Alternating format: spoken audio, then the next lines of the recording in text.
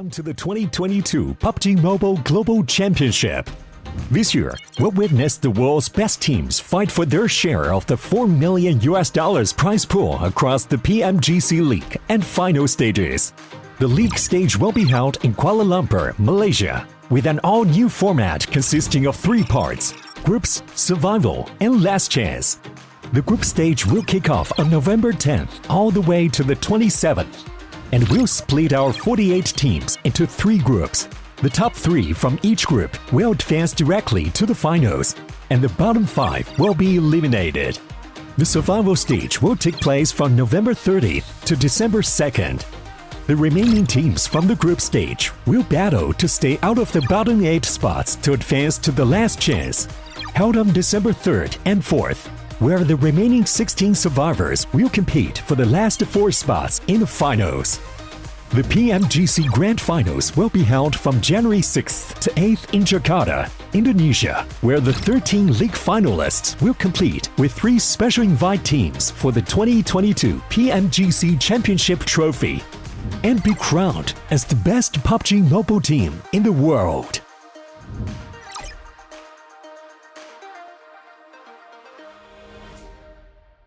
Hola compañeros de PUBG Mobile, prepárense para experimentar los nuevos eventos que se vienen. Prepárense y únanse. Disfrutar el juego.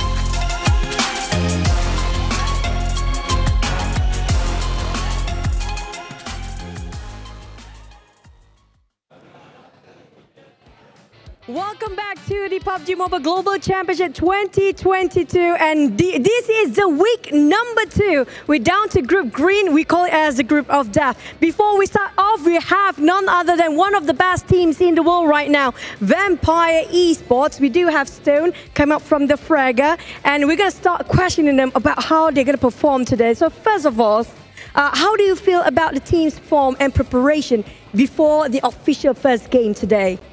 รู้สึกว่าเราอ่ะมีการเตรียมตัวหรือการเตรียมแบบแผนก่อนจะเริ่มเกมครั้งนี้ยังไงบ้างก็เราก็เคยเล่นโทรศัพท์รุ่นนี้มาก่อนแล้วครับก็โอกาสที่แบบว่าชินมือก็มีอยู่ครับแต่ค่อนข้างที่แบบว่าไม่ได้วอร์มเยอะโอเคใช่ครับ so he said that he kind of gets used to this kind of telephone so he might be very good at it but a bit nervous because not much time for preparation. Okay, really challenging part for them. And also, a lot of the audience consider this going to be the group of death. Okay, the group of death. So we want to know, since there are a lot of very strong teams in it, which team do you worry most and why? โอเคแฟนๆคือมองว่าเราอ่ะเป็น group of death แล้วเรามองว่าทีมไหนอ่ะเป็นทีมที่แบบว่าแข่งที่สุดหรือว่าเป็นคู่แข่งที่แบบว่าน่าเอาชนะมากที่สุดอะไรเงี้ยแล้วเพราะว่าอะไรก็ผมว่าตอนนี้ก็น่าจะแบบว่าน่าจะแข่งกันทุกทีมนะครับดูจากการที่จะซ้อมอะไรมาทุกทีมมีโอกาสได้ท็อป1 ถึง 3มาเลยก็ส่วนก็ต้องรอดูในแข่งอีกทีนึงครับผมก็ไม่แน่ใจเหมือนแต่ทุกทีมคือแข่งแกร่งครับคือโหดมาก Okay, he said that all the teams are like all of them are the strongest ones. So he said he might watch at the first match first how it's gonna be. So he gonna decide later. Yeah. Very tactical move, very smart. And also, a lot of Vampire esports fans have a lot of expectation when it comes to after your performance in the PMWI. So, do you feel any sort of pressure that you have to really perform the first day, especially? โอเคแบบแฟนๆของแวมไพร์เราเองก็แบบคาดหวังในตัวเราว่าเราอ่ะจะได้เป็นที่หนึ่งในแบบ PMWI เรามีความแบบกดดันหรือรู้สึกยังไงบ้างไหมตอนนี้ก็ตอนนี้ก็ถามว่ากดดันไหมก็กดดันครับผมเพราะแบบว่ามันมีตั๋วแค่ที่ไปรอบแกรนด์ไฟนอลเลยก็แค่1 ถึง 3 ทีมแต่ก็จะทำให้เต็มที่ที่สุดครับอยากได้แบบว่าตั้งแต่รอบนี้เลยไม่อยากไปเล่นในอีกรอบต่อไปครับ Okay, he said that he had this pressure of course because all the team are the strongest ones. So, but anyway, he's gonna make it the first place at this time, not at the grand final. Yeah. Oh, good start. Hopefully, be relaxed. It's going to be okay. And also, last but not least, do you have any words for your supporters, your families, whoever's watching at home, or even everybody's watching here as well? แล้วก็สุดท้ายแล้วอยากจะมีอะไรฝากถึงแฟนๆหรือว่าคนที่ดูอยู่ทางบ้านบ้างครับก็ฝากเชียร์แวมไพร์สปอร์ตด้วยนะครับผมก็จะทำให้เต็มที่ที่สุดครับ1 ถึง 3ก็จะเอามาให้ได้ครับผมจะทำให้ได้ครับขอบคุณครับ Okay, he said that please support Vampire and of course he will get 1 or 3 like he will try to make the first place in this game and thank you for supporting him. Thank you so much. And this is going to be Stone coming up from Vampire Esports, the Fragger. And I'm Chu Chao, your host for the entire week. We'll see you guys in the game. Panelists and casters, take it away.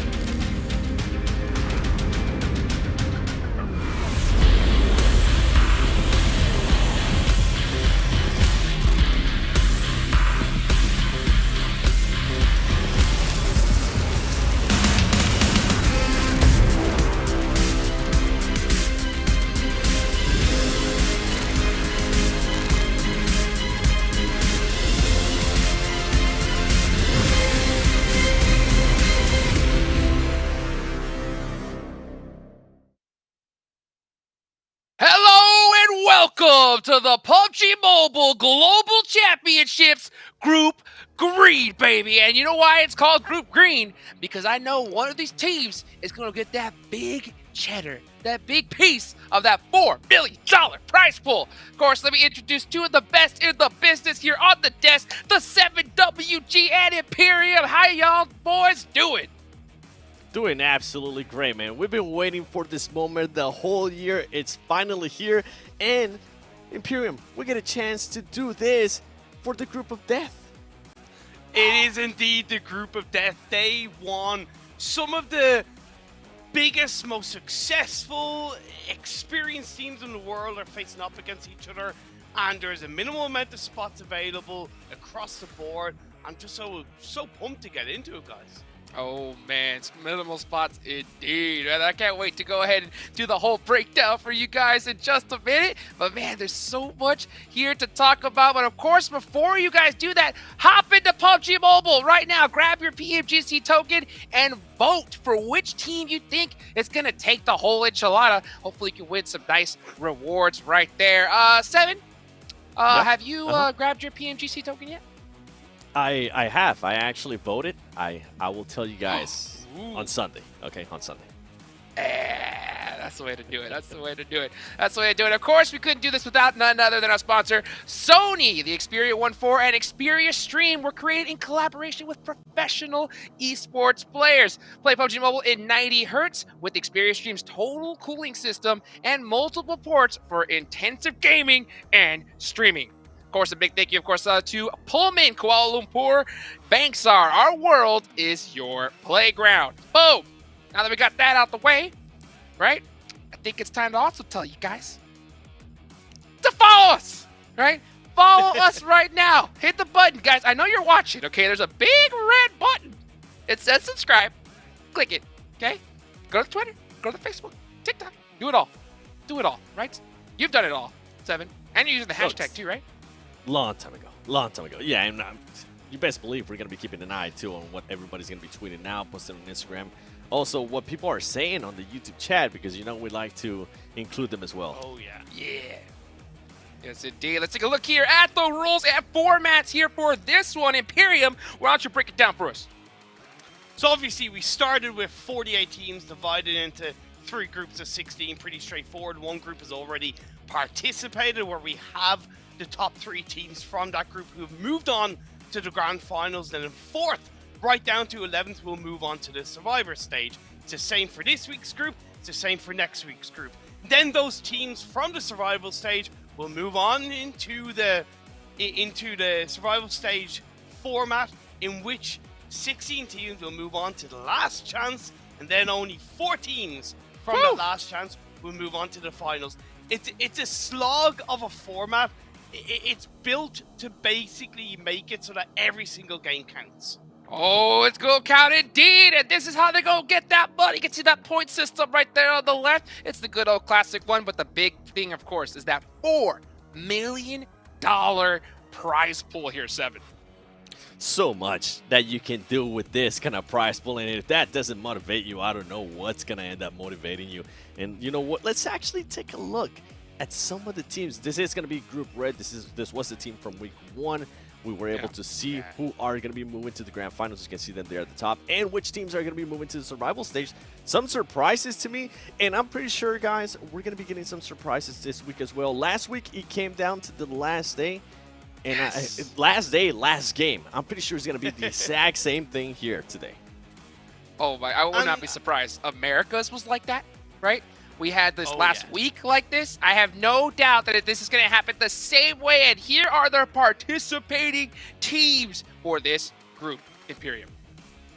And like for me, like the groups in the previous weeks, the teams in the previous week's group were definitely strong. But with this group of death, I feel like the need for points is going to be even tighter. Coming down to that final game is going to be even more important in my eyes. Like, you look at Bacon Time, right?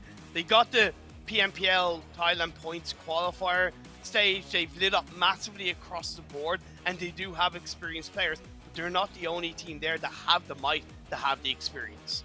Yeah, these are the teams that are going to be for Week 3. But you know what? Let's talk a little bit more about our group. Just keep an eye on those teams. There are still some amazing teams there. You were talking about Team Bacon. I'm actually going to be looking at Vampire Esports. This was a team that shocked a lot of people halfway through the year with what they were able to do in PMWI. But this is a completely different beast, especially this group. I want to see if their run to the PMGC Finals is going to continue on, or if it might end here. Anything can happen with the caliber of teams that we currently have.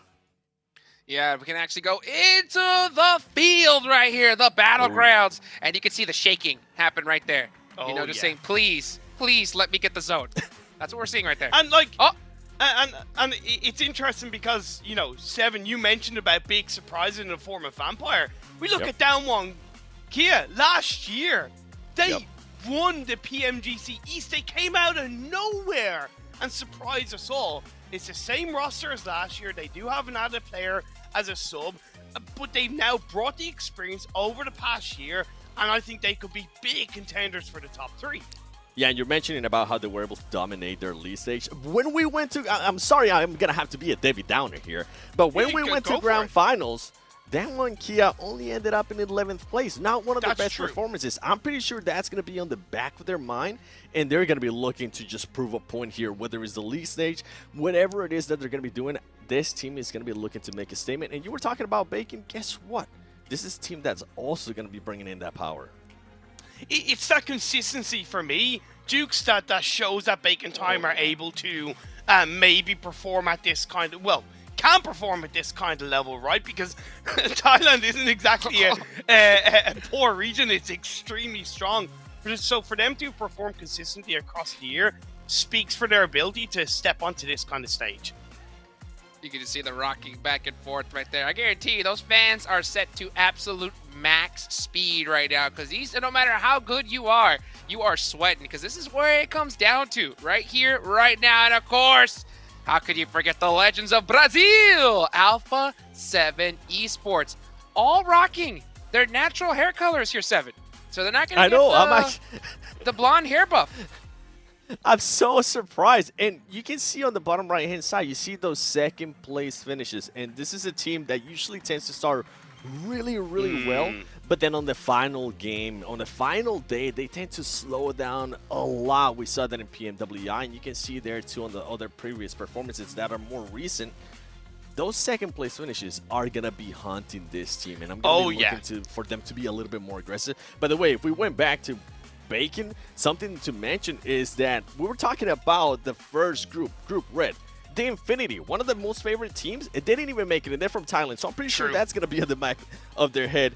And then you have godlike Star Wars Esports. You can see first place in that South Asia Championship, and talk about star power in this team, Imperium.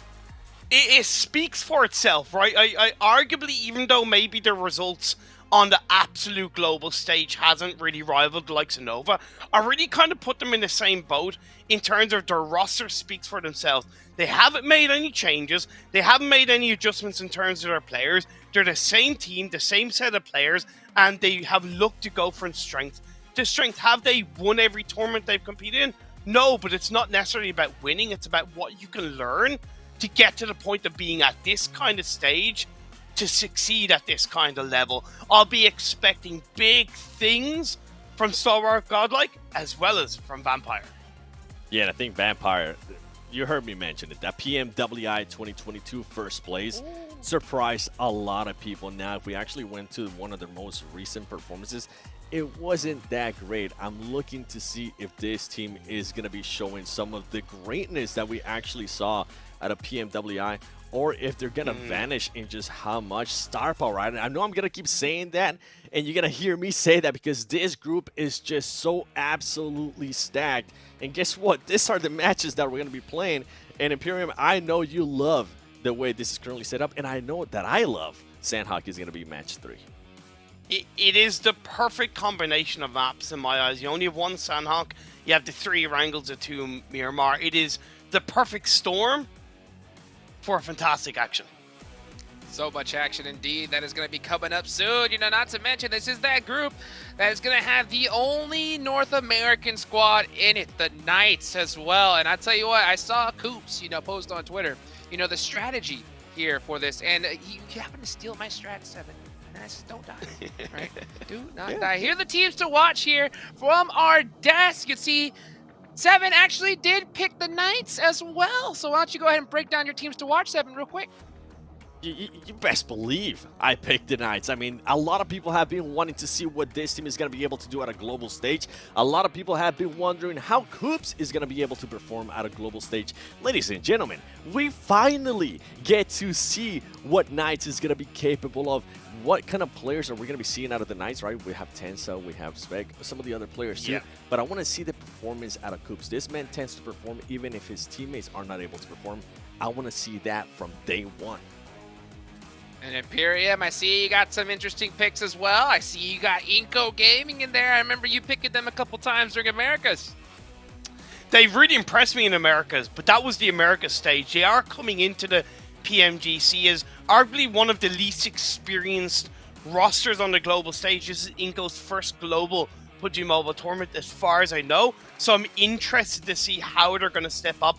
I was impressed. I hope they follow it up. HVVP The boys from the European Championship, they came second in PMGC 2021.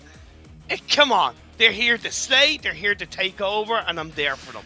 And you know what? Yeah, you know what? We gotta talk about Nova Esports, the back-to-back PMGC I know! Grand Finals champions. Yeah, they're in this group as well. And you know what's crazy? This team usually doesn't really do crazy things when we're at this stage, right? When we're at this league Exactly. stage. But with the survival stage and how that's set up, I'm expecting them to do really well because they don't want to go through that gauntlet that is. You know what I'm expecting? Game number 1, baby, about to get locked and loaded. So why don't we go ahead and take it on over to our casters, none other than John Allen and Zute. Oh, hell yeah. I'm super ready for the start of Group Green. We are getting right on into it. I mean, it is such a stacked group, Zute. There's so many moving parts to watch out for this. Oh, so many.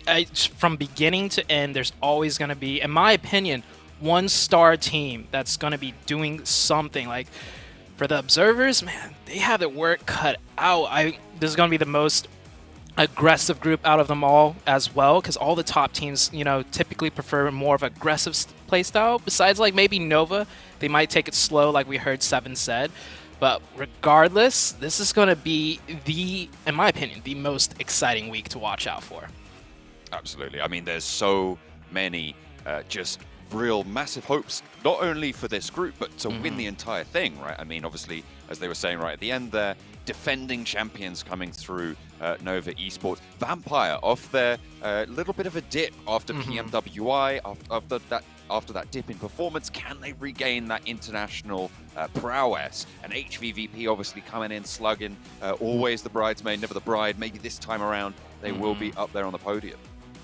Yeah, it's just, I mean, if you rewind the stream a little bit, when we were introing these teams and we saw their accolades, it was like back-to-back teams all had first place finishes, second place finishes, in their respective regions. So these are the juggernauts all coming in and colliding right now in the PMGC and the global championships. And we still have the group, the first group, and we have a third group coming up next week. So this isn't even like the grand finale, but it sure does almost feel like it already. I mean, some of these juggernauts won't be able to make it directly as well, so we're going to be seeing them again. There's only of those 3 direct qualification spots over towards the PMGC Grand Finals that we've been talking about so frequently, and there's that limited number of spots, so we're definitely going to have to see some of these teams take part in those survival stages. You can see Fireflux taking a chill there before the games. They're getting ready. Nice to see. Paper, scissors, rock. I wonder what they're playing for. No, I do believe that is Donuts, right? I think that's Lufa. Lufa playing rock, paper, scissors. Lufa coming in from Blue Bees of last year. Like, there's so much experienced players, experienced teams here. What I love the most, right? The competition, the teams just get better and better each year, obviously. But also, shout out to Tencent for the tournament format. I feel like every year they innovate the tournament formats a little bit, and it gets more and more competitive as well. Now we have, like, how many teams do we have competing right now? 24? No, wait. Way more than 24. But 16 teams per group, so it's per like group. 40, yeah, it's like 40. It's 48, right? Yeah, 48 top teams from all around the world. And then they cut it down. They give them more than just one chance. It's like an absolute grind fest. And at the end of the day, when we're talking about battle royales, when we're talking about PUBG Mobile, the name of the game is consistency, right? So with this new and improved format, in my opinion, they give a chance for these teams to get their consistency in, and then the top teams will definitely prevail out in the end. And so it's just like, each year, man, the action just gets better, the format just gets better, everything about PUBG Mobile just gets better. Absolutely. I have to agree. We were talking about the format quite a lot last week as well, because it's a little bit of a change, as you mentioned. And this idea of having essentially 3 tournaments, 3 weeks in a row, has been so exciting to start to follow over in Group Red, coming into Group Green. We're looking at this being very excited as well. Group Yellow next week is going to be phenomenal. And then we've got those survival stages, that last chance qualifying stage as well, to get towards those grand finals. I mean, there's 4 tournaments week after week to be able to get into this grand final, and then we're going to see an amazing grand finals, I'm sure, at the start of next year. Yeah, there's still a grand finals coming up, right? This is already the grand finals, but there's a grand finals coming up. And we're talking about the format changes. Let's talk about the actual game changes as well, Blank. They changed up how the zones work, the zone damage as well. And in my opinion, it's made the game even more competitive on top of everything we just talked about. Yeah, absolutely. I mean, it is going to, especially on Sandhawk, I feel like that's the most distinct change, right? It's increasing the tick rate of the circle damage in the later circles, which means that those heal strats are not possible. It changed the dynamic of the game incredibly strongly, I suppose you could put it, to a stage where you can't go for that strat that quite a lot of teams have relied on. Oh yeah, definitely. I know Nigma Galaxy, one of the teams definitely impacted with that Sandhawk change. Last year we saw them just consistently med out on Sandhawk like to second place like almost every single time. But besides the Sandhawk, damage circle tick change, there's also the circle change itself. Like we don't get as many hard shifts per se because the circle shrinkage isn't as big. And how that's going to impact this is that there's less, in a sense, RNG involved. When the circle doesn't shrink as much, Blank, it gives every team a chance to navigate their way in without having to do, what we would like to call like a YOLO rotation of sorts. So it also gives teams all a fighting chance to get to the next circle and not just have to cross their fingers and, hope they could rotate past 4 different teams in their vehicles. Yeah, I mean, it's going to be really interesting to see how this specific lobby is going to take to this one as well, Zute. I mean, we're going to be kicking off with the first game, though, and it will be over on Erangel. We're going to take to the skies. Oh, let's get this started. The very first match for Group Green, the Group of Death. We got so many teams to keep an eye out for. I'm wondering if there's going to be hot drops as well, because usually when you get top teams, those teams like to claim their territory. They don't usually just give it up, and with so many of these top teams in here, I'm expecting some sort of clashes for maybe the entirety of the first day for every map. Playing path from Georgia Pole down to Novo Rednoja. Teams out early, actually quite a few teams out fairly early. That west coast going to be fairly occupied. I imagine Vampire going to look to head out to Severny on that sort of a drop, play from that northern edge. Looks like HVVP will stick to their guns and play in North George. HVVP, for those that don't know, this is the ex-Na'Vi team, so this team definitely a super strong team. And we're getting a clash right here, and it's actually between Nova, the reigning champions, against Power. This is a full-out hot drop in a very small little town city of Gaka. They are split really heavily right now. See, Mike Cruz is on the front line for 3 of the players there. I think Paraboy's only got a pistol in his building. It has been spotted out as well. This is really tense stuff. I mean, both of these teams, you have to finish this fight. You have to go for it. There's no way that you can get out. There's no vehicles. They're all dropped in there. Yeah, no vehicles. There's no exit strategy here. This is a fight to the death, and already off the bat, the reigning champs against Power. It seems like Power does have a slight weapons advantage. No, it looks like Paraboy did manage to pick up another weapon. So all 4 players loaded out with weapons. As you can see, Ziz right here, no helmet, no vest, no meds. Everyone's definitely going to be hurting on supplies for this. It's going to really come down to who could get the first opening. It's going to be really interesting as well to see the first outing of Nova in this tournament. Are they going to be a little bit more cautious? Like Seven said, it seems like maybe at the moment they are. This is a really interesting standoff because each player dropped on a unique building. At the moment, I think the really important part is order up on that up on the tall building. But there's a Power player out in the little shack on the outside there who might be able to spot it. No, the sight line's not quite going out there, but order in a really valuable spot. Definitely, this is a huge stalemate too. And Nova's playstyle, they aren't a very aggressive team. Like we've heard Seven said, I don't think they're going to be making the first move. So it comes down to Power. But with the Power being like more of an inexperienced team, at least when it comes to the PMGC stage, I don't feel like they're going to try and make a first move either. Like they'll throw out the nades. If they get the nade knock, then they might go aggressive. But if no nades hit, I don't think we're going to see an organized push effort, at least not for a little bit.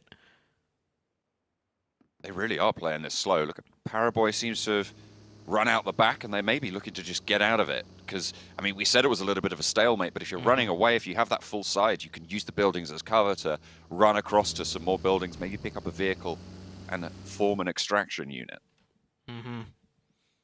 Also, we do have to keep in mind, we do see one player, if you look at the minimap, has ran away. It is Paraboy. Yeah, Paraboy has backed off entirely, and I don't know if Power sniffed this out, if they just have a feeling, but now we see Power making a move with those smokes, laying it down, clearing up one more building. That is one more building in their control, and you see Nova doing the same, backing up a little bit. Now Paraboy's call back because they are getting pushed, and Paraboy's already tagged down extremely low, so I think they saw Paraboy running away, which prompted this more aggressive stance from the Power team.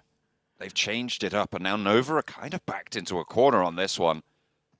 They might not be aggressive, but they're going to have to dig deep here to keep themselves going. A catch on the cross from the Micro Uzi spray, and King's the first to go down here. A push comes through from Power as well as they start to vault in the windows. Paraboy seemingly no meds. Order on the outside. They'll need to be wary of this position, but I don't think it's going to be caught. Fortunately, Jimmy, stalwart on defense for Nova, will be able to spot Kante on the sidelines.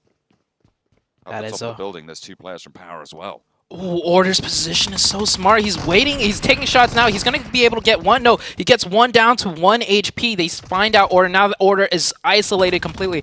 The rest of Nova needs to play aggressive to capitalize off of Order's position, but Order goes down. They did get the revive onto Paraboy, but it does not look very good for Nova whatsoever. Nova's backed up 3v3, but King and Paraboy down to 1 HP, and I don't think they have any meds. It's been basically no loot. One building's worth of loot for each of them. Spray's crucial around the corner here. King looking to fall away from it. Paraboy's good for one, good for two as well. He lights up Power and keeps them alive. Only a sliver of HP now. The tables have turned, and it's Paraboy to stand up for Nova with a small amount of HP. Will be able to do it. Pushes in for a second. King's out the window. And Nova can take control of Gatka. This is a world champion team. We're only like, what, 5 minutes into the very first game on the very first day of week number 2, and we got to see the reigning champs take a hot drop fight in a place we don't ever really see hot drops. We just saw a hot drop in that little, in Gatka. In a very small, like, I've seen hot drops in Gatka where it's like, you know, like a split drop, where each team has like a kind of 1v1 going on, and then one person, you know, leaves to get the vehicle to isolate. But that was a straight up 4v4 in the little city, that little town of Gatka. Nova played it great. I think that is Nova's greatest strength too. They are such a strong defensive team, and I think Power kind of played right into that. But credit to Power. I think the way they methodically approached that did end up, you know, being almost favorable for them. It was just that one corner peak that Nova played so well and took down 2 of the Power members, and then Power ultimately found themselves up in a 1v3.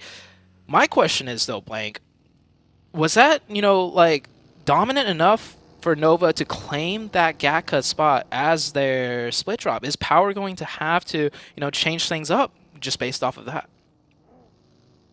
That's really the big question, isn't it? Do you take the L there, or do you try and lean on the fact that you were in control of the fight for most of it there? Yeah, it was just a really solid double spray down from Paraboy that won that engagement, right? It was individual play that won that for Nova, instead of necessarily that that prowess that we've come to expect from them. Yeah. Another thing to keep in mind, though, I don't know how familiar the Power team is with Nova, but usually it's Order, you know, in those close-range situations that clutch it up for the Nova team. So the fact that Order didn't actually play that crucial role, he was the first player to go down, and Nova still managed to win that out. It's kind of scary, you know, like you took down their strongest close-range player and that of Order, and you still ended up, you know, not finishing out the fight and winning. But with that fight being done, we still got a lot of heavy hitting teams to watch out for. And we haven't even gotten mentioned to the circle itself. The circle is actually pretty much smack dab in the middle. It does create an interesting prospect with that river running down the middle between the north side of Erangel and the south side. So we might see some very interesting shifts coming up. But besides that, everyone just posturing up right now. A lot of teams you see rotating in.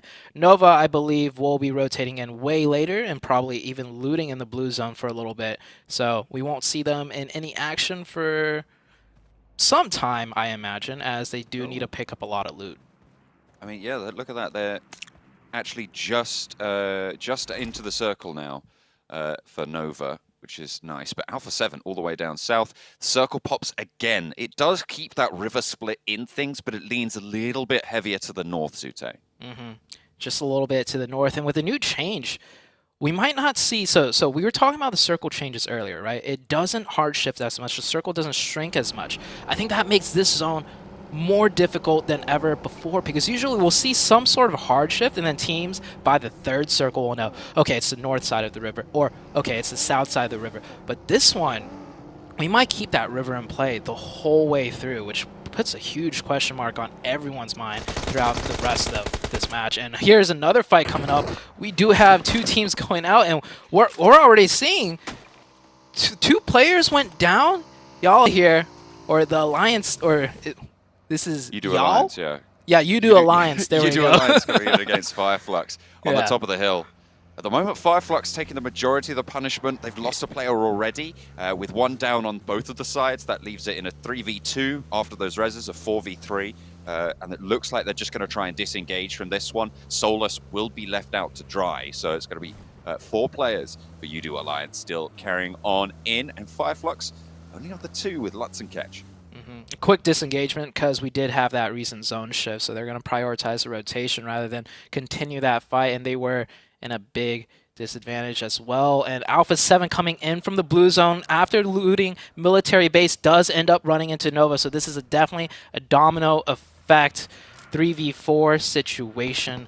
I believe Alpha 7 here with 4 players up, probably better looted as well, and Alpha 7's one of the strongest fighting teams. We see them take 4v4s all the time. This time it's a 4v3, and King needs to move out from that nade. He does dodge it. I don't think King knows where Carrillo is. That nade's going to hit. Must have seen that nade come through. No, it's just short of the car. Carrillo wants to put another one towards the back there. This time it should be on target. Bounces off the bonnet and on to King. That's what you're looking to find. But in the meantime, the remaining 2 players, Paraboy and Jimmy from Nova, will have flooded around the edges. Carrillo might have been leapfrogged in terms of priority movements, but cuts down Paraboy on the cross. He thought he was safe with the smoke, but Jimmy's there now. Last player for Nova and Alpha 7. They're going to swarm the Sharks themselves. Revo careening over the top of that ridgeline there, pushing in. Jimmy now left high and dry by the rest of the squad. Alpha 7 don't want to let this one go, and that's going to be it. Paraboy, King, both fall. And Nova eliminated, down to Alpha 7. Yeah, Alpha 7, a great pickup there for 3 points. We saw they were just rotating. The other 2 members were trying to find a spot in zone. They were not expecting that fight. Nova as well probably was not expecting that fight, but that is Nova already out in the first match. They do pick up 4 points though, and I think for Nova, this isn't going to shake their confidence whatsoever. This was more of a strange start for them. Once they get into the groove of things, we'll probably see them do Nova things. The next circle shifts out to the northeastern side. That river on the south side of it, so likely everybody will have to move north. That bridge crossing to the west of Yasnaya will be super crucial. Looks like Vampire identified that. They'll be taking a position there with their backs to the lake. They should have a pretty solid hold going forwards, fairly central as well. I'm liking the Vampire position at this stage. There's a lot of teams already with positions in this circle, though. It's going to be EVOS, Fireflux, Udo Alliance, Alpha 7, and actually, is that the Pittsburgh Knights going to give a little bit of jip down the south to Alpha 7, potentially? I was just going to mention that. The Knights actually rotating back down into the blue to wrap all the way up and around to the northern side. I think that's a pretty smart move. If you're rotating south up to north, the only way you get up there is through those 3 separate bridge crossings, and no one wants to risk a team camping the bridge here. But Damwon Gaming here find themselves in a tough position. They are pretty central of the map, so hopefully they'll get a few circles. But I think they're pretty much locked into this tower at this point. Not a very good spot to keep your vehicles alive, so no real exit strategies for them. So it's a difficult position, but I mean, it could keep you alive for a very long time. If you don't have to leave, then you're going to be fairly safe, because Vampire is essentially acting as a guardian for you on that position. It'll be interesting to see the dynamics there. You do Alliance moving in from the west side, scouting forwards with 2, playing sort of as a 2-2 split on this rotate. Repo Boy sailing on past HVVP further down the hill, currently playing there, 2-2 split in the compound of on the junction of those pathways. Should be fairly safe on that side, but they are going to have to play edge from this point. USG Donuts here taking a few shots at the Alpha 7 team, trying to creep on in onto the edge of zone. Alpha 7 always finds himself on the edge of zone. I mean, they loot military base, so they're very comfortable with fighting their way into the zone. This is going to be more of a difficult fight, though, as we do have the Knights rotating in here very late as well, running into HVVP, taking a lot of shots. 2 players going down really low health. Spec is knocked out of the vehicle. Tensa down to 1 HP, and he also gets caught by Kitsune right there. Long range monsters here coming out of HVVP, and that is the Knights down to 2 players already. I mean, this is their 2-2 split. They have that outpost to the south. They can identify these pushes early, coming on through, spot with those sightlines, and then take shots, be prepared to go for that duel. Lit up by it on the ridgeline. They're actually, I think that might have been missed by Meku on the top left of his screen as the buggy crested the ridge. That is a brutal shift, actually, down to the south. Vampire Esports, though, they're laughing. Oh yeah, Vampire loves that shift. A great shift for Alpha 7 as well. They don't have to navigate into the north where there's like 16 teams, 15, 14 teams ahead of them.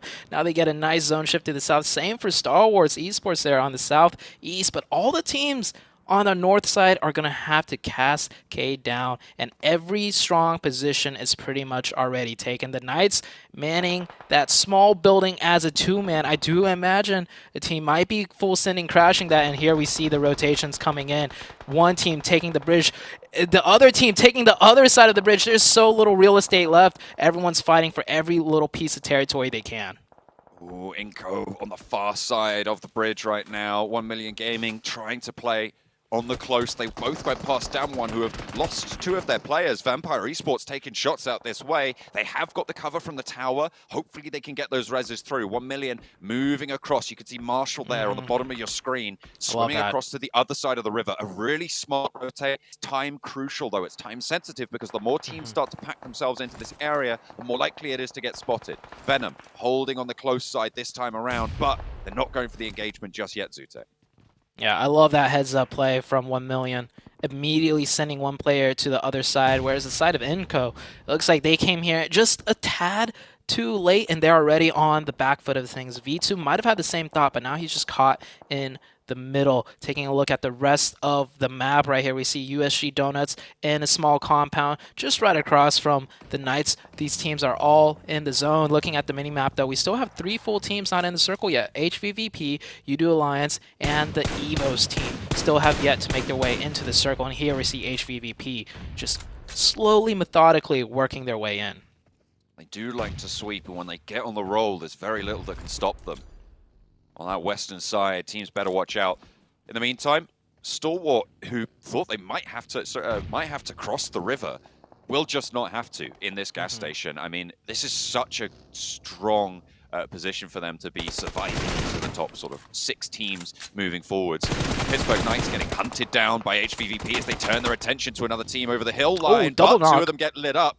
They just struggle to get through the door. Kitsune might be able They're gonna to push get in for a res. Is this a push coming through? Potentially. I mean, the USG Donuts do have the tempo on it, but HVVP do not want to let this one go. This is half of their roster. They can't afford to let it go at this stage. 14 teams alive. Meku moving in for the backup.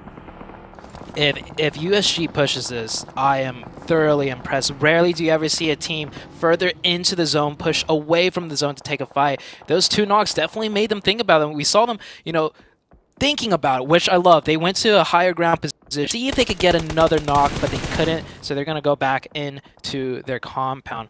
A nice attempt there, right there. Skylights right now holding down the gas station, pinning down UDO Alliance. UDO Alliance is in the zone though, but both of these teams on the edge of circle. Vampire Esports starting to leverage their position that they were taking up so early, nice and central. EVOS taking heavy punishment on this north side. Lutz, the Lone Ranger for Fireflux right now, fending off against the 4 from EVOS, and the shrink comes through. Vampire still get a lion's share of it, and they're continuing to spray down onto these northern hills.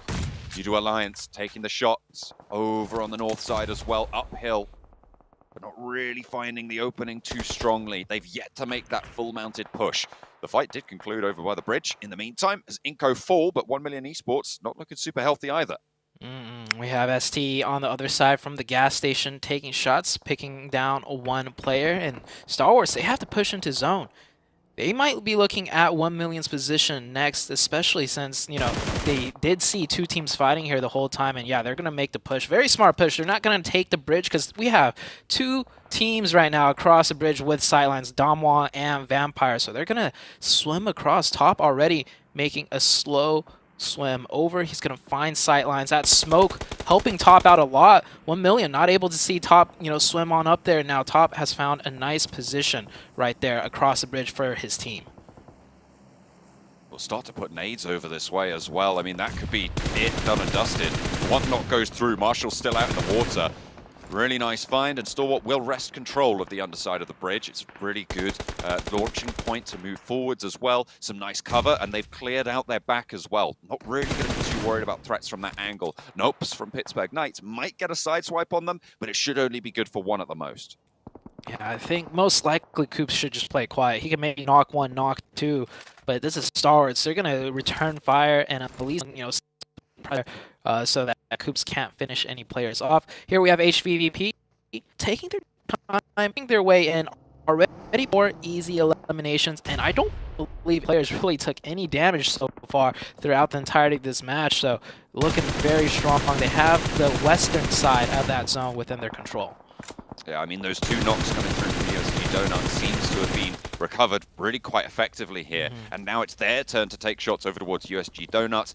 They did just come off the back of a fight as well when they did take that double knock, but it's really, really solid on the west side. EVOS on the north did manage to move through, but they've been a little bit slimmed down, playing on a lightweight setup with only 3 of them remaining. Microboy did fall. Lutz fighting on pretty valiantly here, but a nade is going to fly forwards, pushes the fight into it, but it's not going to be good for any more than a tickle of damage as Fireflux finally eliminated.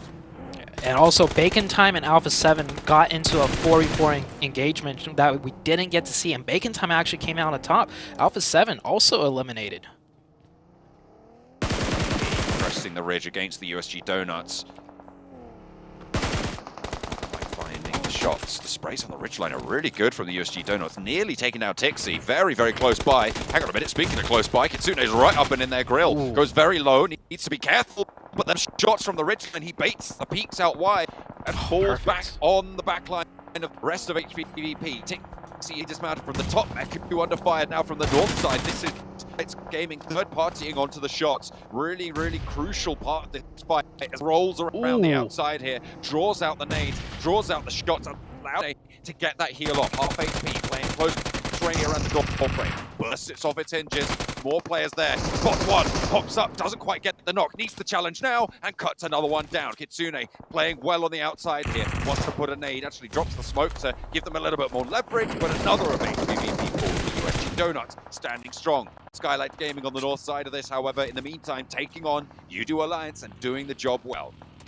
And this is so crazy. The fights everywhere, every which side.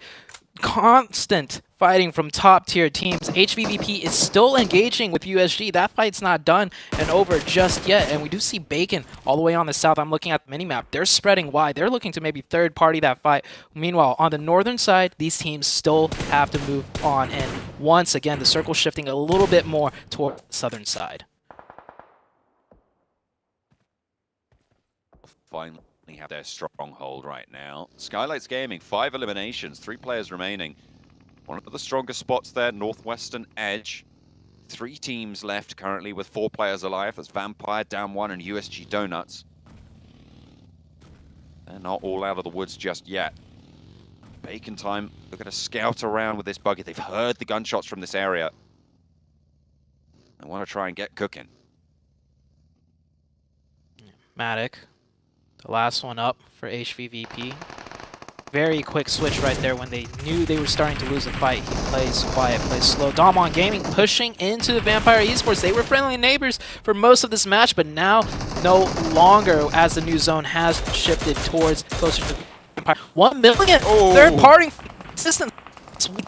Shots on one team, but both teams, they're looking to make their play now too.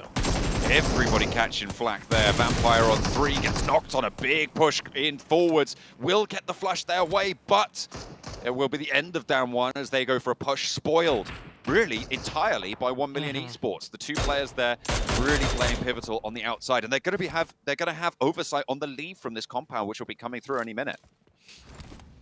Yeah, they have that compound, but still not in zone. Star Wars also not in zone. I do imagine they'll go out next, unless Top War Action could hit some nasty shots onto the Bacon players, but the Bacon players are watching them like hawks right now. They're going to have to crest over wide into the open and take some insane challenge shots right there. Vampire needs to edge in just a little bit as well, and 1 million, I think they're going to try and prone. They're going to try and prone their way all the way through wide into the open. We'll see if they make it in the next couple of seconds.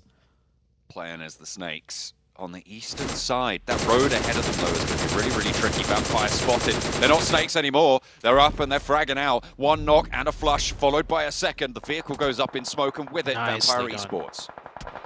Yeah, now they have to run into the sidelines of Skylights right there, so it's not done yet for 1 million. It looks like they are getting cut down as soon as that smoke is gone. Oh, nope.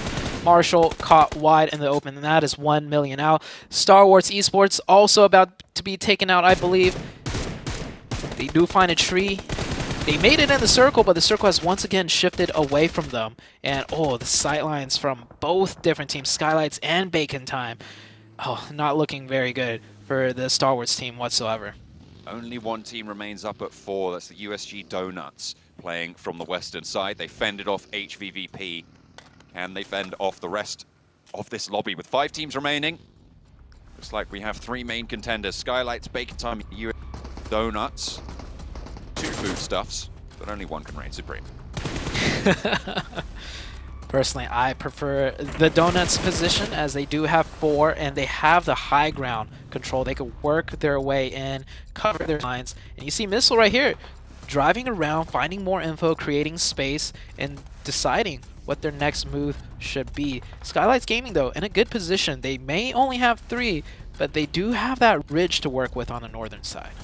I'm going to just drop this piece of knowledge on you and move on real quick. Bacon Donuts. That's all I have to say about that. Oh. Think about that if you want to, but we're going to be thinking about the game for the rest of this one as well. From the north side, Store are eliminated there as well.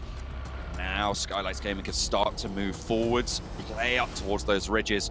And we have our big 3 to fight off against each other in Zone 7. Yeah. Down to 3 teams. USG on the high ground with 4. Bacon right next to them with 3. And Skylights in a prime position to third party if this fight fully does engage on out. But I think we're going to come down to another circle shift before we see any real action. And just as I say that, Bacon find an opening onto the Donuts. Ice is going to be able to take the opener onto Lufa. Vehicle will fall. Shot sent back his way, but he's behind. Stay strong for Bacon Time. This disadvantage will be crucial. And Nate sent in as well. Bursts a little bit high. It looked like it was on the mark. A bit too long for the cook. Shots coming in from Sky. Looks like Donuts are the main whereas that nade was perfectly placed. And the burn down from Lufa will end. Is heaving USG Donuts on 2 active players with the knock they've taken earlier. They're fending off against 2 teams on ridgeline against 2 teams that don't look at each other. It's going to be really, really hard to hold this one down. Yeah, they're getting crunched in. Everybody wants a piece of the Donuts. The USG down to just 1 member. I think he's going to try and stay alive as long as possible. But being between two different teams is definitely not good. Skylight's already up to 10 eliminations, and that is the Donuts out. We're down to a 3v3 situation, John. Final donut hole by Skylights Gaming. And they will be taken out of the lobby. 3 versus 3 across the ridgeline. It's a really open field here, Zute. There's minimal cover, but that ridgeline providing a lot of terrain cover. Not really going to favor anyone in this circle. It's kind of split down the middle. Yeah. This is a pretty even stalemate in numbers and in the form of the territory control. I don't see either team having a clear, distinct advantage on one another. It might come down to the next circle here. We see both teams trying to find angles, posturing up. Nima driving back and forth with the buggy, just surveying the land, seeing if there's a small edge that they could be, that they could take. But I think the ultimate determination is going to come down to which side the circle's going to shift to, more to the north or more to the south. Well, we're going to find out in just a couple of seconds. I think we've got 5 seconds until the zone has fully closed there. Shots over towards some of the players. I mean, that does give a bit of information about Armstyle's position. Sprays over to Nima, so they know one player's location. Information gathering for Skylights Gaming. Aim Really at well these done. maneuvers, and he moves forwards. He knows his position is known, and he can leverage that circle. I mean, it's not going to come through because it's going to shrink right to the middle. I don't think either team has any nades. We would have seen some being thrown at those trees right across the way. So. Oh, there's a molly. Oh, that molly's good. It gets down one. It pushes Mafia Boy off the cover and into the sightlines of the Bacon Time squad. Will be cut down. Nowhere you can go for that res. Noise up high near Nima. Crawling around near the buggy, near those smokes as well. Taking a central position could be important, but picking up these players more so. Style up close as well on that bottom of the hill position. He's with the sprays, with the DP playing the trick. AJ's got a nade. That nade could be crucial in evening up this fight, but oh 3v1. It's just AJ now remaining, and Bacon Time looking to sweep across the hillside, remove Skylights Gaming from the lobby, and they will do just that. It is Bacon Time, with the pink stripes down the sleeves for the first chicken dinner.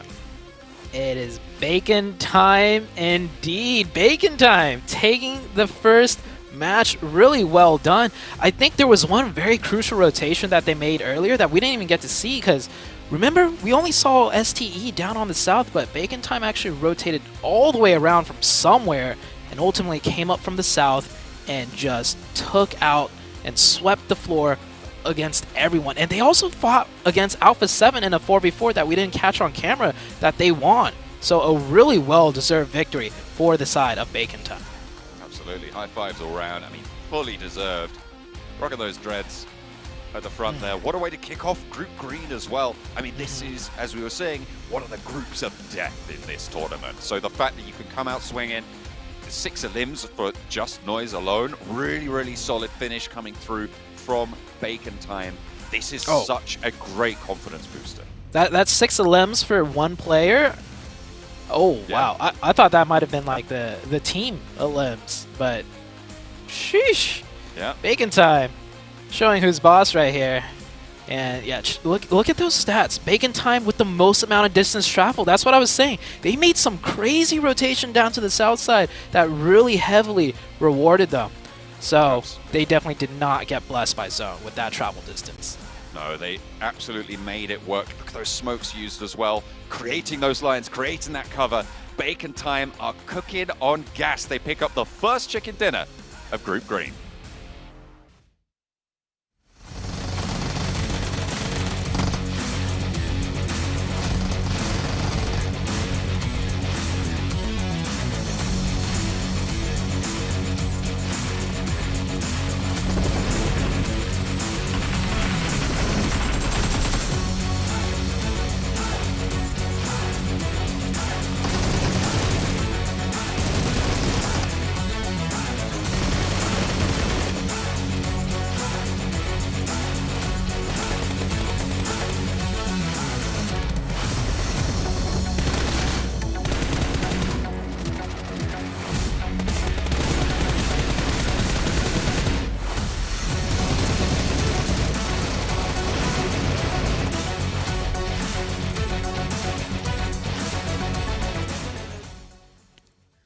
in the first match, you know you gotta bring home the bacon. And that's exactly what Bacon Time did here. What a beautiful finish here in the first game here of the day, 7.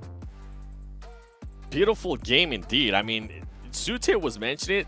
The way this team was able to perform, they took on Alpha 7. We saw what they were able to do there towards the end. Impressive stuff out of Bacon, but I also want to give some props to some other teams.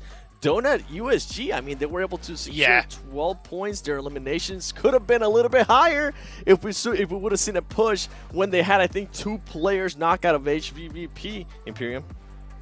Definitely, we kind of had a bit of a conversation during the game about that, and you kind of highlighted how, look, they were understanding of maybe Alpha 7 being close by and they didn't push on the double knock. I say, look, for game 1, it worked out, but for future games, when you get a double knock and you're still up as a full squad, you push on that. Take no prisoners as we look at the head-to-head. 100%, and I mean, we see the performance here out of 9. Noe, 6 eliminations, almost 1,000 damage for him.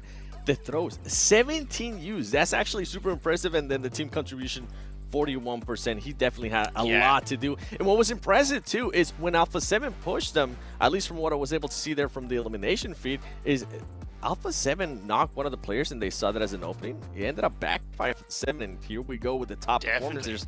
Actually impressed to see somebody there from Vampire Esports because they were super passive pretty much the whole game. Yeah, they were. They waited out. They waited out. They were kind of comfortable, but they got too comfortable, got too passive. For Skylights, this is the former DRS roster, right? And in the past, they've shown themselves to maybe be a little bit slow on rotations, a little bit too slow to react. That's left them kind of down lower in the rankings of a game or overall in a tournament. One thing that I noticed that they were still kind of patient, but they were a lot sharper, and that proved in terms of the eliminations, and of course that second place overall. Yep. Man, that's how you get it started here, right here. Not to mention, you know, at the whole start of the whole thing, you know who I'm about to talk about? Nova. Bring it. Right? Bring Gatka, what a crazy start. I can't believe we're seeing hot drops Gatka 7. I was speechless, okay? Power had the upper hand there, though, when they were able to knock somebody from Nova. But the way Nova was able to regroup themselves in something that Sute was able to mention perfectly well, it was happening too. Nova controlled the peak of where Power decided to push. They had 3 players looking at that one spot, and it backfired for Power in a big, big way. Now, the big question mark, Imperium, becomes, was that enough for Power to just not want to drop there anymore? I think that is enough. You know what? It's only 4 days, 6 games. They dropped again there, Power. No, I disagree. I've got to commend Power because I think they did a great job with the somewhat opening knock. They turned order around and exposed him. I think when they're going up against a 2-time champion on the confirmation, they knew they were going up against Nova. Maybe in that moment the nerves got the better of them, which is why they overexposed. But to me, Power showed a lot of strength in that small 4v4 fight. I would hold on to that Gatka drop. I think maybe Order may have exposed himself a little bit right there, guys. Well, what do you think about that fight? Let us know. Make sure you go ahead and follow all our social channels. You know, the Twitch, the YouTube, the Facebook, the Instagram, all the good stuff that you see there on the screen. Man, so the next match is coming up here as we go into number 2. Now, this is a really big, important one because, you know, Bacon Time, they got that dub. You know, they're feeling good. That energy, that mentality is big, but those squads that really, you know, didn't get that great start, I think they got to bounce back right here, Miramar. Oh, they definitely do. And I mean, one of them, even though we did end up seeing 4 eliminations out of them, I'm going to talk about Nova again because they ended up getting just absolutely trapped by Alpha 7 whenever they wanted to make that push out of Gatka. I think we want to see a little bit more out of the back-to-back champions, right? They were able to establish a little bit of dominance there, winning that hot drop. And then another team, too, that I want to see more out of, it is going to be Alpha 7 and Damwon Kia. Damwon Kia, I know you didn't like the rotation at all, Imperium. They put themselves in a particular spot that we weren't happy about. It was a rotation that didn't need to be done. They were kind of hanging on to the edge of the south side, which they had to stay there, south of the river, should I say. If they had to stay there for a little bit longer, they actually probably could have punished Bacon on their rotation, but because they full sent it across the river onto the edge of that hillside, not only does it kind of leave you a little bit exposed on the west and the east, but also leaves you exposed from any other team that's still south of the river. In this case, it was kind of Stalwart Godlike, and it was just an unneeded rotation from down one. Kia, they showed that in the past. I'm going to put that down to game one nerves and see where we go from there. Yeah, game one's always a lot of shenanigans there, you know. But one thing is that we didn't see quite a few shenanigans from the teams that Seven has predicted here, because it looks like a bacon time is now up on the list. Yeah. I mean, with the performance that they put up, it's just the way that we're able to do it. You saw their travel time, how much they were able to travel and still being able to win the game. That's super impressive how they were able to eliminate some of those teams that they were actually getting into fights with, not having the numbers to their advantage. Just an impressive win overall. Vampire Esports, you heard me mention it earlier. I feel like they were a little bit too passive. I was actually surprised that they even had a top performance in there. It was just kind of keeping people at bay, which is causing some damage. I feel like they should have done that a little bit more against Damwon, Kia, Imperium. Definitely. And for Fireflux, they definitely got caught out in that game one on the rotation. I believe with the changes on the circle algorithm, some teams are hanging on to the edge of the circle or outside of the blue a little bit longer than they might have in the past, but they know what they're capable of in Miramar.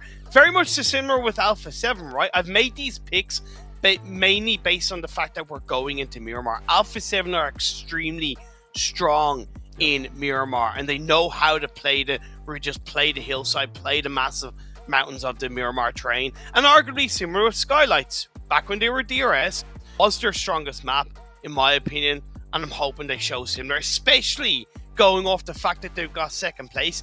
Carry that momentum, right, guys? Carry that momentum. Momentum's gonna be big. Now, the crazy part is we're going into Miramar, okay? Match number one, we had an Aaron Gale. We saw a hot drop, right? I gotta bring this up one more time because we saw a hot drop in Gatka, of all places, okay? So I'm gonna ask you guys here as we go into Miramar, give me a percentage. What do you think the percentage chance of us seeing a hot drop here back to back in this next match? What do you think, Seven? Give me a number. 77% in Pecado.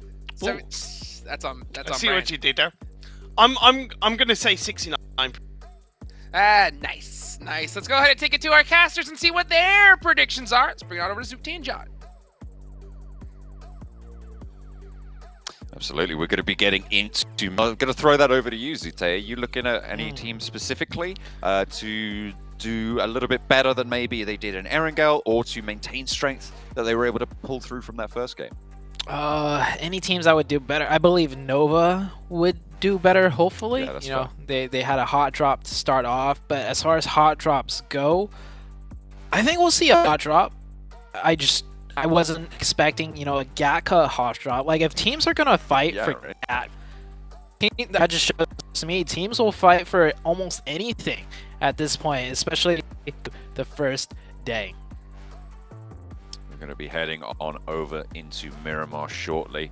Stalwart on the screen. Felt like they didn't really have the best of times in that game. Obviously playing underneath that bridge, playing from that river. Quite a difficult crossing to make. HVVP similarly on that western side, kind of getting cut down a little bit. They took, I think, about 4 fights pretty sequentially, and I think that kind of was the doom of them. I'm hoping to see a little bit more from HVVP this game. Coming into Miramar, hopefully they can control, play on their sightlines well. Looks like Power are pretty happy about their fight at the start, but they are really strategizing heavily on this one. Yeah. Look at that. I think we saw those hand gestures right there. I'll tell you what, I bet you he's talking about the Nova fight still. Like, if I was in his shoes, when you lose a hot drop fight, when you were so close to winning it, you will keep talking about, like, if we just had this angle and you came up around here, like, so maybe hopefully they'll get their minds settle in for this second game. First game is already done. You can't linger too much on things. And man, there's a lot riding on every single game, because you worked the first week, John, and we saw it came down to the very last game on the very last day. So in theory, that basically does mean every single game is a determination, like a huge impact. Just one game alone can change everything. So First game's done. We're heading into the second game very soon. Donuts right here looking happy right now with their performance. Yeah, I mean, they should be.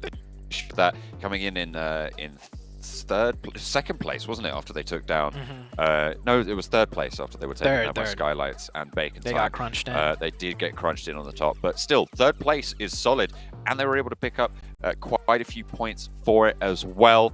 As they start to load on into the lobby. I mean, it was, as you say, a really solid result coming through from the Donuts, from Skylights as well. I think Skylights managed to pick up quite a few eliminations in that game, so they should be fairly happy with it. You do Alliance didn't have the best of games in that one, but that's not going to dampen their spirits. You can see them all rallying together. Going to be looking for Miramar. Speaking about teams that didn't do too well, one team that I want to mention, the Knights. You know, the Knights team, the only team representing the North America region. Tough first game. I would say maybe the circles, you know, was hard shifting quite a bit for them. But maybe they're just warming up. Hopefully it's not because, you know, North America, every time North America's at the global stage, we always struggle. So maybe they'll start picking things up. Fingers crossed for the side of the Knights. Look at that concentration as everyone moves to the desks, moves to the phones, adjusts those desk fans. We were admiring the desk fans in week one. We're thinking about, you know, is there some priority in terms of the color of the fans that you go for? You try to match the outfits. Looks like Skylights are going to match that one. Blank was a fan of the pink fans. I think I'm a fan too. I like pink. That guy's rocking the pink hair too. Also, we were talking about it. The Bacon Time jersey, the pink stripes running down the sides. Love that touch. Yeah. Really cool little element, but is it going to keep them cool in Miramar? Are they going to be able to carry that momentum forwards for Bacon Time as we are into the plane once again, heading over the desert? The plane path this time heading from Campo Militar down to La Riera. This plane path, I would say, pretty good. Pretty good for Miramar. We've seen a lot of plane paths in Miramar where it's just, you know, it really kind of just doesn't favor a lot of teams. But this northern side start is great because a lot of the looting areas are on that northern side. We only see one team, though, taking the entirety of the northeast, and that's Alpha 7, which kind of bodes to me a lot of teams are going to centralize or go down to the south, in which case we might see some more, not necessarily hot drops, but rotation fighting, like where both teams are trying to rotate towards the same area. So we'll see what happens with that very soon. The circle, of course, will be a big factor in this. If it heads south, all of these teams are going to have to move fast. Who dropped out early? Alpha 7, though, already looting, should already be picking up weapons, vehicles, everything else that you're going to need for the battlegrounds. Should be fairly kitted out. Taking a look at that central cluster, there seems like a lot of teams over Picado. Yeah, look at that. I think at least 3 different colors, 4 maybe. That is a lot of colors in the first circle, all the way down to the southwest. Not only is this a really difficult circle for the teams to rotate into, but this circle in general with that terrain, all the high ground. Oh man, we are shaping up for an insane Miramar match. And what better way to start it than a hot drop in Picado, like 7 predicted. He was looking for it. I mean, why not? Start fighting for a central, crucial position. This one is probably more reasonable than a Gatka hot drop, I think. Picado, in general, more viable and more valuable to a lot of teams. Definitely. But this also means it might be a longer fight than the one we saw in Gatka, as there's so many angles to work with, and might not even be a full-out fight. There could be disengages from both teams, as there are vehicles on the north side and south side. This will be a little bit different to the other hot drop as well. There's a lot more loot on board, so no one's going to be wanting for weapons. I mean, you've got Mike Ruzi and UMP on the back of Xenox there for Pittsburgh Knights. You've got those UMPs close range, brutal. I'm sure there's 1 or 2 M4s in the mix. In the meantime, Bacon Time are over in El Pozo, and they will be playing from that north side of the circle moving forwards. On the north of them, you've got HVVP on a wide La Cobreria split coming in for their early drop. USG Donuts, quite a wide split as well, just to the east of El Pozo towards Power Grid as well. A lot of open drops, but that Picado central area really jam-packed with teams, and that's kind of the main focal point on the east side of this first circle. Yeah, Picado right now. And the problem with these two teams, you know, not even fighting each other and Picado, just they're going to be rotating slightly later, right? Because they don't have the full city under their control. And coming in from the eastern edge with so many teams on the eastern side rotating in, like I said, that domino effect. We saw it happen with Nova. They took time to fight a team, and then the team rotating in from the south side, which was Alpha 7, eventually ran into them. Now, for the Knights and Vampire, there is at least 4 to 5 teams on the eastern side that might be rotating through that area in the next circle stage. Having to keep your eyes out for that one. Keep on the swivel. Team down in that southwest side via the Mar will be, of course, down 1, and they'll be pretty chill over that area. Chumacera, 1 million esports. That east side, yeah, it is just going to be that main focal point. I'm interested to see if Fireflux regroup on Lutz and take a position near to Skylight Gaming, because that's probably one of the well, he's one of the more central positions and could be fought over by a lot of other teams. Yeah, and it is on that high ground also. I am looking at the minimap, and it looks like Fireflux is indeed going to start converging onto Lutz's position. Skylights Gaming looting the Montoy Nevo region. It looks like they are also starting to spread out onto the high ground. And like I mentioned, this first circle, there is a lot of high ground in play, and it is divided by that one stretch of road that goes right down the middle of the map. Bacon Time going to be marching on down the route to the highway and moving south at the moment. No one really contesting them. Down 1 will be a little bit further ahead, but they should be prepared for a team to be there. They should be scouting it out, getting that info. I think they might have figured something out already. They're worried about the houses. Definitely being cautious here for Bacon Time, and rightly so. You're moving into territory where the plane went pretty much directly over, so you know there's going to be teams local here. Very good fundamentals right there. You always want to scope in onto every ridge and do kind of like a hopping rotation, have someone covering all at the same time. And Damwon coming in from Valdemar, Bacon Time coming in from El Pozo, and they both reach the same location at the same exact time. It's almost like clockwork for these teams right now. They have their rotations down, they have the prime positions already in mind, and now a fight is breaking out. It looks like Damwon is deciding to pull back just a little bit, and it looks like it's going to be a full engage, actually, or disengage for Damwon. I had Damwon as one of the teams I thought might be able to make it into the top 3 in this tournament. I feel like this is a team that has never been on better form. They didn't get super far into that first game, but they did manage to sneak their way into a tricky compound, try to go for that crash. It was spoiled. 5 points on the game, though. Not terrible, and now they have a nice tucked away position on that southwest. Disengaging, I don't blame them. You don't want to fight in this scenario. You don't want to risk losing a player early on Miracle. No. Jimmy taking a lot of shots right here. Oh, it does. I feel like one of the wheels got popped out with the way that vehicle's swerving. Jimmy, though, still full HP, finds the road, and he is... Oh, headshot right there. Oh, at the last second, it looks like Jimmy will make it out of there alive. That was quite scary. Jimmy driving away. One shot to the head. That vehicle is perfectly fine, it actually seems like. And Nova's going to continue on with the rotation.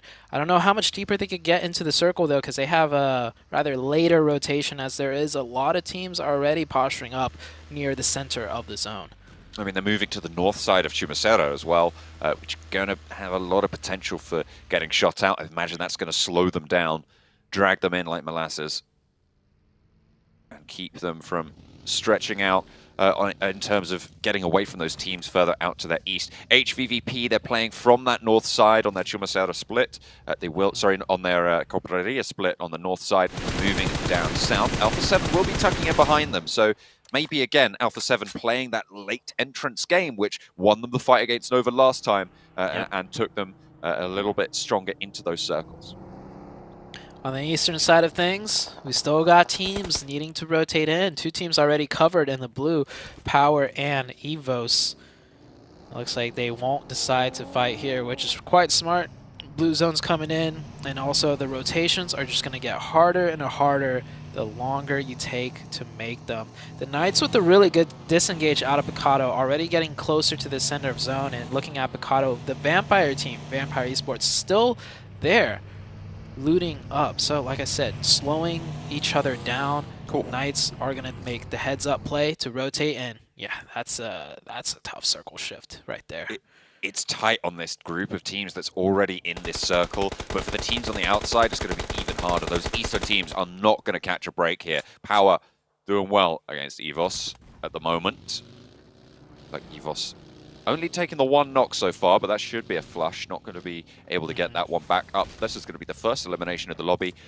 Hopping back over to the Picado point, you're right, Pittsburgh Knights just fully disengaged. We've seen hot drops on Picado, especially back over in Western Europe in the European Championships. There was 2 teams that were just constantly fighting Picado. This is the other side of that coin, right, where you have that split loot potential.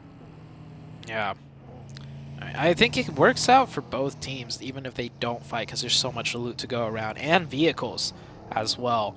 So we'll see how Vampire does, as they will have to be the team that comes in on the edge side now. HVVP Alpha 7 on the northwest. It does look like they're going to be on a collision course. That might be the next fight that breaks out, as although the team's already in the zone, looks like they're just setting up and not really going to be getting into any full engagements. Nova did find themselves somehow in the center of this circle, doing a somewhat big 2-2 split, but I think they will group up together. And here's that Alpha 7 HVVP collision course.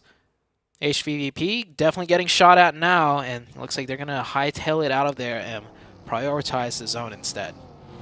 Rightly so. Alpha 7 not at full force, so they don't want to take this fight either. Mafioso, way further up north, was being tickled by the blue. You can see his health bar there, suffering for it. These rotations going past the Bacon Time outpost. Using that terrain as cover.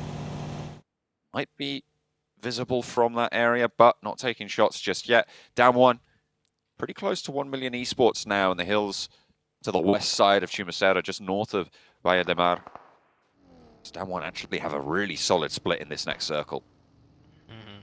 Speaking of splits, hopefully the minimap will come up.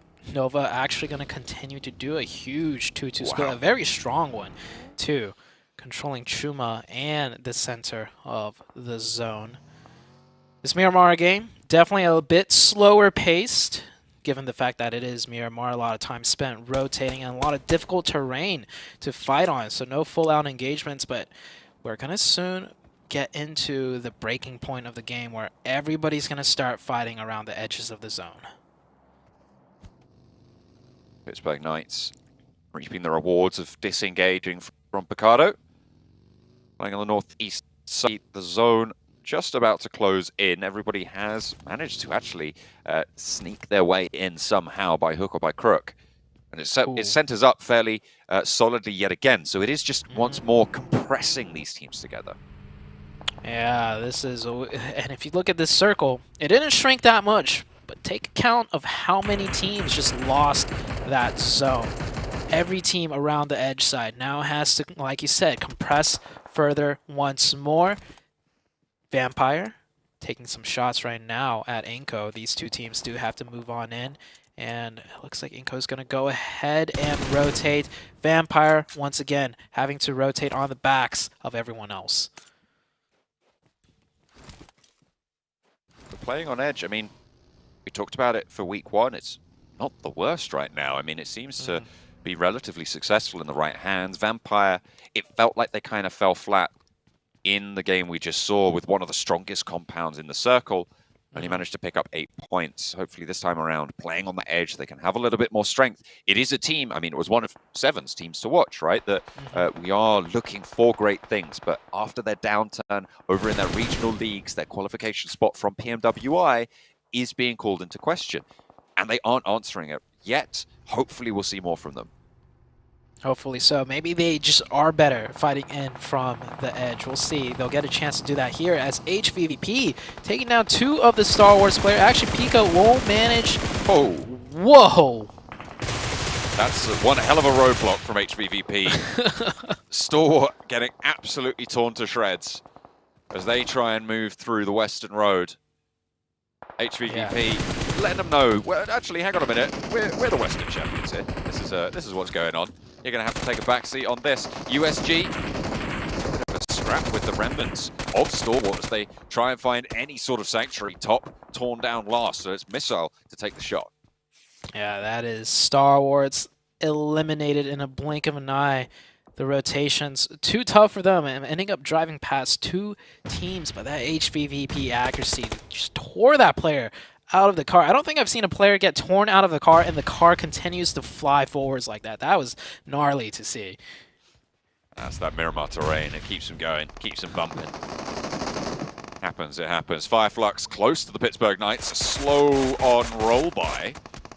To pick up some points potentially. Lutz not landing the shots with the Mini 14. Trying to get the spray on with the AKM instead, but the Pittsburgh Knights evading all danger, it seems, and Lutz taking the majority of the flak. HVVP are right around the corner as well. The Pittsburgh Knights don't really have anywhere to go that's super safe, but if Lutz is going to miss shots like that, maybe they can just push straight on up. There's HVVP, though, to slow things down, and Lutz might be able to get away with it.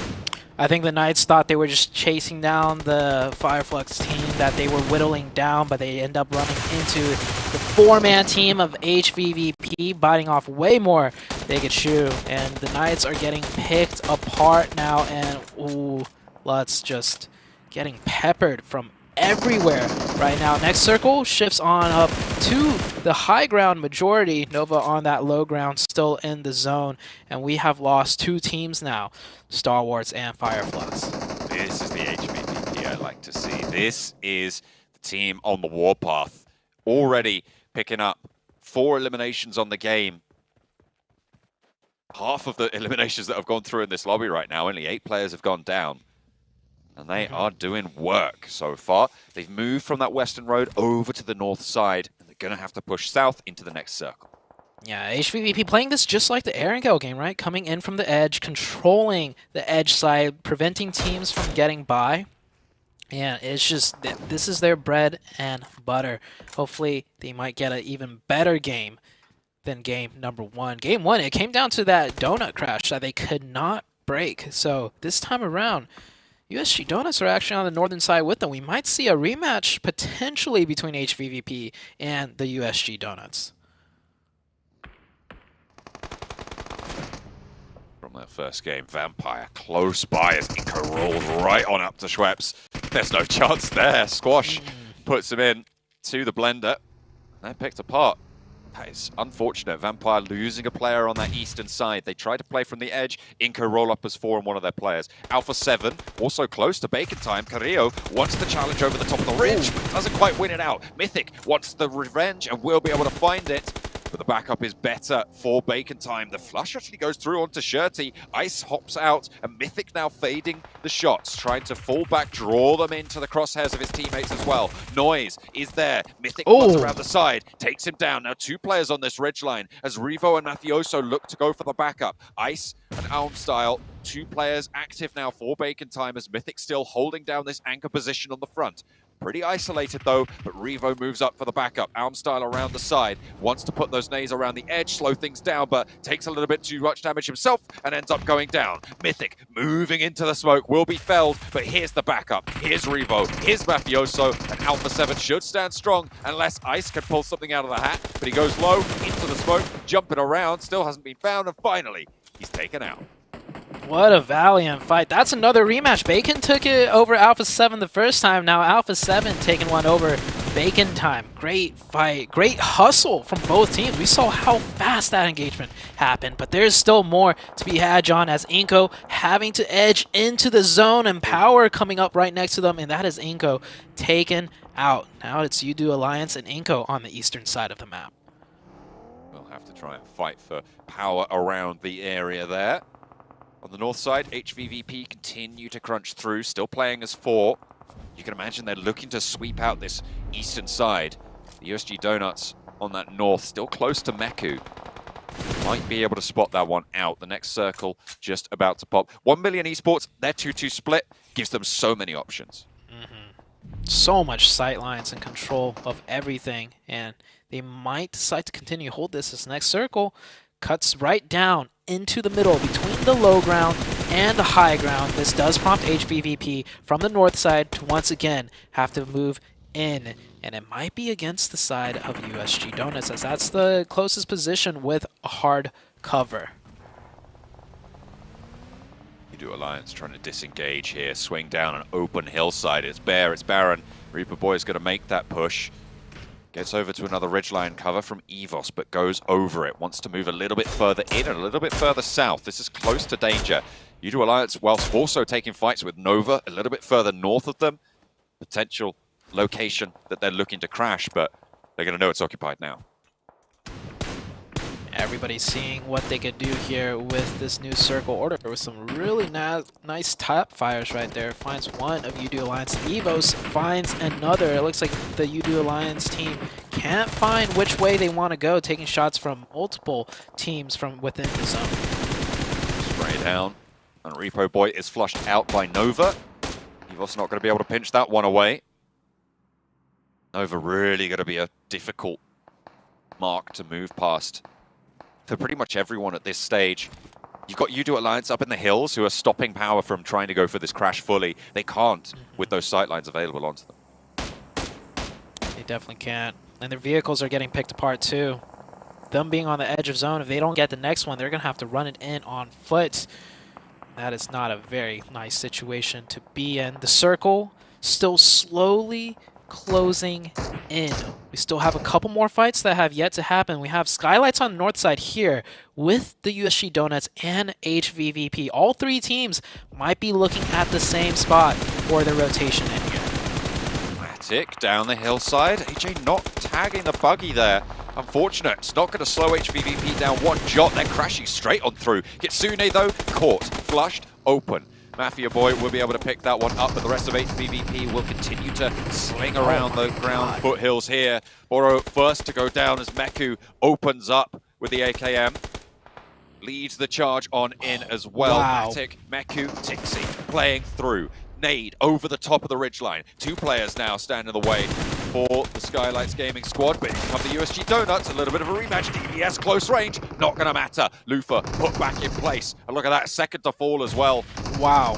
Matic is down in the meantime, sure, but Tixi with the Groza will move in as Overwatch pushing on down south. They're gonna have to move in and finally maybe getting picked apart, but one player still stands and HVVP will not give up the ghost. Tixi will swap the weapons, will get the knocks, and he'll keep on going. 9 eliminations. Are you There's kidding more me? on the cards. He's gonna move straight on through. He's a dog of war right now. Tixi taking blood for blood right now against Skylights Gaming on the north side, moves through, doesn't want to let this one go, knows Nima's low, knows he got the tags, spots the players, nope, doesn't see a crate, will go for No the spray, way. the challenge, and Oh. finally put back. It looked a little bit hopeful there. I wanted him to make it happen, but they'll have to take it. They'll have to take the 10 limbs.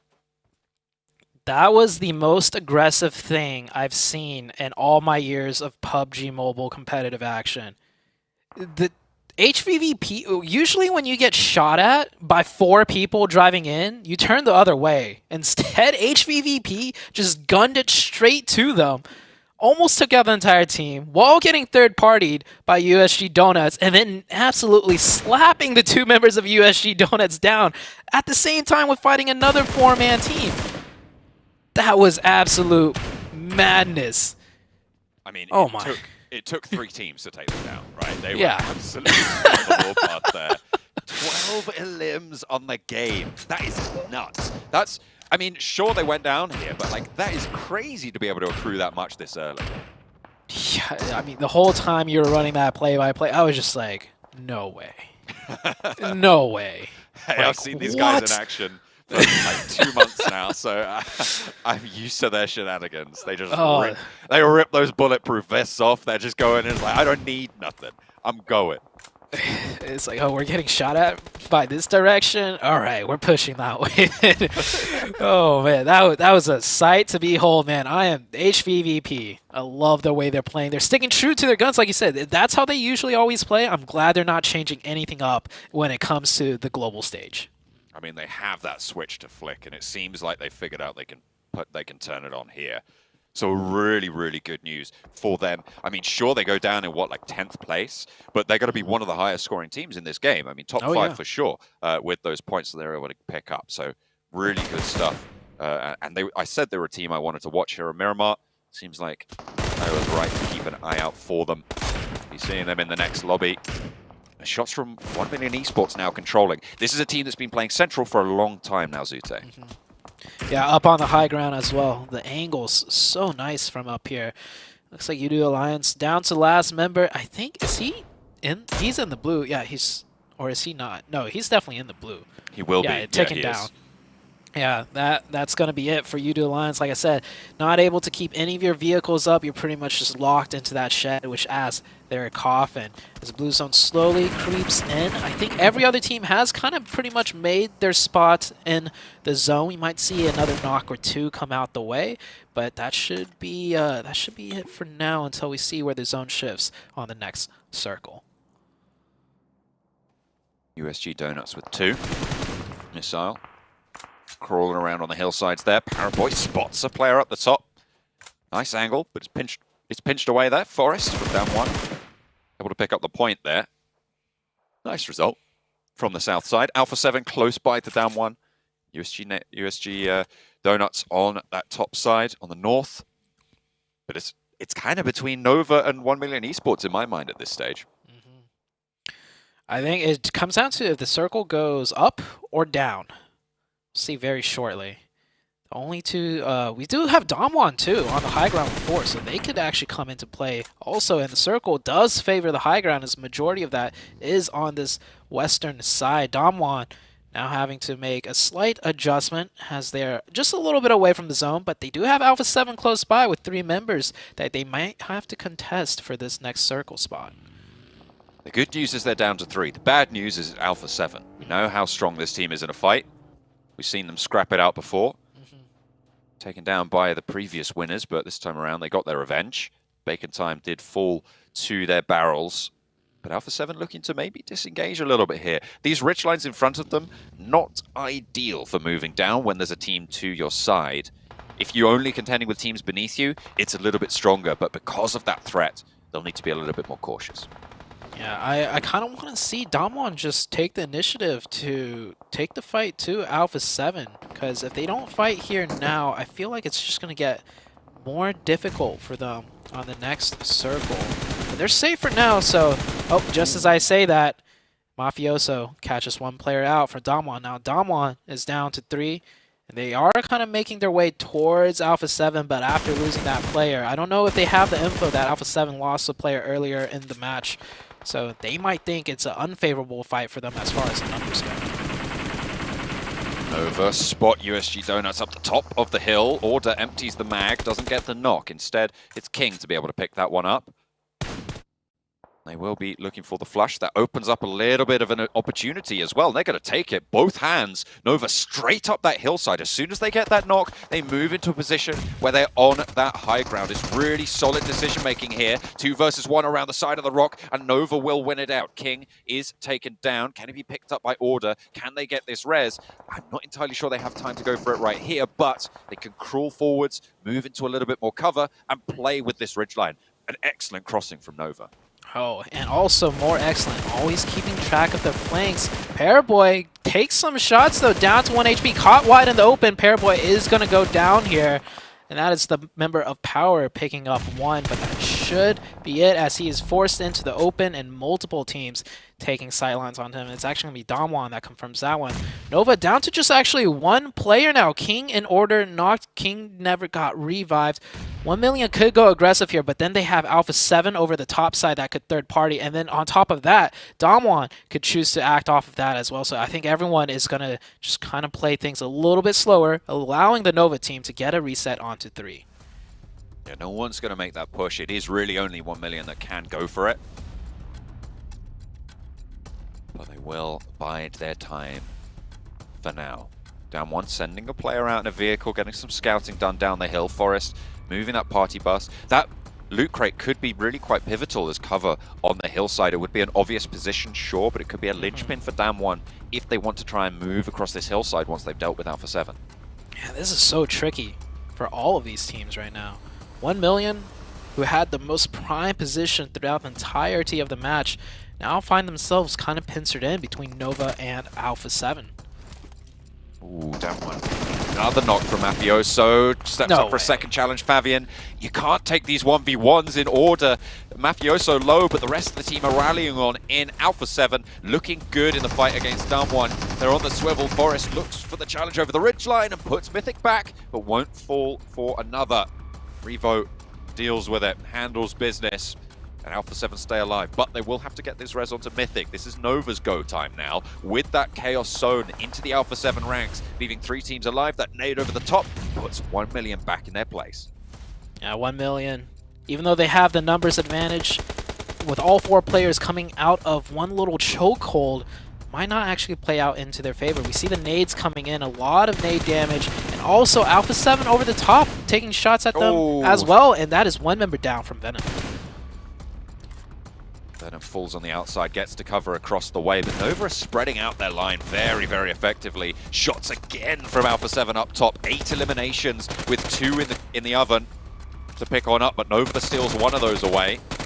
They pull it out, and they're pulling 1 million out of this compound as well. Only Lazy Boy is there. Order knocked back by a nade, so still a chance on the egress. Sprays from down low onto Revo from King. Actually, Mafioso falling as well. King last standing for Nova down the bottom. Hang on a minute. No, he's got Jimmy still in action. 1 million eliminated. Jimmy moving forwards. 1 player to fall. Jimmy goes down for 1 versus 1, but now it's Mythic versus King. 1 versus 1 on the hillside. Oh! And it comes from the top rope. It's Alpha 7. Gonna be able to pop off for Brazil.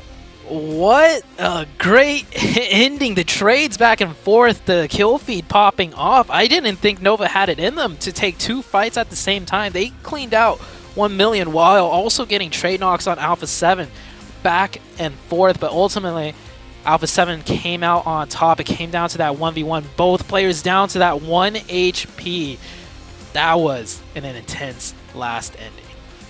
I mean, we saw Influence Kamen last week do quite spectacular things. A Brazilian team again answering the call here in Group Green in one of the hardest groups again. So phenomenal to see that. National pride through the roof right now for the Brazilians, but plenty of other good performances. Nova picking up the pieces from that first game.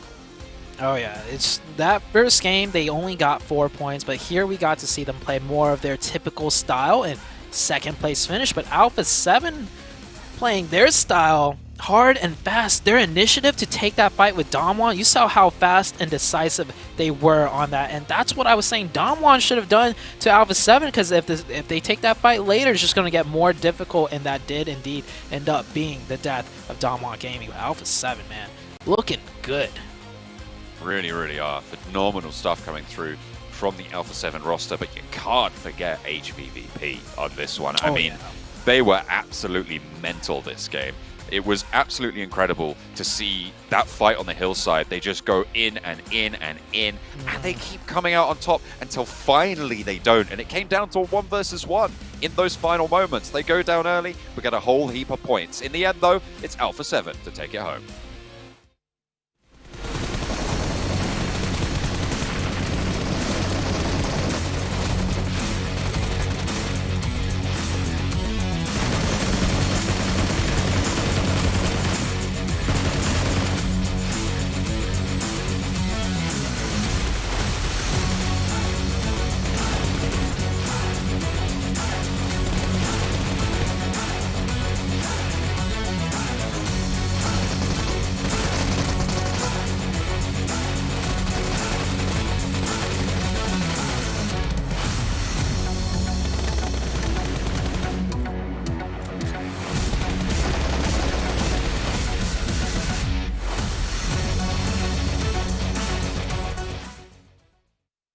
Imperium said it. Alpha 7 was the squad to watch in Miramar, and boom, Alpha 7 come out with the chicken dinner right there towards the end. I mean, man, they controlled that high ground, and they just they just took it over. I mean, what else can you do? King, that is the one Kings team of Miramar, you do man. not want to get zoned. Yeah, incredibly impressive. Early on, they kind of pushed back HVVP up on that kind of northeastern side. And yes, that phase one did complement their drop spot, right? But then, off the back of kind of pushing HVV back, they then scaled down south. And they looked to control the southwest edge. And they were very proactive on their movements. They were patient. And it worked out in the end. That fight against Down One Gaming was so good. It was really good, but I mean, what Dixie was able to do in that last match, it was absolutely impressive. You can see the numbers right there. 6 eliminations, 839 damage, 31% contribution, and obviously we just saw what Mythic was able to do as well. Something to point out for Alpha 7 is that now it's back-to-back games that they have come across Bacon time. Luckily for them, they were able to actually win the engagement here in Miramar, but I wonder if this is something that we're going to be seeing a lot more of, Imperium. Indeed, indeed. Looking at the kind of top performers, Tixie, Mythic, Mafioso, we expect to see those three. Lazy Boy being up there 4 eliminations. He was the one player from the team to be kind of, for the majority of the game, kind of outside of the team. Like, he covered a little bit on the western edge. But arguably, he also symbolized the overall team performance. It was quite lazy. They hung on to that compound for far too long. Far too long indeed. You know, and that's what happens here, especially with these kind of teams and players. I mean, if you just make that hesitation just for a little second, they will take advantage of you. And I love the fact that Nova, right there towards the end, they realize the situation. They realize the zone. And Alpha 7 is looking at Nova and say, hey, why don't we worry about these guys here and figure out who's going to win at the end? And it came down to that 1v1. And of course, you know, Alpha 7 pulled up the dub. But hey, Nova putting up some big points on the board here, 7. They definitely are, and this is kind of the bounce back, right, that we wanted to see out of match 1. Is something that I was kind of hinting at. Yeah, they did end up getting 4 eliminations in the first Erangel, but it's not the performance that we wanted to see out of them. And now, if we're keeping track, technically, it's 2-0 for Alpha 7 because they end up eliminating Nova again. I want to rewind a little bit, though. 1 million. I feel like, and this is something we were talking about when we were watching the game too, Imperium. You mentioned it perfectly. They were just too lazy. They didn't want to do anything. I felt like they were just waiting for everybody, for all the other fights to play out. And they decided to just be way too patient. At the end, it ended up backfiring because they just waited too long. The fights had played out. Alpha 7 was looking at them. And then Nova was really right up on their nose. Early game, I was somewhat kind of happy with how they were adjusting to the circle shifts. They played some kind of 2-2 splits, but in a positive way. But yeah, as soon as they got to that compound, it was just kind of like, yeah, we're going to stay there. And look, you can be calculatively passive, but when you hear shots, you got to be able to react to those in the right way. For example, when Nova heard and saw the team fight end between Down 1 and Alpha 7, they started to engage on 1 million. It's that simple little bit of extra awareness that if 1 million can catch on to that, they will succeed in a lot more games. Interesting there. You know, I might have to disagree with you a little bit, guys, there, but you know what? Okay. That's something coming up right now. Yeah, I'm gonna disagree because I don't know if that was so much laziness as much as it was fear. Think about it. You know, they knew. They knew what was coming up. They knew it, but we'll talk about that more as we go back from a quick break.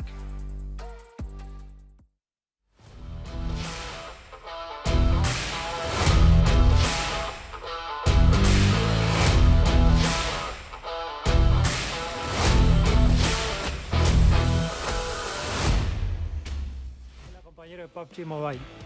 Prepárense para experimentar los nuevos eventos que se vienen. Prepárense y únanse. Disfrutad del juego.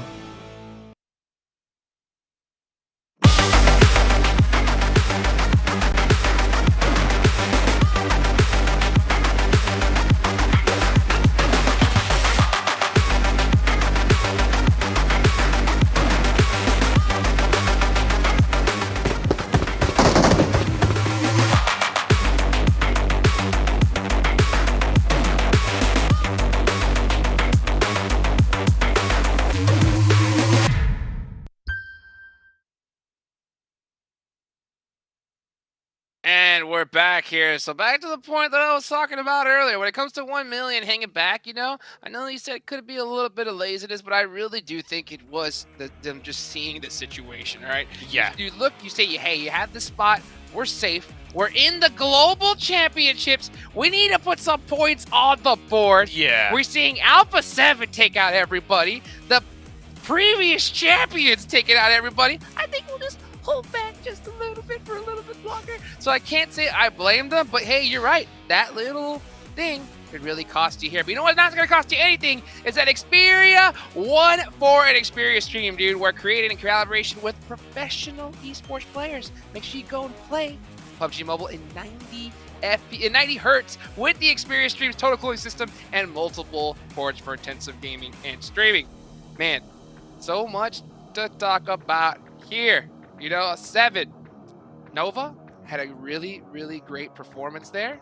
And make sure that they need to follow us, right? On the TikTok, Facebook, Instagram, and YouTube.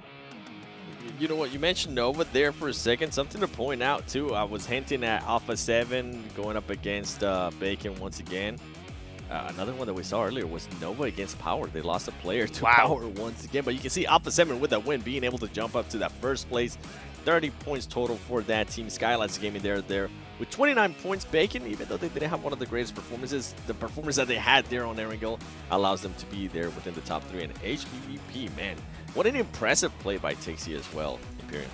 Yeah, very good by Tixie, and even just the team as a whole, right? On that rotation, going back to the to that last match, like they lost a player, but they didn't hesitate, just kept on going. They were like a bulldozer, and sometimes the best defense is more offense, right? And that proved to be the case. But looking down at the second half of the rankings, Fireflux Esports surprisingly lack of points in the first 2 games. PK, yeah, I expected them to struggle to begin with, but I do sense that there's potential for them to climb back up, of course. And also Inco, my first team to watch, they've been kind of nowhere to be seen, 7. Yeah, they're currently hiding, but guess what? We're going to Sandhawk. We have seen in the past what some of these Brazilian teams are able to do in Sandhawk. We see how aggressive they can actually be. Maybe that will be the time where Inco Gaming can actually push a little bit more. And I want to see more out of Knights too. I feel like we really haven't been able to see much of them. We didn't really see much of them in the first game. In the second game, they ended up conceding Picado to Vampire Esports, which was actually quite surprising, and it ended up working out perfect for them. Sure. But in the Sandhawk here, come on. Like, let me see that firepower that you guys tend to showcase in Americas and North America. Knights. I think it's going to be a bit more of a slow burner for Knights across the board. They're from a region that arguably isn't the most strongest when it comes to that full-on competitive pool when we look at the likes of, you know, Thailand and even, you know, Brazil and all that jazz. So I think it's going to be them kind of looking to utilize the 4 days and the 24 games they have to kind of feel into that. Dukes, and I think in time, they will show it. Yeah, hopefully they do. Let's take a look at the teams to watch that you guys picked here for this match. I know you got Knights there on the board. Hopefully we can. I got the fingers crossed for them at Sandhawk because, man, this is a heck of a group to be in. Yeah, it definitely is. And I mean, with what I was talking about Knights, they tend to perform pretty well too when it comes to Sandhawk. They tend to be a little bit more aggressive. I know you mentioned they're coming from a region that's not very strong, but they continue to be that aggressive. Yeah. I would be surprised if they completely change their playing style because they are currently here in Global and more teams are going to be able to out-frag them or just be more aggressive than them. That would just be a Knights that I'm not used to. So that's why I'm hoping they actually start being a little bit more aggressive here. And when you think of Sandhawk on the global stage, you think of Stalwart, right? Stalwart Godlike. This team has dominated Sandhawk game after game, going back to the South Asian Championships and otherwise. The thing that they're going to have to contend with is with this shift in the circle algorithm, you're naturally going to have more teams inside the circle coming into Phase 3, Phase 4, Phase 5. So that is going to put a bit of pressure on the possible landmass that the likes of Stalwart have and the amount of potential third parties that might go against it. But then again, you can say the same for all of the teams in this lobby. Anybody could pop off. I mean, literally, any one of these teams. We're in the big show here, and this is the hard part. It's like, we've been waiting for this for so long. This is the time to shine. It happens once a year. It's right here, right now, and you got to show up. Even the previous champs have to show up if they want to make it in the finals. They definitely do. sure. And I mean, with Sandhawk coming up, you mentioned it too, anybody can pop off. I do want to see some performances, some better performances out of Fireflux. And I'm so glad you mentioned Godlike because they had a horrible performance there in that Miramar. They ended up with just 0 points, and that's just something that we're not used to. I don't want people in the chat starting to put in overrated. Oh, that's tough. That's tough. I mean, this is where it's at, you know, and this is a lot of talk has been happening from a lot of these squads. But I'll tell you what, my eyes are gonna be on boot camp here at this Sandhawk match. You know, are they going to have a hot drop? We're gonna take a look here into the battleground, and we see some players who are just getting ready for the Sandhawk. Oh, look at this! Wow, the Knights. Oh, Coops, not looking too happy so far. But yeah, just want to point that out because it's something I didn't really have a chance to mention. Uneven is a former NA pro player. He's currently playing in the Japanese Pro League as well, and he's come to help to support the team from a morale side, throw a little bit of advice in between games, and I'm really hoping that his experience, his expertise will really help the team succeed in this group. Yeah, I know they definitely have their coach with them, but I mean, if they're able to get a little bit more eyes on the game and get a little bit of a different perspective of what's going on, that's hopefully going to help out the Knights even more. Skylights, this is the team that I was mentioning. I want to see even more out of them. They have showed great potential so far. They're second overall, 7. Yeah, I know. That's what I'm saying. I want to actually see a chicken dinner out of them, and I want to see it here on that first day, Imperium. And that's what worries me about Skylights, right? Is because they tend to play a little bit slower, and although they've shown a bit of sharpness in the first 2 games, it tends to be where as you get through a tournament where other teams adapt a bit quicker, they get drowned out. So you're right. I really want to see that kind of Skylights former DRS roster really show their strength in this day 1 and grab a chicken dinner. It's going to be huge. It's going to be huge. I mean, hey, you can see it's time to get to business right here. The headsets are on. These guys are getting locked and loaded, ready to go. Sandhawk's coming up, and hey, the whole first aid heal strat is out the window now. You got to go, and you got to get it done. So speaking of getting it done, let's take it on over to our casters.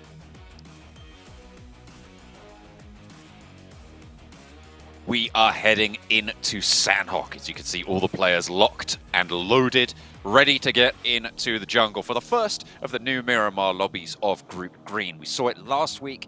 Some heavily dynamic changes into the zones, and this time around I'm expecting no different. Yeah, and I think this time around one thing that we can expect are maybe increased hot drops with so many heavy hitting fighting teams that like to take those 4v4s. We saw one already in each game. A hot drop did come out. First match it was Gatka, second match it was Picado, even though a full out fight didn't break. I do imagine we'll have more happening here in this Sandhawk, and who's going to take boot camp and who's going to take Paradise Resort. And I think it's a little underrated, but I feel like Painan is also a great spot to have a hot drop for, and I do believe that is where Nova typically drops in Painan, so they might have to contest the team for that location as well. I'm interested in I spoke about them a lot in the last game, but I'm interested in HVVP because in their tournament play, they've gone for some interesting drops on Sandhawk. I'm wondering if the dynamics of this circle are going to change that. They would drop in a 2-1-1 split, 2 over towards the Northwest Island Mountain, leaving 1 further south on one of those confluence compounds on the trifecta on the west side, and 1 on the east side as well. So I'm wondering if they're going to be given that space here as well. We're going to find out momentarily as we head over Sandhawk. Sandhawk, here it is. The most brutal map of all, with the most brutal group out of all 3 groups playing, making this potentially the most brutal game that we are about to witness. People are jumping out of the plane here. We do see a nice even spread stretching out. No huge clumps of colors all in one spot. It might actually just be that we don't see the hot drop in boot camp, that's for sure. It looks like Stalwart's going to be the one that takes that. And here's that drop you're talking about with HVVP taking that northwestern side, but one of their members looks like is going to get contested near the trifecta area. this is the drop that they went for when nobody went to Camp Alpha, so this is fair enough. They're going to go a little bit closer together on the Northwest Island. Instead, the Pittsburgh Knights kind of playing that drop that HVVP were going for before in a couple of tournaments. They're playing split around that confluence. Yeah, and it looks like the only hot drop would be around the Ruins area. This might be more of an elongated fight with Inco and Damwon Gaming. I don't think Inco want part of this right now. I imagine Becca's just beating a hasty retreat. But then again, the rest of the players can move in, find some angles. If Forrest is caught out in the open, it's a really good opening. His left flank is very, very exposed, but Becca being a little bit more drafty right now. As the rest of Damwon are rolling straight on in. They know there's a player here, has only got that UMP, unlikely to have meds on this early of the drop. Junie bringing that DBS in. They pioneered it back in PMWI to bring it back to the forefront of the meta. And the DBS will be looking to enter into this one as well. Out for the knock, out for the flush.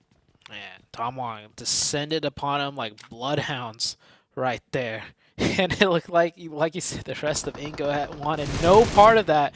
That's one player down. We're going to get a second casualty already. So no hard hot drops, but the action is going to pick up very quickly as EVOS will lose a player as well.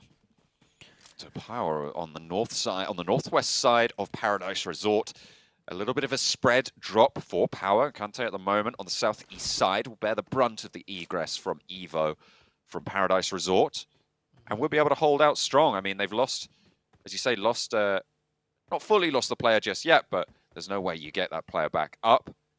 EVOS maybe being baited out by Conte. And Yeah, just going to go for that flush. I'm looking at the map right now. So many teams are dropping extremely split all throughout the map. We see 1 million on the north side, right? Not in Tapmock or Cow entirely, but instead just spread across the northern hemisphere of the edge. And oh, we might see another engagement here between Star Wars and the Knights. I don't think Spec has any idea whatsoever that Pika is right there. Godlike Stalwart, it's pretty crucial that they secure a route out of boot camp, and this is what Pika's going for. Caught in the cross. Spec blindsided there, and Pittsburgh Knights lose a player on what was probably one of the stronger positions as well, which is really unfortunate with that set of with that confluence of rivers, that trifecta slap bang in the center of the circle. With 4 players, they could have exerted so much control over this topic. Yeah, typically the Knights get boot camp for themselves back on the Americas side, and they always go for that compound that Spec was at. But this time around, you know, if you're not starting off in boot camp, they kind of have priority. They're a bit quicker to get there, and Spec will suffer because of that. Here we see Fireflux coming in, also wanting to take control of this mountaintop. And with the Knights losing that one player, it looks like they're going to give up the hill entirely, because every single time this zone comes up in the Americas region, we will see the Knights up here taking full dominant control. This time, it's going to come down to Fireflux doing a quick rotation, getting 1, 2, 3, maybe the entirety of STE here. Ooh, it looks like, I mean, Godlike Stalwart, they've just been picked up on rotations, I think twice in a row now. Yeah. It's been so unfortunate for them. Pika now the last standing for the squad. Fireflux looking to burn him out of position as well. Once again, retreats to the edge of the shack, lines up 2, but it's not going to be enough. And Godlike Stalwart fall down 16th place. It is not good enough. Stalwarts is struggling a lot here. That's the one problem with boot camp. When there's that much loot, you might take a little bit more time than needed. Fireflux, by the way, they did a huge split, like 2-2, stretching from the eastern side of the quarry all the way to the western side of the quarry. And because they did a split, they didn't have that much to loot, so they hustled up to that mountaintop very quickly and completely caught the Stalwart team off guard, and that Stalwart's just once again out, only with 12 points total so far over the course of 3 games. Nova playing on either side of Painan right now, seeming to favor the western edge. Paraboy scouting out on the hillsides there. They want some information, if nothing else. Power, after picking up a player from EVOS, will move south. They're just hitting the northern warehouses and the northern side of boot camp now in this circle. Does give them that opportunity to rotate west across the water if they need to shift over to that northwest island. power now coming in from the northern side, taking the boot camp area that the former Stalwarts team was just at. Here's that quick replay. The 1, 2, 3, and just getting cut down to shreds right there. What do you do? What can you do? Yeah. You just get blindsided. Oh, look at that. That is... Oh, yeah. he's slamming the table. Yeah, no, That's a desk slammer.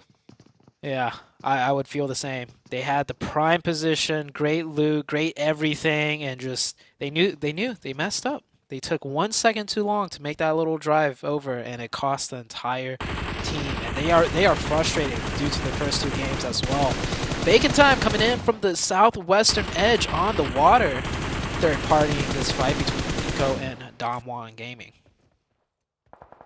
Seems like this western edge, you're right, it is really kind of quite jam-packed at this stage, surprisingly so. I mean, that river shore, that bridge, sorry, that is going to be very important for maneuvering around if you have to shift on the islands. But still, there's quite a few people with decent presence there.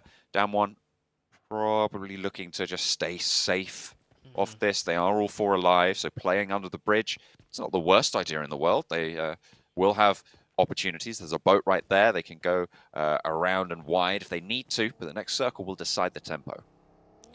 Yeah, is this the second circle? We've seen so much fighting already. Yes. Yeah. We're just now heading into the second circle, John, and it is a hard western shift. So the eastern side of the map, probably everyone knows, won't be in play towards the later stages of the game, so everyone's going to start migrating to the west, and that works out great for Bacon. By sweeping on that southwestern side, they essentially will make sure there's no one at their backs, and they're going to push out people to just only be able to worry about their front side now. Alpha 7 playing on the edge once more, but they've got USG Donuts on their northeast. That's on the back of their rotation. You can see them just peeping into the top of that mini-map there on the northeast. But they are ahead at the moment. The scouts from Donuts USG might spot them out in the vehicles, but that should be heard by Alpha 7 and they'll be aware of it. EVOS, they've been spotted. Micro Boy, shimmying the car around the buildings. They're not going to take the fight just yet, though. Yeah. I think teams want to... It's not like Miramar, where you have a lot of ridges and you can isolate fights on Sandhawk. The threat of third partying is always prevalent. So they'll take some shots, take some peeks, but I think every team is going to just rather hunker down and find some good cover to play from to mitigate those chances of getting hard third party. And yeah, Alpha 7 continuing to rotate in, close to the edge of zone now. USG, like you mentioned, following behind the backs of both Evos and Alpha 7.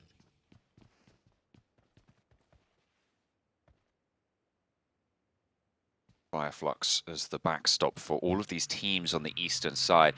It all depends really on when Fireflux decide to move, and that's going to be a difficult decision for them to make. They're in this circle. They don't need to move right now.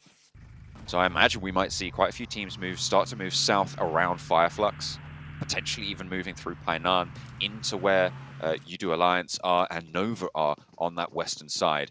Inco, not looking super healthy. They only have 2 players remaining and they're wild split. So V2, 2K at the moment, basically a solo for Bacon Time to pick up if they drop down a level, but it seems like keeping quiet's working out for now. Yeah, a lot of nooks and crannies here in this ruins area. I don't think Bacon Time's actually going to be able to find them. Like, if the zone keeps ending here, there's a good chance he might just chill here for the rest of the game, as Nova getting caught off. Nova right now, looking at the map, they were playing a huge 1-1-1-1 split, and one of them gets caught right there. So not working out too well for Nova. Nova down to 3. You can see right here, if you look at order on the minimap, no other teammate in sight in that top right. So yeah, everybody's playing extremely split from Nova, but I mean, that's just how Nova does. They always like to play split up in the center of zone. This time around, they will suffer a casualty because of that. This is the Fireflux roadblock in effect now. Players are starting to fall. EVOS lose 1 to a knock. Alpha 7 also under fire. Everybody forced to fight on this lateral north-south line. V2 2K, okay, hang on a minute, we're hopping right back over to Ruins. Remember, this is the solo player from Inco. going up against the entirety of Bacon Time, holding his nerve on this staircase. We'll be able to spot the player close to it. Wants to put a nade nice in bounce. from Noise. It's a little bit too long on the Cook, but down they go, flooding in. We'll be able to find it. There's the knock. Bacon Time losing a player, though. Pretty impactful. The next circle pops on in. And further to the west we go. Alpha 7 right now getting caught by the USG Donuts team. And yeah, Fireflux right now causing trouble for everybody on this eastern side, forcing them to fight. And here we have Power on the north side getting some shots in onto USG Donuts as well. And it looks like Donuts, are they going to go aggressive and take the fight with Alpha 7? I would like to see that, because that rotation that they have to make right now is way too tough. They may as well secure the points, and Alpha 7 not catching a break. Evo's now coming in to take a fight. Taking shots over towards Carrillo. Microboy able to land those when he needs to. Go under pressure behind the rock. Will need to leave. Oh, I think he just catches sight of him through the corner of the tree there, just between the branches. Wow. Revo takes some shots over Microboy's way, but is going to be enveloped by the blue now. And as we know, you can't out-heal the blue anymore in Sandhawk, so you do have to get a move on. Taking a look back on the side of things with Nova right now. They are in this new circle shift. Now they can find themselves on the edge. They have to worry about what's in front of them and on the flank, because there's more teams coming in from the eastern side. U2 Alliance might get the reset onto their fourth member there. Smoke's come down. I think he's going to have to crawl back because they're worried about that spot getting naded. And the Knights looking okay right now with 3 on the edge of the zone at that trifecta bridge compound area. Swimming action from Donuts USG as the teams from near boot camp are going to opt for the river rotate, but with Coops up top, I mean, this is going to be tricky if he's going to play on this coastline, play on this northwest island in the position that he is. He has excellent sightlines over towards any swimmers, moving through Pittsburgh Knights with a solid split. This is the control that they were looking for playing this area. It's unfortunate that they lost that player. Yeah. It is a strong split, though. They have their sightlines covered. They have support for one another. If Coops goes down, though, I don't think he's going to be able to get revived, but he's fishing. He should be okay. But Lufa is actually up on the rocks, so he's got to be careful. Lufa might swing over the top and get Coops. Coops still has the support of his teammates looking over his way. They do have that suppressive line. Coops actually dropping down very, very low. Wants to finish off a flush if he can, but it's going to allow the Donuts USG team to get up onto the ridges and play from there. Might be spotted out by Tensor, though, in the meantime. He sees that crossing. He's identified the crucial part that's going to go up. HVVP have been very quiet, but with this shift, it's going to start to heat up for them. The compound that Maku currently holds the south corner of is going to be huge in this next circle. You know, it's actually favorable for all the other teams that HVP does get the zone, because then they won't go on a warpath eliminating everyone. But this might be a huge chicken for HVP now, because towards the end of the stage of this game, they will have that high ground and they will have 4 up. And they're going to be shredding everybody moving from the South Island. Zute, there's so many teams there. Yeah, it is a cluster down there now on the south. But who knows? The circle might go back down south and keep the south side in zone. I mean, this river has been in every single circle shift, so there is a chance as USG doing what they can to stay alive. They have 4 members, but 2 of them are knocked. Blue is pressuring them from behind. They're caught between the Knights and Vampire. They don't know which way to go, and I think this is all but done for USG very soon. Yeah, the blue zone will be doing the job if the bullets won't. The Pittsburgh Knights controlling the river will finally have to leave. Get on a little bit deeper into the circle. Yeah, they're just getting peppered away. Knights not able to secure any of these points, though. They have yet to find one. They're still at 0 eliminations. And, oh my gosh, HVP from the top of the mountainside, just sniping away some points here. They do pick up 1. Vampire, they're in a good spot. Vampire's right next to the zone, and Coops finds 2. So that is 2 points for the Knights. Much needed points right now for the Knights. The Knights, and overall, I think, yeah, if you take a look at that right-hand side, 15. Trying to get some points on this game. Try and ladder on up at the moment, though. Ooh, Nenebete doing a lot of work from under the bridge. The last player from Inco, by the way, taking down 2 of Skylights. The Bacon Time are going to know about it now. Nima and Mr. Board will be going for the swim to try and get past that roadblock that was instituted in front of them. Only over of this position under the bridge is in the next zone as well. Gonna have to move. I love how active Inco is. He knows if he just plays quiet, he's going to eventually get caught out with no points. So he's trying to stay as active as possible, but still cautious enough not to just go out early. Next zone coming up, and like the south side, still barely in zone, but that does give HVVP a lot of high ground still to work with. And when did Fireflux get up there? What's going on? They were on the eastern side of the map. We're going to have to get the desk to talk about that one, because I have no idea. They were. I mean, sure. I mean, they just hopped in the TARDIS and teleported on up there. I have no idea. That's crazy. There's no way they could rotate through all those teams to get up there. So well, I beg to differ, Zute. There is, because they've done it. I mean, it's like... I mean, did they loop back around from the east deep into the blue? I don't know. I am so Maybe they confused. did. Maybe they came. Maybe they swung up north. Well, whatever it was. Pièce de resistance of rotation right there. I have no idea how it happened.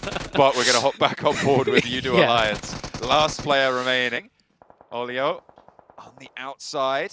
Playing off in the blue against that one, who've got one player stuck a little bit in the sidelines, but 2 players further forwards. Forest finds the route of egress, but gets cut down in the time being.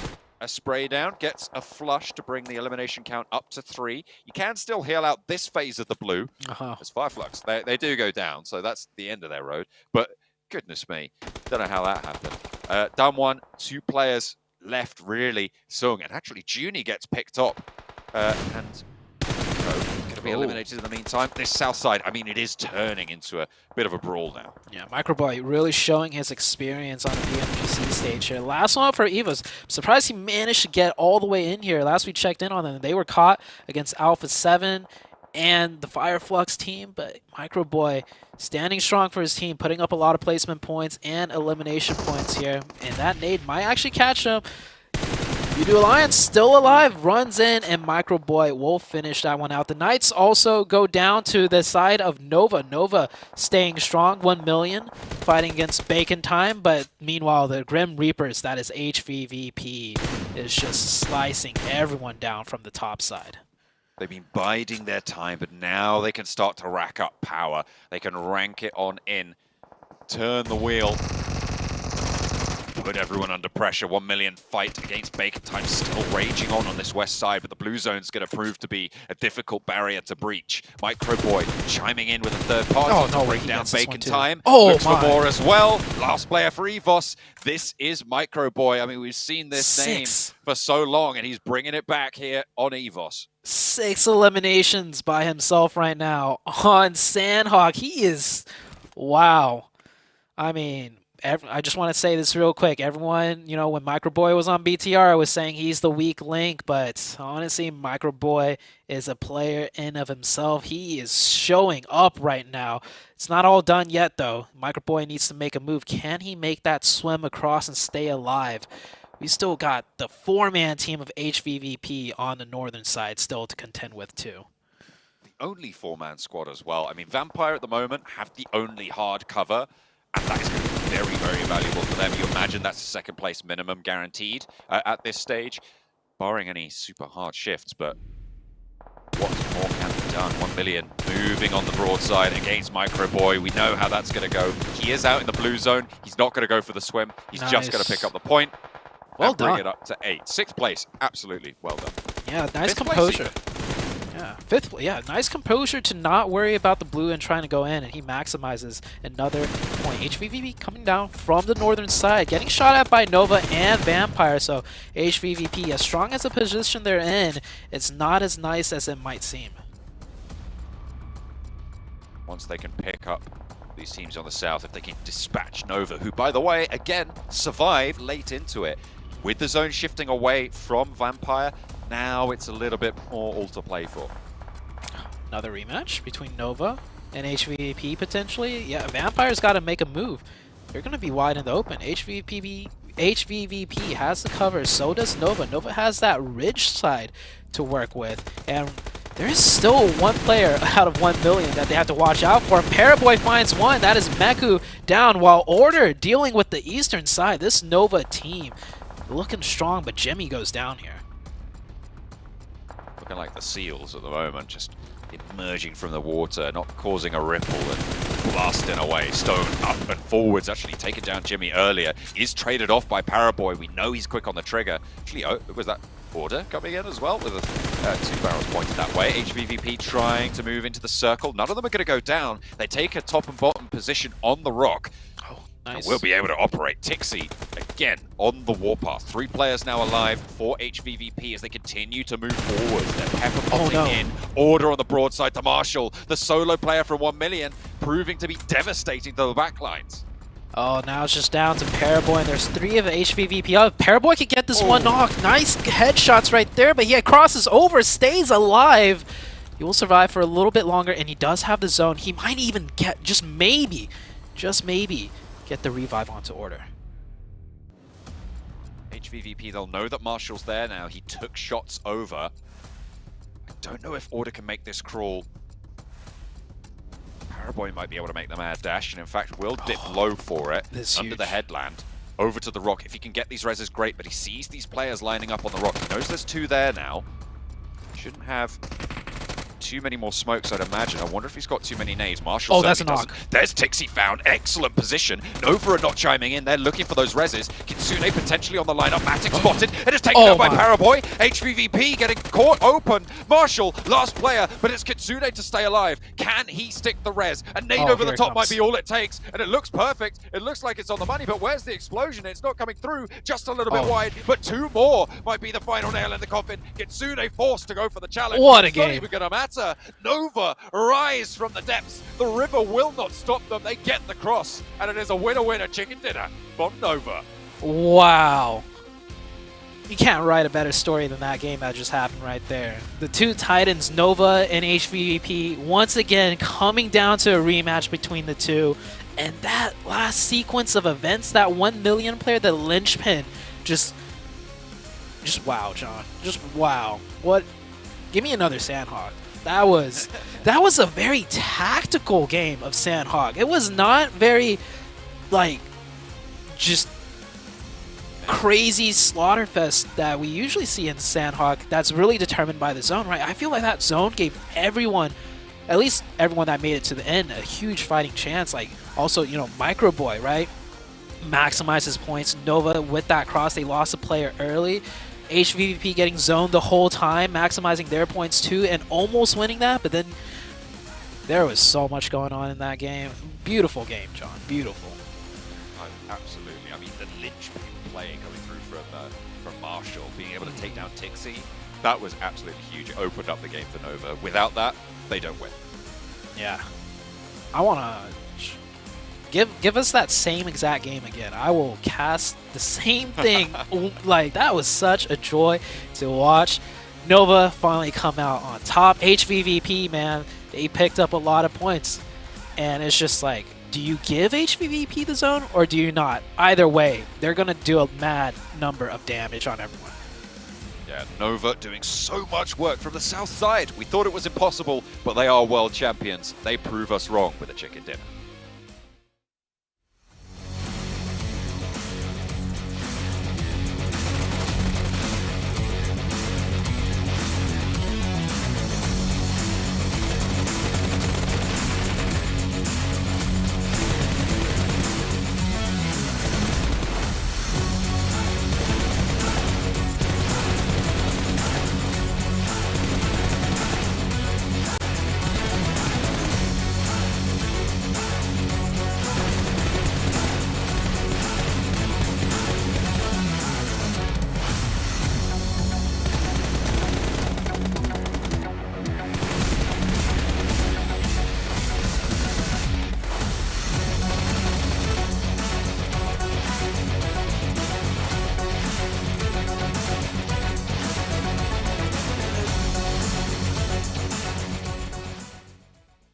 And the first Sandhawk here of this group, it's the previous PMGC World Champions Nova that pull out the chicken dinner. And man, that was a close one from all regards. But Nova, that zone coming to that south side really helped them out. It definitely did, and I think another person that helped him out was that one player from 1 million. The stuff he was able to do in Imperium, we were going like, no way. Is this really happening? Dude, it was so good to see kind of Marshall individually and then kind of 1 million in their own right showing a bit more prowess, something that I wanted to see from them from the previous game. They pushed up on the north side earlier on, took down Fireflux, and yeah, they really kind of stabbed HVVP in the back. But it was so good to see that kind of the two giants, as John and Zute put on it, between HVVP and Nova. It could have and probably should have been HVVP's if it wasn't for Marshall. Yeah, I mean, Evo's Macro Boy, though. Can we talk about that performance that he was able to put up? 7 eliminations, 983 damage. Yeah, that's right. 66% contribution for his team. And something that actually Sute was able to mention perfectly, too, is that being in the zone didn't face him. He knew that he wasn't really going to be able to make it out of there. He was able to take that time to actually just regroup himself and take on some more shots to other people and secure an extra elimination too. Great stuff there out of Macro Boy. And when Boy. Huge. Yeah, like, just real quick, like, when I looked at Evos, I noted that all the other players from the team have stood up in their own right across the PMPLs. But in this individual game, it was all Micro Boy, baby. Oh my goodness, man. Sandhawk, you just love to see it. I mean, so many beautiful plays from so many different squads. But hey, one squad that we saw last was Alpha 7. Let's get into a quick interview with them. Thank you, panelists and casters. We are back on the stage in Kuala Lumpur, Malaysia. I'm Tutu, your host, and we're back with also Alpha 7 team member, which is going to be Revo coming up from, he said his role is actually free player or free man, so he's been rotated all around. But I'm going to ask, it's been a long time since your participation in the PMWI. So how does it feel to play in the global event again? It's going to be the first one. The second, which team was causing you the most problems by far? Então, ela perguntou que tipo já vai fazer tempo que vocês não jogaram na final. Então, como se sente agora jogando no final do campeonato? E qual das equipas foi o maior problema durante o jogo? Acho que a gente vem se saindo bem esse ano, não foi como esperado, a gente pegou muitos segundos lugares, mas a gente se sente bem e eu acho que todas as equipes são uma pedra no sapato, mas a gente consegue bater de frente com qualquer uma e a gente está dando o nosso melhor. So for them, like for this year, it's been like not that good because they're getting a lot of second places. But for like the previous match, they did good, and like in general, all the teams are good. So all of them have the potential to be like a good rival. Honestly, I think Alpha 7 is very aggressive in early games, so they're really good. So how did you manage to get a winner chicken dinner on the Miramar game earlier just now, even though your team had only 3 people alive in the last circle? Is that magic? Então, como vocês conseguiram ter o chicken dinner na Miramar? Porque vocês na final só tiveram 3 jogadores vivos. Foi magia?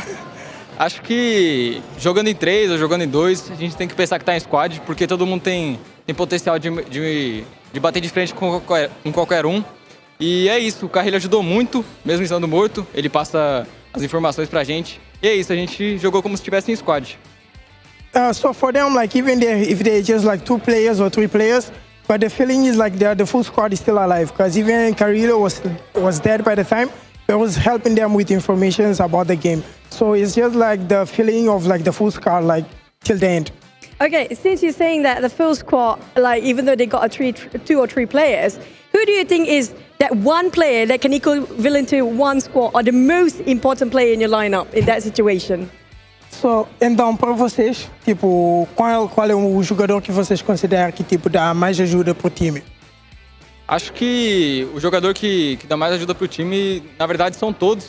Todos têm um potencial absurdo. Tanto o Swaggin, que é nosso reserva, mas quando ele entra, ele faz o papel dele. Então todos têm um potencial absurdo.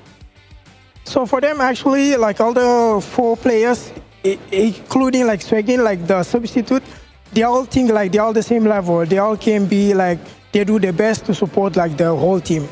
That's why we have to learn a lot from Alpha 7. They've been really good since the start. Now, any last words or for your supporters, for your families watching out there, or even your team members playing, anything that you want to say to them?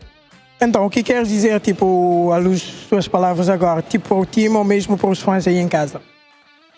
Eu quero agradecer todo o apoio de vocês, a todo o apoio dos fãs, porque isso daqui é um sonho pra gente. Sempre foi, a nossa meta sempre foi a PMGC.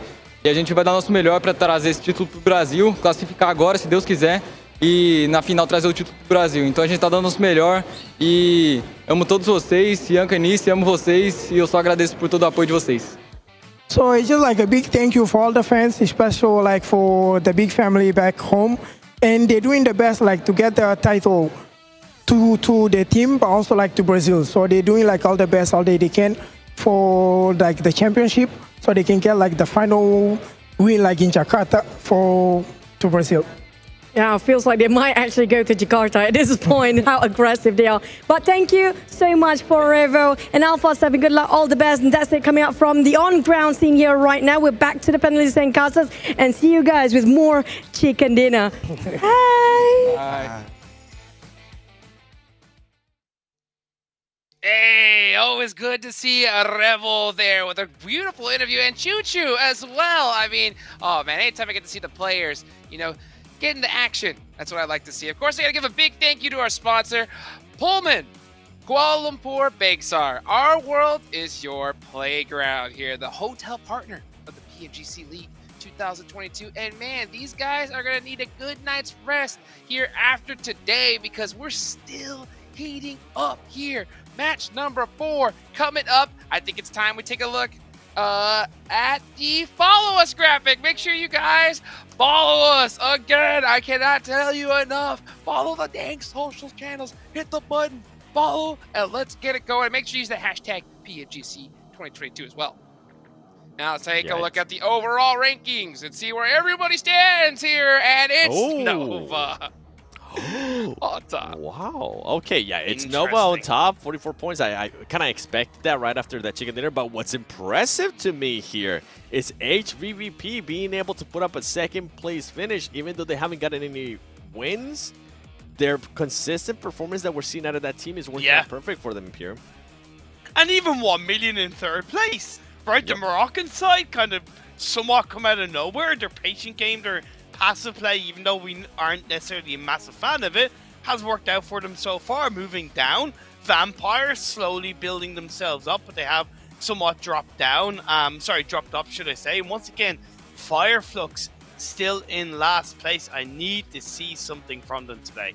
All right, I got a question for you here. Aaron Gill coming up, match 4. Are we going to see that hot drop? You said earlier, and I quote, you said that might not be enough for Power to not hot drop with Nova. Do you think after what they saw in that Sandhawk, they're going to be like, you know what, let's actually not hot drop Nova? What do you think, Imperium? I'm still on them kind of hot dropping on Gaka. I am, because, I know, normally I'm the opposite, but I think when it's something like the PMGC stage, it's still day 1, there's still 3 days to go. I'm all for it, man. So you want Power to throw. Got it. To watch. I think that may just happen here. I don't think you want a hot drop at all here at this stage, especially at Gatka. There ain't no loot. But you know what there is? The teams to watch. So let's see. So you got HBVP on your list. 2nd place so far, 7. I do, and I mean, this is the reason, the consistency that we're seeing out of this team. And I actually want to talk a little bit more about Godlike Star Wars, because, boy, what is going on with that team? We saw the frustration, too, from the players at the end there when they actually ended up getting eliminated, one of the players just smacking his hand to the table. Don't smack it too hard. You still need them. But I hope they're able to just kind of brush off that frustration. It's still halfway through day 1, guys. You still have a lot of time. But, hey, halfway through day 1, I feel like they need to turn it around now, Imperium. Just simply, they got caught out in the previous game. They got caught out in game 2. Luckily, Orangel, as we will have a look at possibly in graphic, is arguably their strongest map so far in the PMGC. I'm okay with them kind of smashing the table like that, because you get your frustration out of the way straight away. You kind of go, oh, damn, that sucks. But then you move on, right? You move on. You go, okay, next game, next opportunity. Let's get it, boys. Yeah. Every one of these teams is really looking for that opportunity to pop off right here. That's how you really win a stage like this. You know, hopefully you get that good zone, but you have to maximize it. You got to get those maximum eliminations because it ain't always going to come to you like we saw on that last sandbox there. But Nova was like, hey, come to daddy. Come to daddy here. All right, Air Gale about to come up here as we can take a look here. Oh, look at the Knights, man. Coops looking up to the sky saying, what's going on? What's happening? I would actually like to, at some point, if this performance continues, at the end of the day, I want to see a little bit more urgency out of Knights. I mean, they're currently sitting here in 14th place. Yeah. Not where we want them to be, considering that this is the only team out of North America. Come on, give us something to push for, Knights. Come on, baby. Show us what you're capable of. And it's the same with Vampire as well that we just saw on our screens. In the previous game, yeah, they got a decent result. But once again, they hung on to that compound for too long. Right? They did. And then they got punished by Nova swimming across the water. Arguably, they shouldn't have allowed that to happen. They shouldn't have allowed Nova to punish them like that. Of course, when you're playing against a player like Power Boy, yeah, you can't be, you know, you can never be, you can never not be conscious of that. But at the end of the day, you got to take control of the end game, and Vampire didn't do that in Sanhok.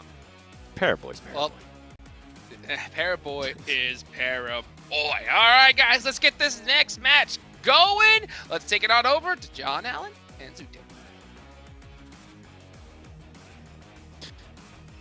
Thank you very much, guys. Over on the desk, we're nicely rounding that one out. Nova dominating so far on the tables with HVVP playing a close second. And at the top, it's still pretty tight, but it's still all to play for. And it's very early in the tournament.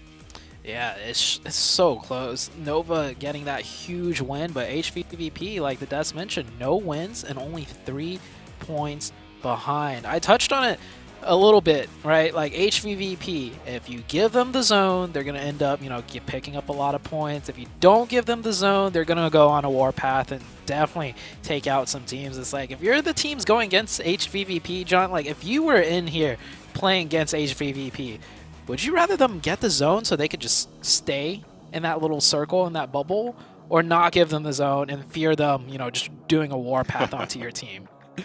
I mean, it depends, right, in what position. I feel like if you force HVVP to move and you've got multiple teams around you, that could be a better scenario because it takes a couple teams to take them down, seemingly. So, I mean, maybe in that scenario, it's better if they don't, right? Because you know that as soon as they move, everyone's going to look their way. They're going to get shot down and probably only get a maximum, maybe, what, like 30, 40 kills, eliminations on the game. So, you know, should be all right. Should be able to pick those ones up. Should be all right, you know. One of you might survive, if you're lucky. Yeah, okay, we're into Erangel. The first thing I want to look at, the plane path, right? So Nova has 2 different split drops. If the plane, which it is not, went from east to west, they have a different split near the farm area. But once again, this is west to east, which means Gatka will be the first area for the plane to fly over, and we might see that hot drop once again between Power and the Nova team. I do see Nova already jumping out. The NV is on the plane. It is out of the plane now. It is coming down, but do we see Power with them? I see a P. I think I might. Yeah. I think I might see it. Yeah. I think I see it. Are they both going to go to Gatka There's again? Or are they going to no way. split around Gatka? They got to change it. It has to be no. They are going look like it is. straight to Gak. Oh, no.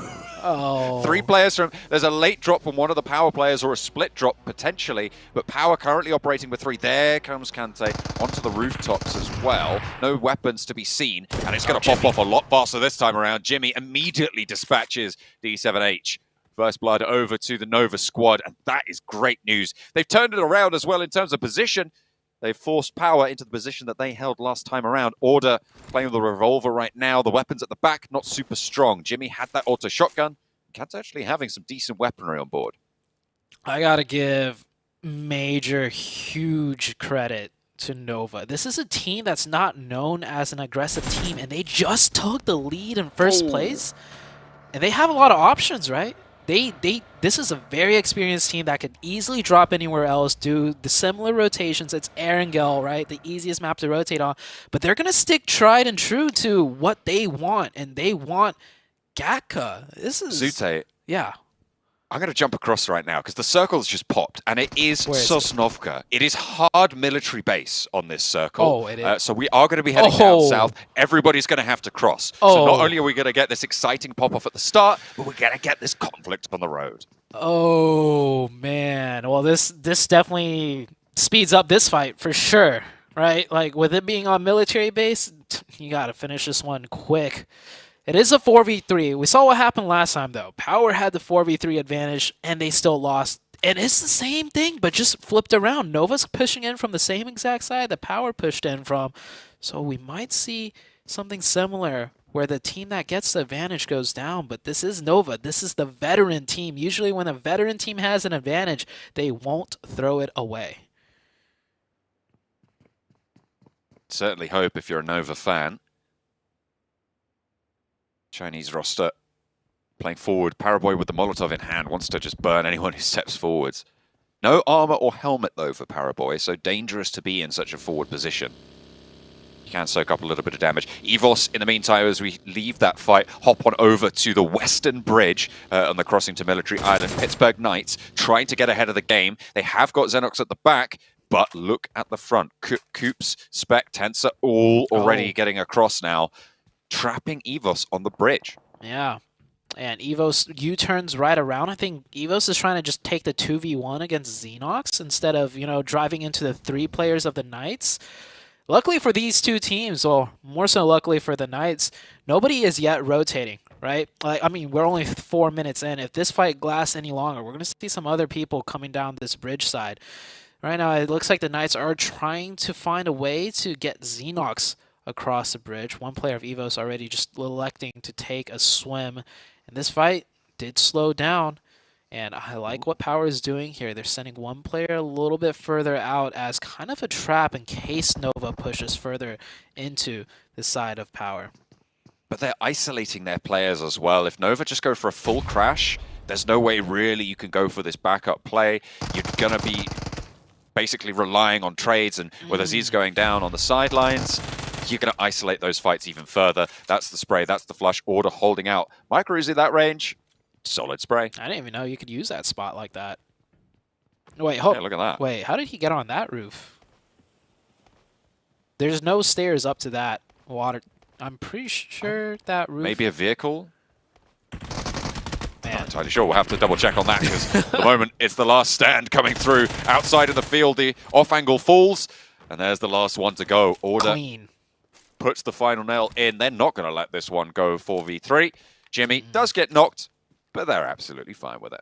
Yeah, I think that is just a clear sign of an experienced team that goes on the aggression versus a more not as experienced, right? We saw Power with the 4v3. They all funnel into one chokehold. Nova, meanwhile, they are just so good at picking players apart, finding the angles, and using that rooftop position. So good. Another team rotating now across the bridge. This is the Eastern Bridge. Damwon Gaming makes their rotation. Star Wars Esports trying to... Well, I don't think this is necessarily a bridge camp because they only have one player here, but this is a clear sign that Star Wars needs to either camp the bridge or get that player out of there because he could get crashed on by Damwon if they elected to do so. So far, we've seen 3 teams make the full rotation onto Military Island. We're looking at Starlights Gaming as well, crossing from the swim from the north, and we've just witnessed Vampire Esports crashing on the southwest of the island.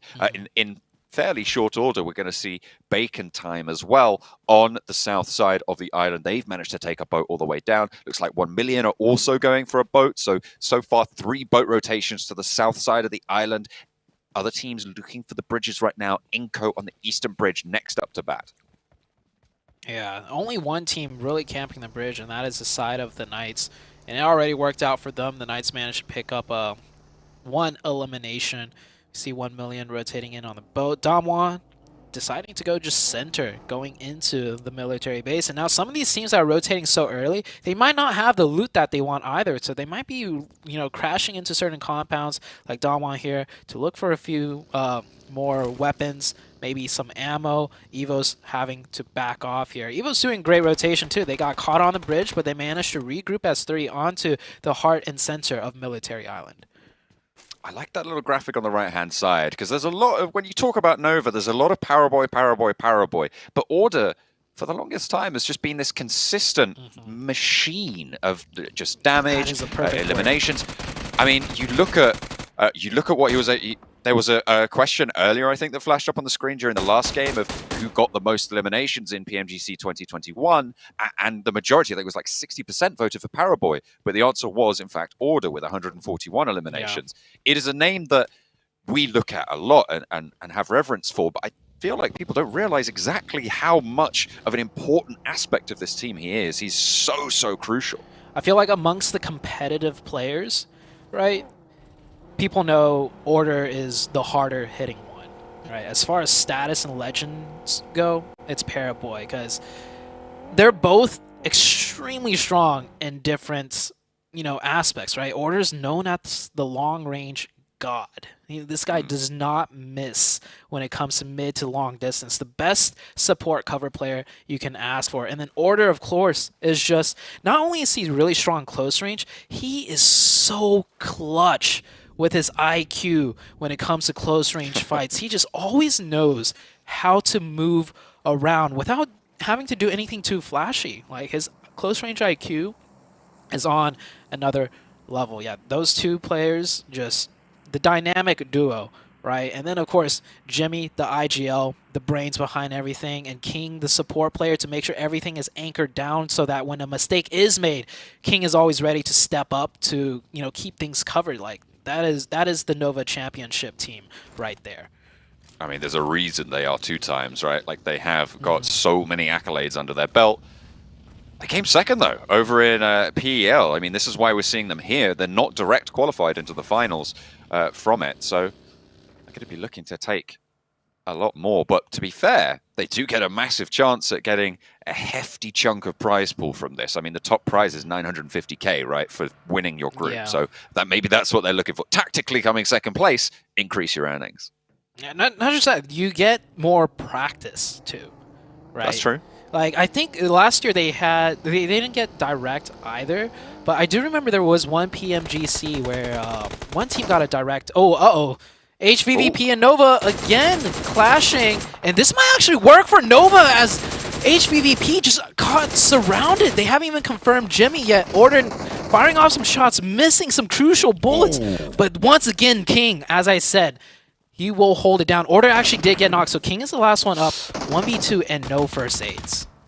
Tixi behind the vehicle, not going to take those shots yet. The cover from the car just a little bit too strong. Wants to put a nade back uphill. King, though, ticking away low, steps out wide and goes boom. 2 players down, and in comes Udo Alliance with the solo outlook here. No one really too close. Everybody else has left, but he's going to prove to be troublesome for HVVP, bringing them down to 1 player going. Matic falls. This is disaster for these 2 top of the tables teams. This is a chance for 1 million to step up, for Alpha 7 and Bacon Time to try and challenge for one of those top 3 spots. Oh, why did you do Alliance? I don't agree with that. I mean, they're leaving a player up back, and it's worked out. They've swept 2 of the strongest teams in the lobby away from being a problem. I mean, those are free points right there. I feel like if... okay, maybe it's a playstyle thing, but I feel if that was Alpha 7 in that position, they go back and take out HVVP. If it was, I don't know. We'll see how it works out for Udo Alliance, but HVVP were dead to rights there, but they will get the full reset. All 4? Yeah, I was going to say that. Like, how do they get everyone back up? I mean, sure, it's Zone 2, I guess. You can do it. It is only Zone 2. We just have had crazy action. It's true. Yeah. It's true. Man, Nova falling down, though, and to HVVP of all teams, it is... Man, it's almost like this is the last game of the entire Grand Champion every single game, because these teams are just like targeting each other constantly almost. Well, the next circle will fully isolate the military island here, as it will leave none of the mainland left in the slice. most teams already in it. I mean, HVVP, we've seen them. They're going to be late on this rotate. Hopefully they've been able to slurp up enough meds to sustain them, but that western side that they're going to have to push in is looking pretty treacherous. 1 million as well from the south, going to have a difficult path through the Pittsburgh Knights. Yeah, She here rotating in extremely late due to where they dropped. Will find themselves pretty much barricaded by multiple teams. Can't get any deeper into the zone. One thing I do enjoy is that we didn't see too much bridge camps, right? I feel like bridge camps are always messy and a very prolonged fight. It looks like all the teams here is just going to forego that and just get onto the island and play the game from there. HVVP here rotating in and making it in. Solus needs to be a little bit careful, and HVVP... Oh, I thought they were about to just 4-man pull up on Solus like they did to Nova. But they're going to keep rotating. But Fireflux, they have the angles. They have everything set up. HVVP will lose one player for sure, but a return fire. Gives them a swift haircut there. Got to be looking smart for the ground, unfortunately. The second duo rotating past Sol K, not quite connecting on the spray. Running out of ammo. Matic has cover. Solus sailing wide with that spray. Wrong tree, my friend. Matic has the opportunity to go for a heal. The zone will be pushing in, but with Ketch down, they're losing that middle player. They're losing that middle position, and now HVVP can start to exploit. Kitsune being down, sure, unlikely you're going to get that back up, but the rest of the team, they're still on the warpath. You realize HVVP is winning this fight right now? It's They drove in, lost a player against the 4-man split setup defense out of Fireflux, and HVVP is the one that's winning this fight. They just got pulled apart. The nades just completely tore them down now. 2 players on the front eliminated, and with that, I mean, you said they were winning the fight before. How about now? 3v1. I just had to make sure that sunk in. It was like, you know, HVVP is the one winning this fight, and they will pick up 2 points right here. Solus, I'm pretty sure, will go down, will not get revived. And oh my god. Too easy. Tixie, my man. This guy is absolutely one you do not want to come across in the battlefield. Sol K. Yeah, just last turn tail. standing. Yeah, turn tail. Just get out of there. Run away, man. Wow, wow, wow. 5 eliminations already, but over in the military base, we've got Udo Alliance facing off against 1 million. 1 million currently a third-place team at this stage, despite being, I would say, fairly quiet and not really doing too much too special. They get 3rd place in Miramar, 3rd place on Sandhawk. Maybe they're looking to follow it up with a 3rd place over on Erangel here. 3rd place gets you into 3rd place. Yeah, overall on the 3rd place position. But it looks like they're playing a little bit louder here, picking up some points, going over for a revive. 1 million right now, doing the quiet consistency so far out of all the games. Not really putting themselves on the radar, but still looking good in terms of points. Up the top of the hill, Bacon Time stretching out their leg. And opening a nice line of fire for themselves to operate for the next circle, which comes through a little bit closer to the observatory, which catches the entirety of Stalwart in. They're playing 2 up, 2 down right now. 1 million losing a player to Pittsburgh Knights. We said this approach tricky because of them. Seems like that is going to come to pass. Udo Alliance right now rotating through the minefield, so to say. It's a hail of bullets running in from both sides. HVVP now find themselves against the Bacon Time. HVVP only down to 3 now, however, so their firepower will be stunted just a bit. So they're only about 3 times as good as the rest of the lobby, apparently, in this game. Sort of around. After losing a player, no, of course, but I mean, they have proven that they are incredible in a firefight. When it comes down to those clutch scenarios. Unfortunately, only Nova really were able to overcome them, and that was with the help of a third-party engagement in the last Sandhawk. See what happens. They are on the edge of zone. They do have a ridge, so it might be stalemate, but knowing HVVP, they never resort to stalemate. They always push the action. Star Wars in a much, much better position now. Yeah, and like it's already popping off. Tixie goes over the top. Tags a couple and gets back with a flush, stays alive with all of them. Bacon time, they're not going to have an answer. Not yet. Tixie has another nade. Cook it up towards the smoke. Spots the player dodging out right. Goes for the spray. Not quite going to get knocked. That is Noise actually answering with a volley of fire with the AKM. Fortunately, there's teammates for Tixie. I know it doesn't seem like it sometimes, but he's low. Can they go in? Can they stick this res? Meku going to have to make the dash. Matic tags it first. Blooms the smoke. Keeps him alive. That's an MVP player right there. When you have two teammates left and they're both beelining it towards you to make sure the revive goes through. But yeah, he was very low. And Bacon time actually now down to 1. I think they got into somewhat of a long distance crossfire, so it's not just HVVP they had to worry about. HVVP, they're not the ones to necessarily close out that fight, but HVVP are the ones to push that fight and force Bacon time out of position. And HVVP now will have to contest with Damwon. Okay, I said they're only a 3-man team, but they're playing pretty much like if it's a 4-man team. I mean, we heard that interview with Alpha 7, right, coming through, where they were saying, oh, you know, it doesn't matter how many of us are alive, we always feel like a full squad. HVVP, they are laying that bare on the battlefield. 3 of them alive, 7 eliminations with 12 teams remaining. 11 teams now after the last team went out, but this is a really big game again from them, already picking up 7 eliminations. They might be on the chase for Nova if they can keep it on going. Oh, I think they've passed Nova. Nova went out. Yeah, they've passed Nova up already, and that zone is going to help HVVP out as well. We've already seen 3 strong dominant games out of HVVP, and if they were to go out right now, I would say this is a strong dominant game for them already. Man, this team is, you know, last year PMGC, they did not get that first place position, and I think that really pissed them off because this team has been just in the grind ever since, and they are looking like nothing like before. Like, absolutely insane. But Damwon will get the opening. Will they push this fight, though? Ooh, looks like they might want to figure something out. I think they just want to regroup into the zone because it is crunching in.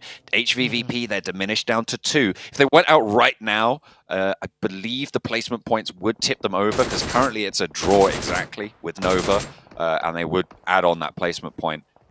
And they lose another, but it is right down to the wire at this stage. Tixie getting shot out, only Matic remaining. Yeah, I think this is the end. This is the end of HVVP. He's forced to step up. He gets 1. Don't count those chickens yet. Matic is still going. He's got the nade. He's sandwiched, though. He's sandwiched. Extremely hard. Oh, he's given them the second one. Turns it around, Matic finds one more, and he's up for a challenge. He's going for yet another, has the DP, so many bullets in the magazine, but finally, it's Inco. Third party is the only way to take down HVVP. They were so close to it. 2 players stepped up to bat for Damwon. It felt like they should have had more there, but they will be able to isolate. With that, HVVP, they'll be able to challenge for that top spot, but I don't think it's over just yet. Nova going down gives Alpha 7 a chance to try and jump up with the big boys. Knights showing signs of life, finally. 4 players up, 4 eliminations already, in a dominant position to take down Udo Alliance. He's down to the last player, M4 Spray. He peeks out. Coops with that DBS headshot finishes him out. Great position for the Knights, too. They are on the low ground, but it is a ridge, so it actually kind of plays in their favor, and they have 4. Damwon close by with 4. Knights take down 1. I think Knights have been playing very well in terms of their aggression. They just overextend sometimes, but this is a good one for them to get aggressive. It is an isolated 4v3 for them, and they need to clear out their sides. Damwon struggling. They are now the filling in the sandwich, which is not ideal for them. Close by Inco. Spec spotted by Vampire, who are playing south side, just on the north edge of those military compounds that still remain in the circle. So, cooking the nade. One sent over his way, but the vehicle sends out wide. They'll spot the crash. Don't want to get run down by the buggy. Sidesteps it, falls back. Great play out of Inco. Right now, trying to put some pressure using the buggy as a tool. It looks like one player of Damwon did go down. So now Damwon down to 2. Inco should smell weakness here. The next zone shifts out. Better finish out this fight now. Pick up those points and then get into the zone. The new zone shifts towards the east. Good zone for Stalwarts, who will just hunker down right there. Evos, I think, down to 2, also with hard cover. Pittsburgh Knights disengage from the fight that they had up the top of the hill, but they might be having their back shot out there. Inco move up past down 1. They turn their attention out the Pittsburgh Knights way. They say, oh, hang on a minute, there's still a player from down 1. Deal with that. Now they can look to control on the southeast side, but they are outside of the zone. They'll have to move forwards, and Eva are in the way. Everything kind of right now, in my opinion, comes down to Inco. Everybody in zone should just kind of chill in the zone. Is Inco going to decide to go down south and take the southern side, which will be bad news for the Knights, or are they going to swing up north? Inco has full control to do either option right now, and with 4 people, they have the firepower. Alpha 7. Spread out a little bit baseline on the southeast side. Inco squash low. Fluketh gets the angle. Mini 14 is good. And they pick up the point as well. Inco lose a player on that western edge. Pittsburgh Knights still very, very close. You can see them under that ridgeline. Excellent step up from action from Godlike Stalwart. And this is the game that we wanted to see from this roster. I mean, they've been flagging. You saw the frustration in the last game. Yeah. It looks like they've got it out of the system now. They're playing strong. Looks like Inco finally deciding to make a play, and they choose the worst one of all. They go down the middle, which opens up silence from everyone onto them. I want to see them do a hard swing to the north or a hard swing down south. But going down straight the middle, they will get blown to bits. Inco now down to 1. And I think everyone else is pretty much in zone. Inco still has 1 player that needs to make it in, but I don't think he's getting into this circle. Yeah, Vito 2K going to be really suffering now after losing Nenabete there. Vampire nades downhill, good rolls on them, and Stoned is going to follow it up, gathering no moss as he tumbles down the hillside. Tensa low around the side. The flush is priority, and top actually proving to be a third party. Coops falls, and actually they're trading back and forth. There's third parties that are ruining this push from Vampire. Stoned really very low, and everybody's suffering. Seemingly, Godlike Stalwart are just playing everybody for a chump at this stage, and Alpha 7 wade on into this fight on the south side. Nades over the top. Top still going in with that Mini 14. Spot Stone can't quite finish off the flush, but puts the player with the DBS back on the line. Xenox, the last to fall, and it's Alpha 7 to pick up the points. Alpha 7 third party, when they smell points, they go for it. I love that decisiveness right there. Keeping track of what's happening on the battlefield. What a great team out of Alpha 7. We do see Alpha 7's down to 3, so I think Mythic is probably the one calling it out for them as well. Alpha 7 with 3, Star Wars with 4. We still have the Donuts team. USG Donuts been very quiet on the northern side, just playing and biding their time. And then Star Wars, once again, getting this circle gifted to them.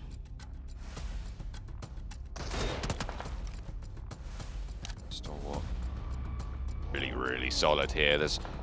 I don't see a way they don't win this. I mean, if they can't win this, then I feel like those previous games must have been getting to them, but this is the time that you are able to win. There's no 2 ways about it. You've got to capitalize on this sort of a circle. Definitely. But I feel like the circle will, I think Alpha 7, I think every team might be able to stay alive here. No, USG looks like they have the edge of zone close to them, but it is not a good spot. So USG will have to commit somewhere. I feel like they're going to be looking at Evos' direction, and Alpha 7 making a move right here, and oh no! Boom goes the car. Schweppes puts the DBS to work. Picks up 2 points for Vampire Esports. Last player surviving, and Alpha 7's hopes are dashed on the Dacia. Alpha 7's probably Star Wars Esports' biggest threat too, so that just really made things a lot easier for Star Wars. Mafioso, last one up. He might be able to pick up a knock. Here is USG's push onto Evos right now. Lufa close by next to the tower. The other 2 players providing support, I believe, from distance. But they will have to make a move soon as the blue circle is closing in on them. Nade came through from Evos to find the ground floor. Donuts USG going to be taking heavy casualties now. Only 1 player left standing. And Evos aren't going to make that too easy. Scry action. Top. Pika all staying strong. They have so much control over this zone. Absolute control. Mafioso forced to run down now. Is he might be zone on that. Oh, never mind. Mafioso Not goes anymore. out. We're down to 3 teams. And USG is still up. They got the revive. It's a 2v2 here with 4 players of... They should definitely move off of that knock. They have the numbers, they have the angles, they have everything. They need to get more elimination points, not just the chicken here, with how bad of a 3-game Stalwarts have had so far. Although, to be fair, just getting that chicken dinner after the games they've had would be great news. It looks like they're going to get it. Look at the movements that they've made. They've pushed up. They're controlling the ridgeline. They know that they're going to have the center of the next zone as well. Yeah. There's no way that they go down here. I would put a good amount of money on it. It's just no way that it happens. All the UC in the world. Yeah, they just need to maximize points. They get 1, they get 2. There's only 2 points left. They should look to get both of these. And no way can they throw this now. I want to see them commit, like try really hard to get 1 more point, because they should know both of these teams are just going to die to the blue otherwise. Yeah, Action really wants to hunt this one down. They know there's a player in the shack. It looks like they know that where Redface is. There's the nade. There's the point. Action knows the bathroom will be the place of the final hold for EVOS. It won't be enough with just the 1 player, but the rest of them flood on Nicely in. done. And godlike Stalwart, what a relief for this roster. Yeah. Coming back on in after a set of lackluster performances. I mean, you could see it. Look at that. Yeah, That is relief. Relief is the perfect word. I love that you said that, because that was not a celebration we just saw. That was just relief. Pure relief that they are managing to pick up some points and put themselves back on the board. And there's a little bit of celebration now, a smile, as it's settling in, that they realize, like, hey, we still got this. We still know what we're doing. We're still a top contending team. Great job out of Stalwarts. Man, what a game. HVVP once again showing up. Nova and HVVP continuing to duke it out. The hot drop, it happened again on Gaka. John, it happened again. I mean, I imagine after this one it might change up a little bit. I was agreeing with Imperium on the desk about his points that, you know, it looked like they really should have won that fight for power. It was just Paraboy who turned the corner and got 2 knocks, one after the other, very fast, that won them the fight. But this time around, it was clear. Nova had it all in their hand. Maybe Nova wants the hot drop, because Nova has managed to pick up... Oh, okay. Actually, every single time you realize that they've done that hot drop, another team has rotated into them, because Nova's rotation is drastically slowed down. First game, it was Alpha 7. The game we just had, it was an HVVP. So that hot drop, even though they're winning it, is actually costing them a lot of points, because they end up running into a different team due to the slowed down rotation. I mean, it was difficult, obviously, with the military circle as well, because people are going to move faster on that, so it does kind of skew that a little bit, but you're right. Difficult path ahead, but godlike Stalwart start out with a good step for their first chicken dinner.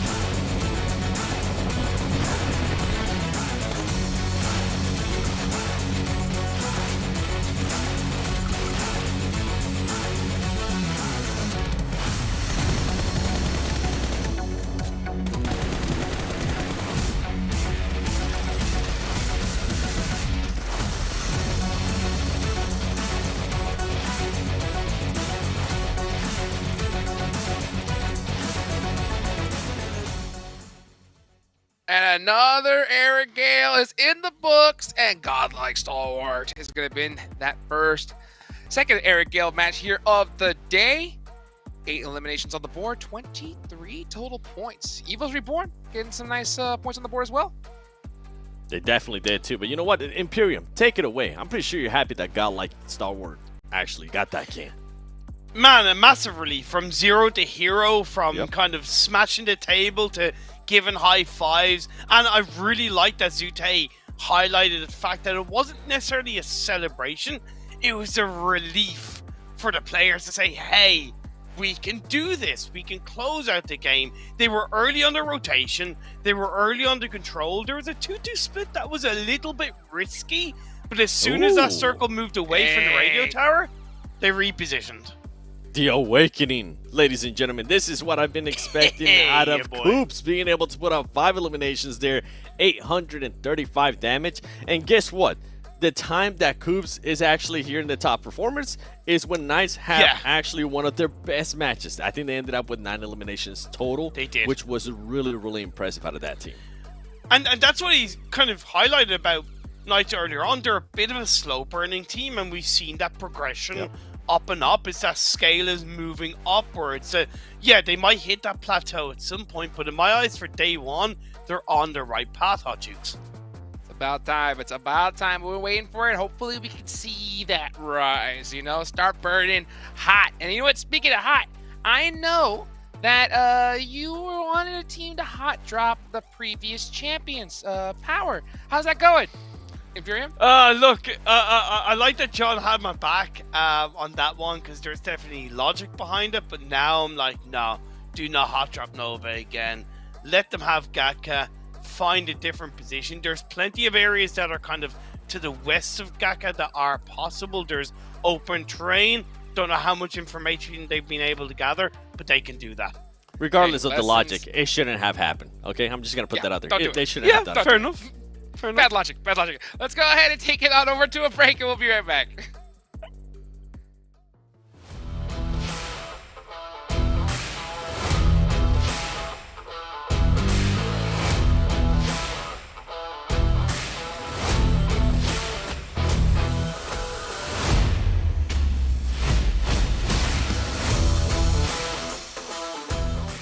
De PUBG Mobile. Prepárense para experimentar los nuevos eventos que se vienen. Prepárense y únanse. Disfrutar el juego.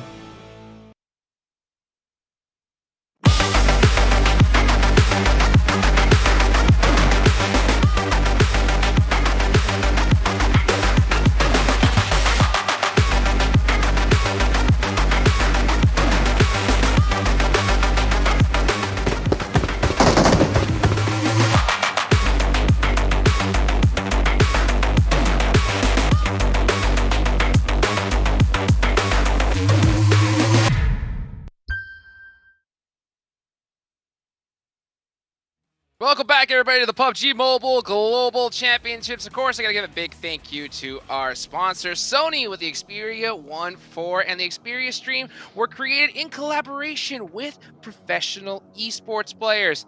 Play PUBG Mobile in 90 Hz with Xperia Stream's total cooling system and multiple ports for intensive gaming and streaming.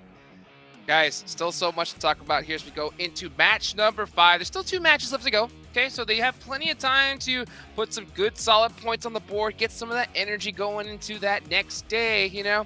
I wonder what we're going to see come up. Are we going to see, you know, a team really come out hot? Let us know right now on the socials. Use that hashtag PMGC 2022 as well, so we keep up to date with everything that you guys are talking about here.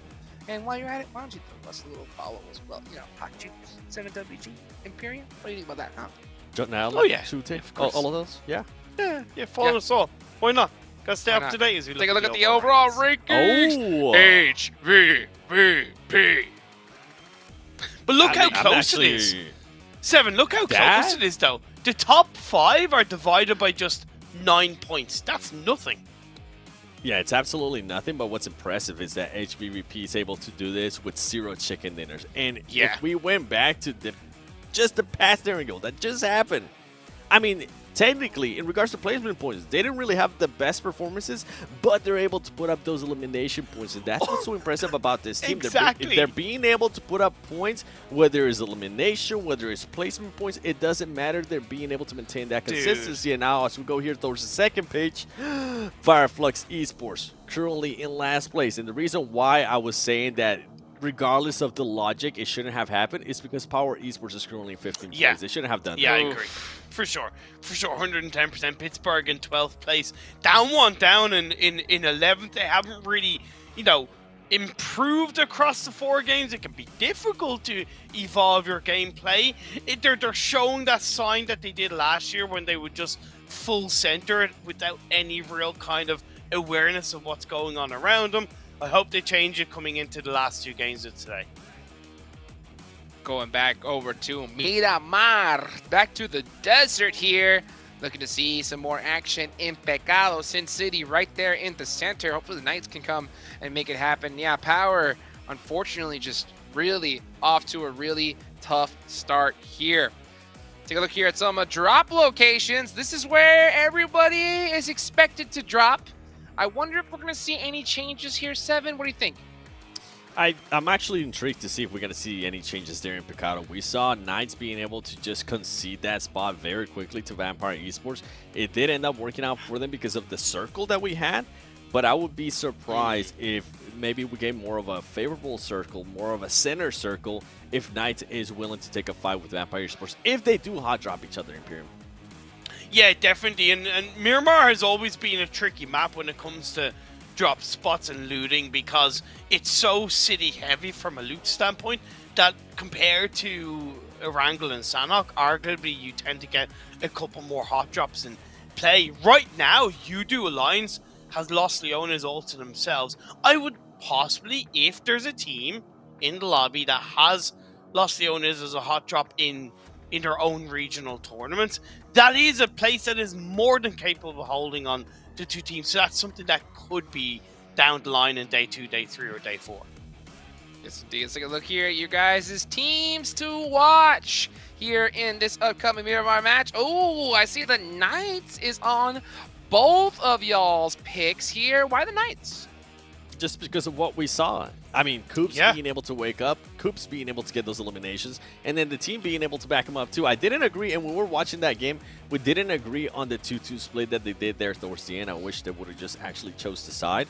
But besides Knights, another team that I'm actually going to be looking at here is going to be Power Esports. This team, they really haven't performed that well, 15th place, but the previous Miramar, they were actually able to put up 11 points. So hopefully they're going to be able to take advantage of Miramar here once again and put up some great points up here. And for the opposite side, I put Godlike Starboard on my teams to watch because the majority of their points have come from Erangel.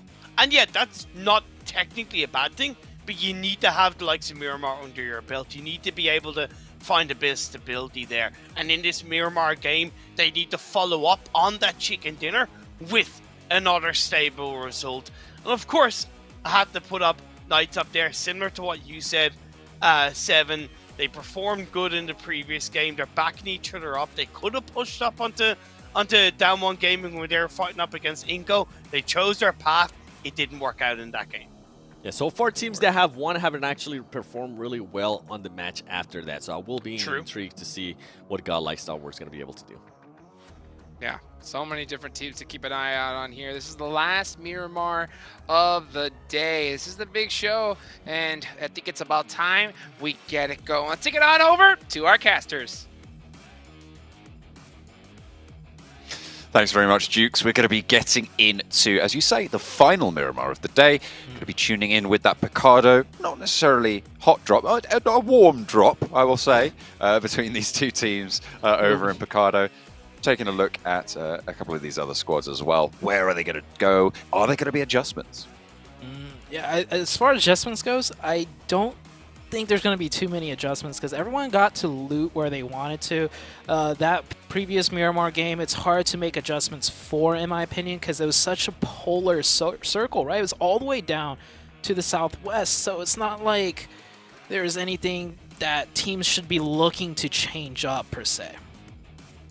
Potentially not. I think the only adjustment might be Vampire and the Pittsburgh Knights, but even then, they were perfectly happy to both loot the area. Pittsburgh Knights then just disengaged from it, right? And there was no real conflict. Yeah, I think both teams also had the loot they wanted. They both had the vehicles, right? So we might see that warm drop again. I don't think either team really slowed each other down either. It seemed like the Knights left whenever they wanted to, and Vampire decided to just stay around and loot a bit longer. So we'll see what happens this time around. I think the more deciding factor for this Miramar game is just simply where is the circle going to be, and also the plane path as well. Hopefully God, like Stalwart can carry momentum forwards into this game as well, because their last Miramar pretty drastic in terms of the upheaval that it could have caused. Look at that, that's focus coming through in the middle. Oh dear. Look at a little bit laid back over on Vampire, seemingly happy with their last game. Obviously that double kill down the hill from Schweppes was pretty chunky. Those 2 points were, in a way, gifted to them. I think it was as they were driving down, right? They took a lot of bullet damage from the other squad. By the time they got down to Schweppes just pumped that car with 1 DBS shot, and it just blew up instantly. And we're looking at the plane path here. This is not a very good plane path for these That's players. a deep cut on the south, right? Going from La Driera down to Puerto Paraíso, and it's not going to be pleasant, especially for, I think it was Alpha 7 who dropped in Torre Hamada, Tierra Bronca on the split. HVVP might struggle as well. Depends where the circle goes, though. Yeah, I think everyone does have some sort of backup in mind for when the plane path does come down this way all the way down to south. You see Alpha 7 already jumping out very early, stretching to the northwestern side. They might actually go loot ruins in the trailer park area, seeming from the trajectory they're going towards. Damwon sticking true to their Valdemar on the southwest. Everyone else stretching out to the north. We might see some engagements very early on, just by the means of rotations and fighting for these vehicles off drop. Like Ketch is going to crack on with a party bus. For Fireflux, fairly central. You can see him just to the southwest of Picardo. Team's still in their parachutes though. Vampire looking to drop in towards Picardo. Looks like we will see the drop, both of these teams close by. Don't imagine we'll see too much, but the circle just came on the screen at the end there. It does go northeast, so it allows teams to move up a little bit further north if they want to. Vampire on the aggression this time. First time around, Knights got the north side, Vampire stuck to their south side. This time around, Vampire is dropping even deeper into the north, not dropping into the casino or that high-rise building. So Vampire looking for a fight, or probably to just claim this spot as their own for the rest of the tournament. Pittsburgh Knights looking to pick up some weapons. Spec only with the Winnie there. Might have another one on the back, but it's actually Coops to find the first. And what? Hang on a minute. Wait. That's not a Vampire player.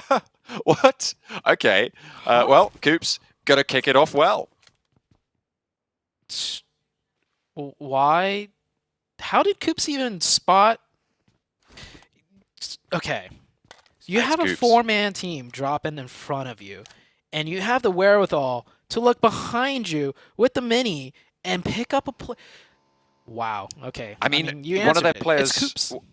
one of their players dropped in late, so maybe they were just completely on the swivel. I mean, you know that they're not pushing aggressively, maybe, so you're sort of just keeping an eye out or just catching it in peripherals. Oh no! Oh dear, another difficult position. This is not good news for Oh no!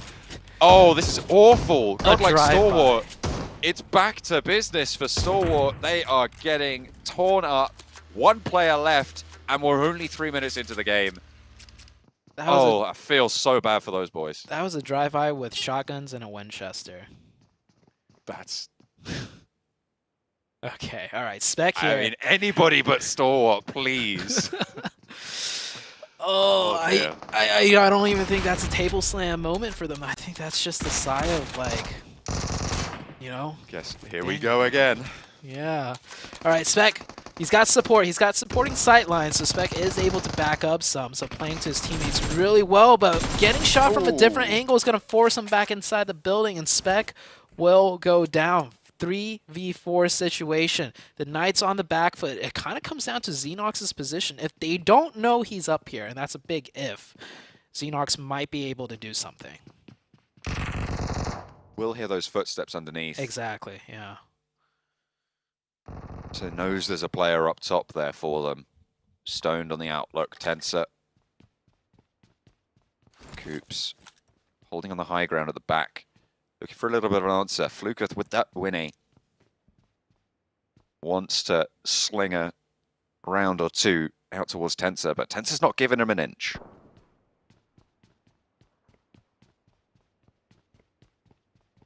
Slowing down a little bit here. It looks like Vampire, with that advantage, it looks like they're going to spread out a little bit to find an angle. I think they're mainly trying to deal with Xenox. I think they know he's up here. And I do believe if he gets all the way to the top of the roof, he might be able to just get a very slim angle onto Xenox, even if he stays prone. And there we go. There it is. Yep. The Knights now down to 2 players. Ravenclaw does get answer towards. Coops is still on the warpath. Coops again. Picks up the backstop, and that could be quite important, although losing Xenox early, it's not going to be ideal. Leaves Coops and Tensor operating as a duo. In the meantime, hang on a minute, Nova running down power there. Wait, Gakka was in the last map. Gakka was the last time. Come on, stop that. I'm looking here. Northeast. Yeah, so Nova's looting Minas, and that's actually... I love how we don't even have time to talk about where the first circle comes up. Before this match, I'm like, the most important thing coming into this Mirror match is the plane path and circle, and we haven't even touched on the circle yet. Circle is northeast, dead center is Minas, and that is where Nova's looting. HVVP losing 1 member, 1 million, getting a bit more aggressive now as they do get a knock. He's looking for the confirmation, but the rest of HVVP is here to bail out Tixie, their MVP player so far for the day. I'm surprised Venom didn't hop out for that. I feel like he had time. He had the position, but being so split on the back from 1 million, they are completely on the way. Maybe they were just like, you know what?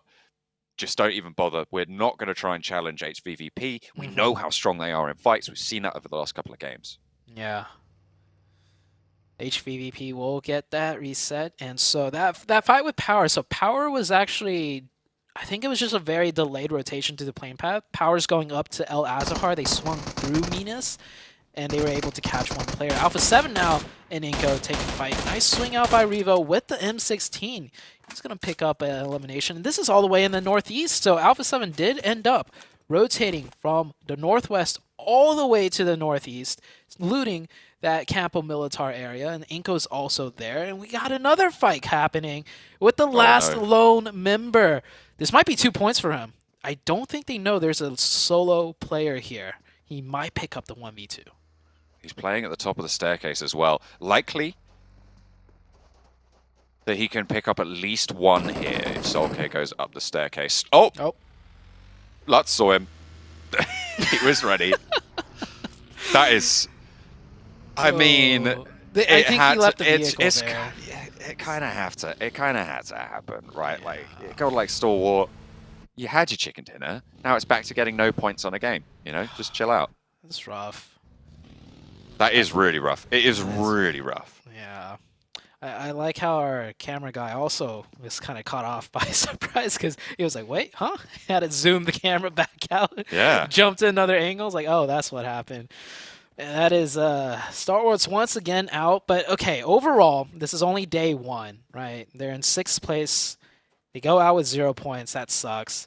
But this is day 1. We got a couple more days. So they're not in the worst of positions, right? They're not in the worst of it. But they're definitely not happy with how inconsistent they have been performing. Needs to step up a little bit. I mean, teams like Fireflux, Power also just have had much less of an impact.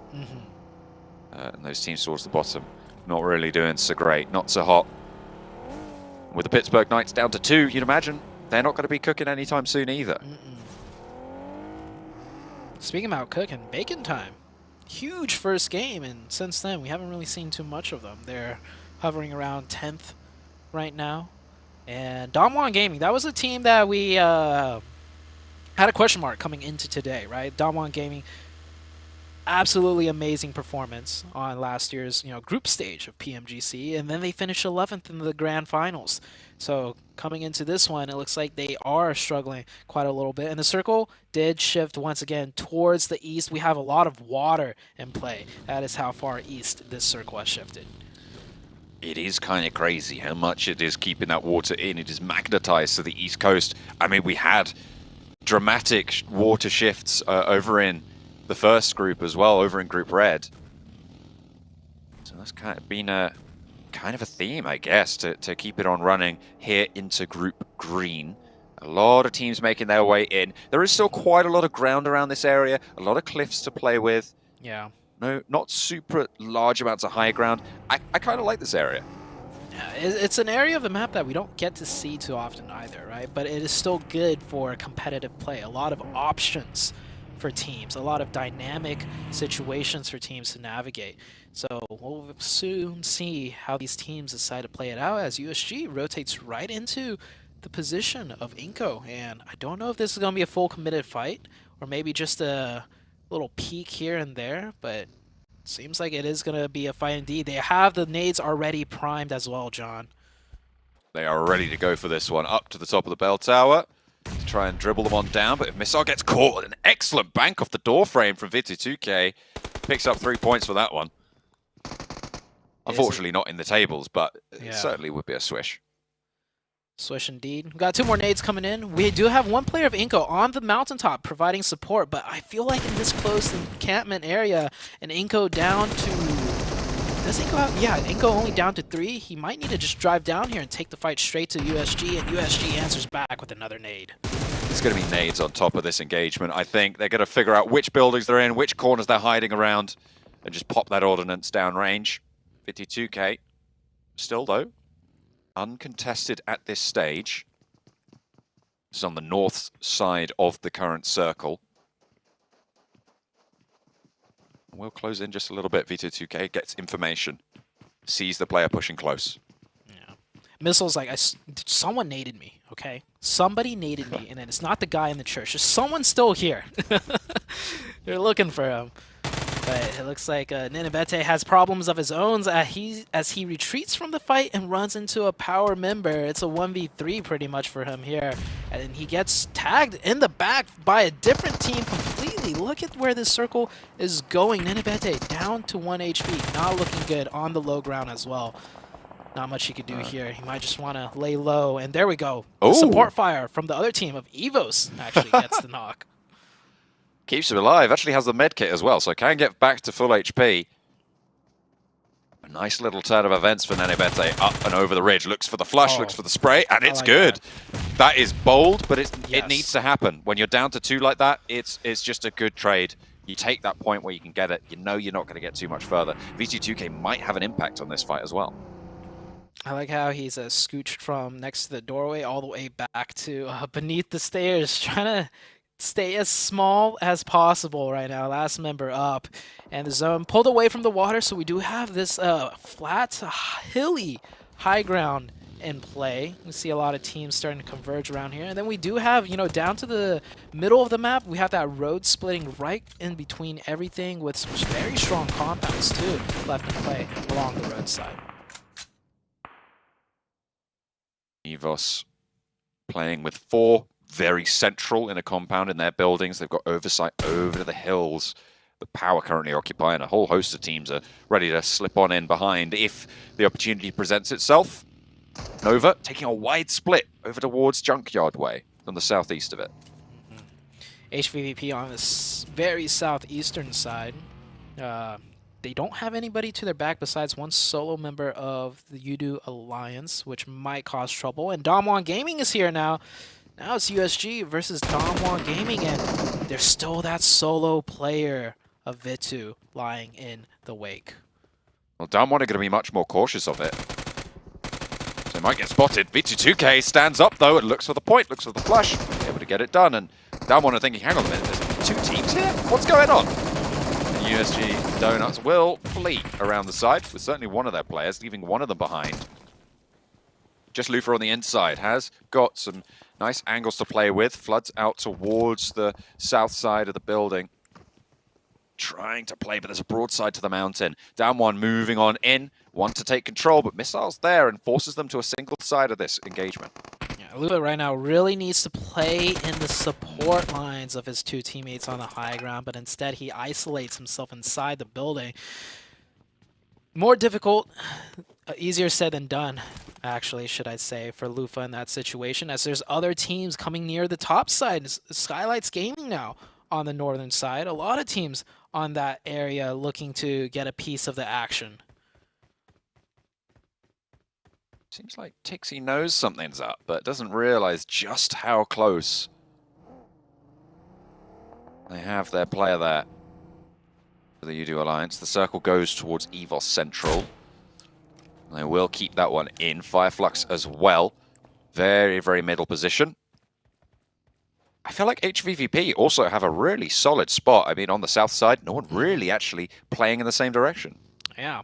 Actually, this is like almost perfect for them, because if they need to go up north, they have those ridge lines to work with, and nobody's really going to stop them either, because further up on those ridge lines, there's just flat terrain with compounds, and that's where most of every other team is going to be. So this could be a big game for them, as Tensa accidentally mollies himself. Coops, 1 HP, gets taken out, and that is the Knights with another rough game. Big fat L, really, on that game. They lose the Picardo, and they just get picked apart. 15th place, 1 elimination. It's going to keep them in 12th position in that red zone, in the zone that will not even make it to the survival bracket. Yeah. So you do want to be getting a little bit ahead of the game here. Bacon time with 4 into the late game. We might see another big performance by them. We saw it in the first game, and then they kind of went quiet since. And with the way the zone is playing out right now, with how many teams are up alive, I think we're about to see a lot of fights happen on every side very suddenly. Down 1. A knock over their way. Fireflux trying to keep this spread going, and it's working out for now in a central location.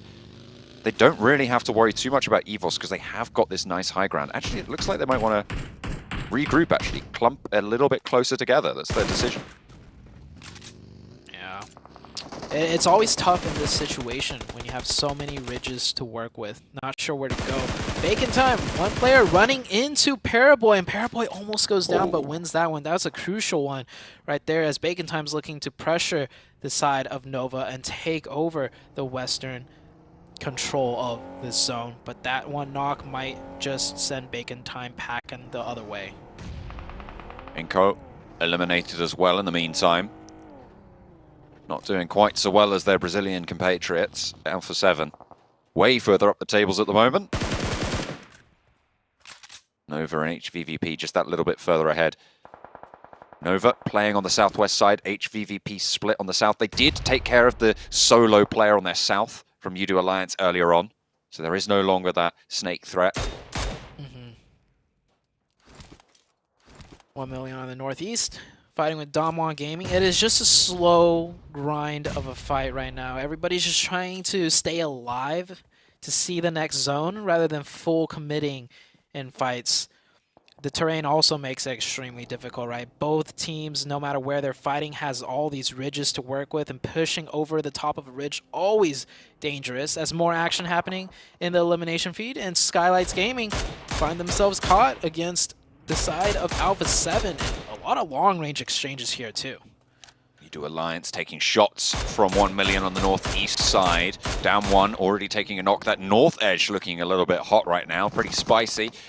As you say, that engagement starting to pop off. Alpha 7 really running it down though. And will be dogged in their pursuit of these eliminations. 2 already found in the shack. They've managed to corner Boro for Skylights Gaming. And they will look to put the final nail in. Carrillo is there, and he'll catch this rotate. No way you get away from him.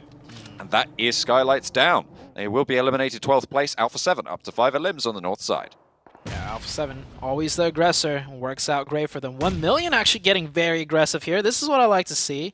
They've been playing very quiet and consistent. This is not a fight that they have to take per se, but they know they have the advantage, and they're looking to find the angles. It's always better to clear out your side of the circle rather than waiting. All they need is one nade right there where that smoke clump is, and that's a 2-pointer for the side of 1 million. But it looks like they're starting to back up instead. Dropping some smokes from 1 million. UDO Alliance, they are 3 players right now. So aren't really super keen to go for this fight. I mean, they know that 1 million are there. Better moving in as the backstop. Redface, lone player for EVOS, going to hold off 1, and actually the entrance is blocked by the vehicle. They have to go for a second. Looks for 2. Can't quite line up for the 3rd. It looked close, but EVOS lose their outpost. Unfortunately, though, for down 1, They've taken a hefty hit over in their compound, and look at this backup coming on through. Perfect timing. Can they keep that crash going? But in the meantime, Fireflux a little bit further to the west, suppressing lines, going down to the vehicle explosion. SKF doesn't even turn his attention that way, and EVOS roll on through. It's going to work out against down 1. We're now down to 1. That was a good response by EVOS. Maybe if they were just a little bit more ready for a potential crash on their isolated player, they could have came over and helped quicker and keep all 4 up. So they will lose 1 because of that.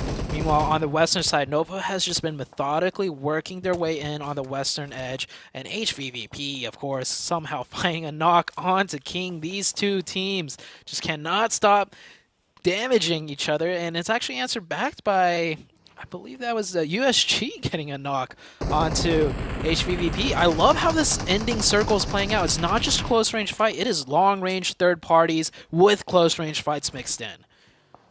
Jimmy getting pressured by Vampire, who have been playing really consistent.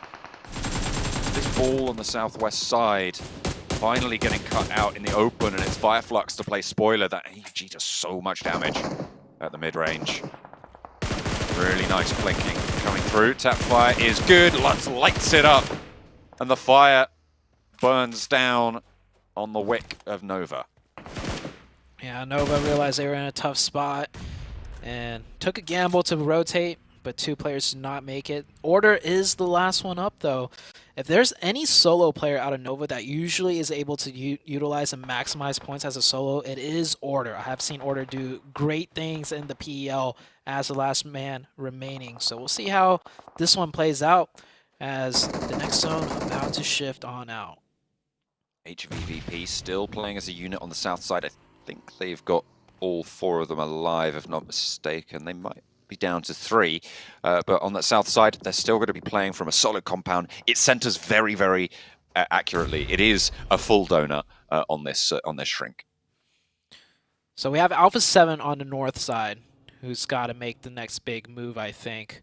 They could stay on this ridge line, but knowing Alpha 7, they're going to look for an opening, and then they're going to push off of it. Domon Gaming Forest might be in a good spot to spoil if something happens, that it's a very obscure shack just sitting there.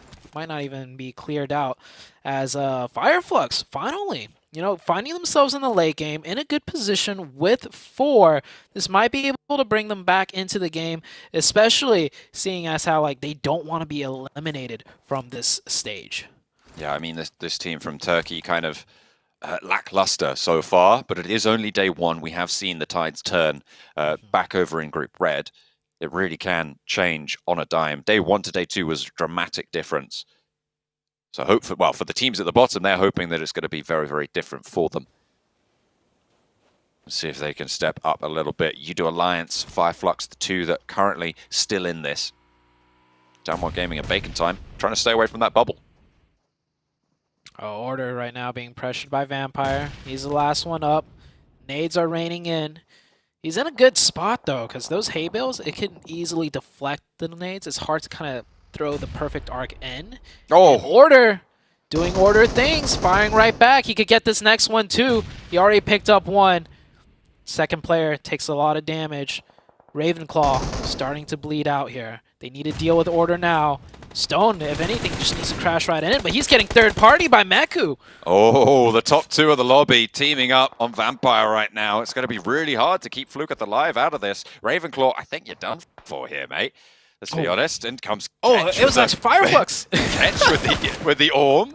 Pops the big green gun, and Solke swings in, and Stone gets... okay, Vampire have had a nightmare here, to be fair. Fireflux actually striking out south. They want in on this fight. HVVP chiming through as well. Order is being kept alive by 3 different teams right now. Yeah. Oh, don't stick. Oh, that was a close one. That was a close one. That's a haircut right there. And for Fireflux, if they just get a little bit more aggressive, if they sweep a little bit further down the side, I do think they have great sideline onto the entirety of HVVP here, too. So you see Soul K right now pretty much anchoring down the south side. So Fireflux, if they wanted to, they could stick their heads out a little bit more and cause more damage to the rest of the lobby while still remaining very safe. The thing now about Order is that his position is known. People know that he's in this area, in this position. So it could be a little bit more tricky. Udo Alliance losing one of their players on the top of the hill. 1 million will be the claimants to that title.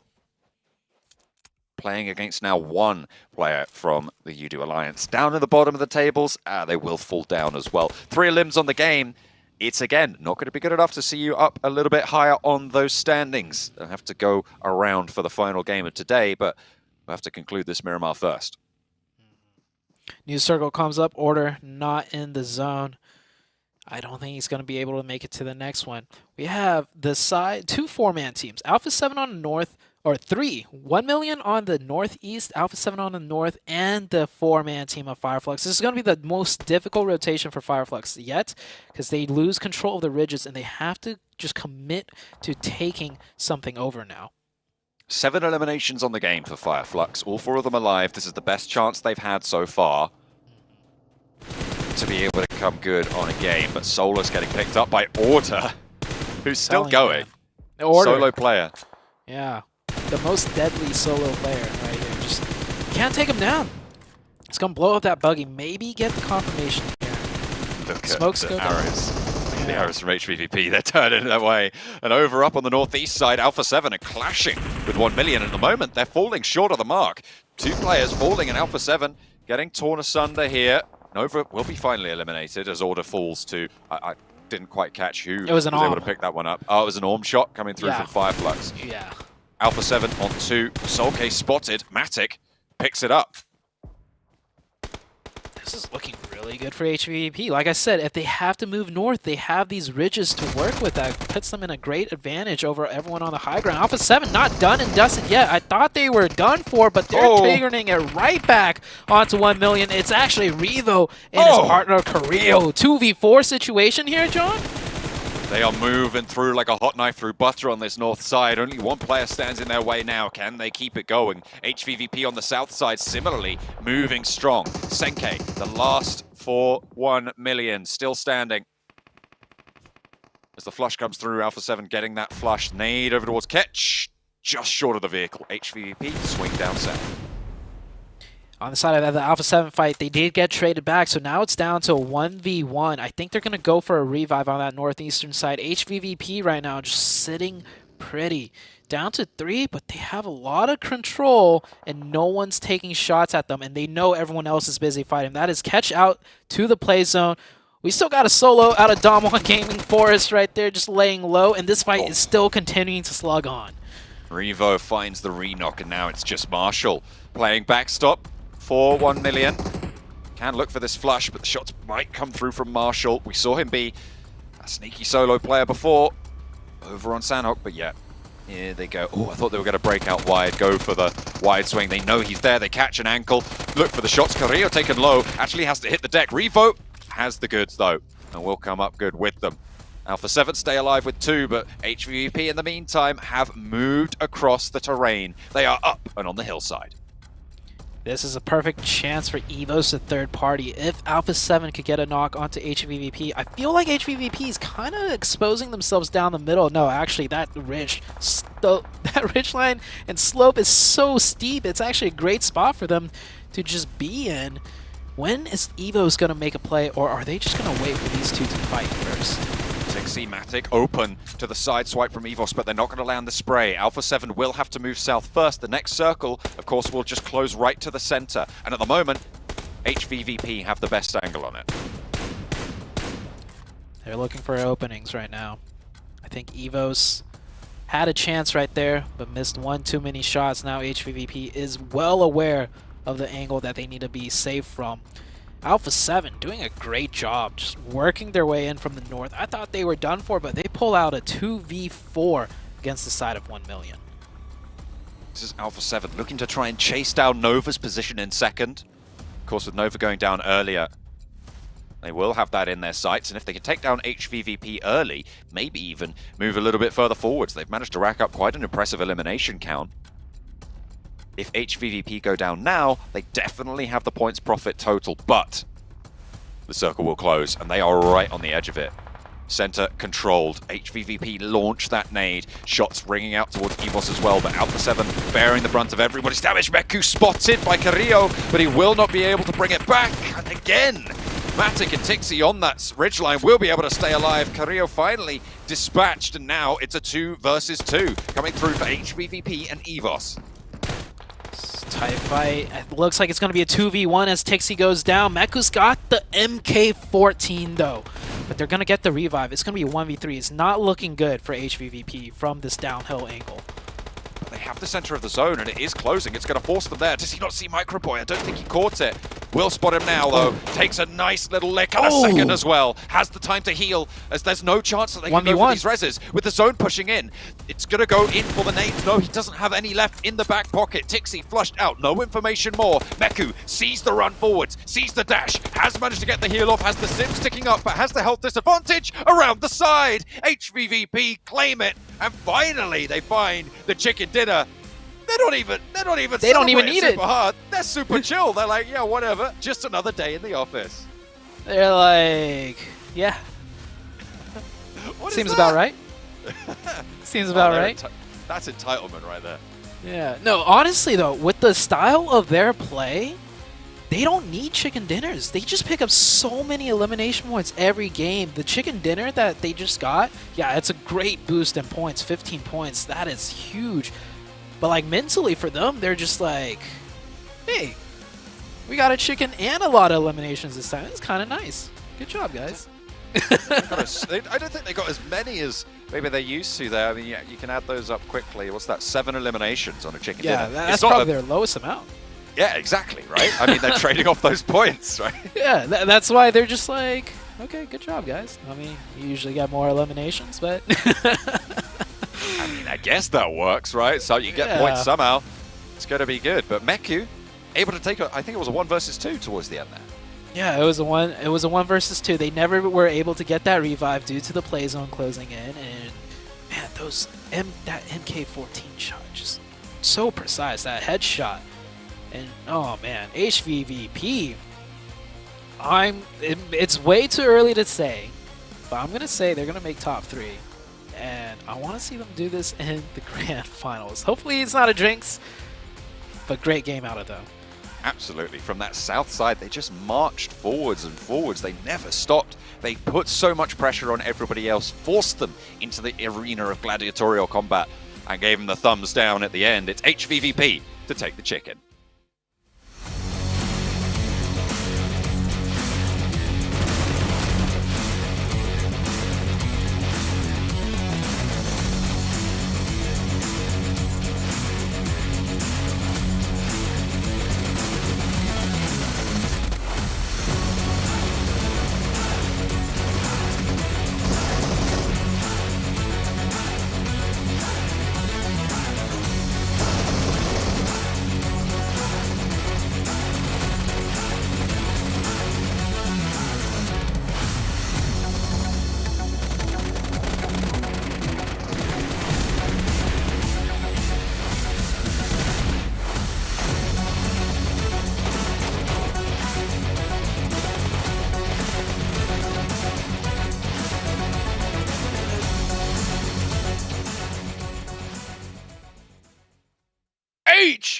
HVVP with the second chicken dinner here on the first day of the PUBG Mobile Global Championships Group Green.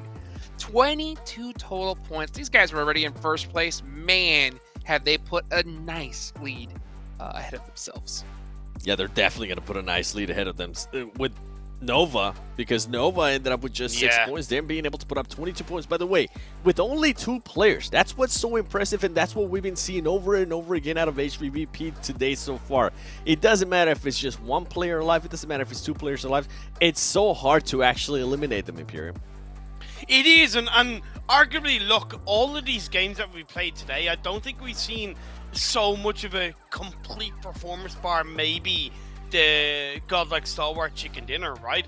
But again, like you said, it's what makes HVVP so dangerous is that even when they're down to trio, they play as a full squad. Looking at the top performers, though, once again, Microboy with 6 eliminations. His team performed a lot stronger this time around, getting, I believe, 12 eliminations in total on that game alone. They're on the rise, and honestly, I could see them challenging for one of those top 3 spots if they aren't already in that position. Microboy, the legend himself, dude, just coming in strong. That's what we like to see. We got one match left today. Aaron Gale, all right? How long is Power surviving in this one? I knew that was coming. I don't. They're not gonna hot drop Nova. They can't. This is the point where I would, not to sound too harsh, but I would say it's really silly. Like really silly to hot drop. I don't know. Really silly. Hey, have you ever heard of the saying, third time's a charm? Yeah, but what is that also that saying when you try the same thing over and over again and expect a different Something result? insanity? You know, yeah. So it's a coin toss. know. It's a coin toss. Let us know what you guys think, of course, by using that hashtag PMGC 2022. You think, hot drop being the previous champions is a good idea or not? It's something I want to hear from you guys. But you know what? With this last era Gale going on, we have seen HVVP dominate so far. They're already starting to get on that point. Even though it's only day 1, right? You don't want a team like them getting a very thick lead going into this here. A lot of these teams need to bounce back. 7, which squad are you really looking at to bounce back here in the final game today? There's so many. I mean, honestly, I know, right? There's so many. I'll give you 3, right? I'll give you 1. Vampire Esports. I feel like this is a team that I've been looking at closely, right? A lot of people expect a lot out of them because of what they did in PMWI. So far, they really haven't shown us some of the stuff that we saw in PMWI. And that was always the big question mark with me with Vampire Esports. Now, when we looked at some of the other teams that don't really need to bounce back, but I would hope they finish the day on an exclamation mark point, it's going to be EVOS. I feel like EVOS has performed so well. I mean, I think they're currently, with the performance, they're definitely within the top 3. And same alongside with HVVPV. They just got the win. I want EVOS to also finish off the day great by getting a win. Like, Indonesia as a region has been extremely strong over the years. And yeah, it would be great for that audience to see EVOS grab a chicken dinner in the first day. I'm not even worried about the audience. I'm worried about the team. I want the team to get a win. That's right. Let's go. Come on, make it happen here. One last match. You have to rally. And this is what I so love about seeing these LANs. You get to see the players. You get to see what they look like. The anger, the frustration after a bad game, the joy of a good game. And, for HVVP, after a good game of chicken dinner, it's just like this. Good job. Yeah. This is how you do it. That's how you get it done. But let's see how EVOS is about to do right here, because we got a great interview with them. Let's go ahead and I'll take it over to Choo Choo.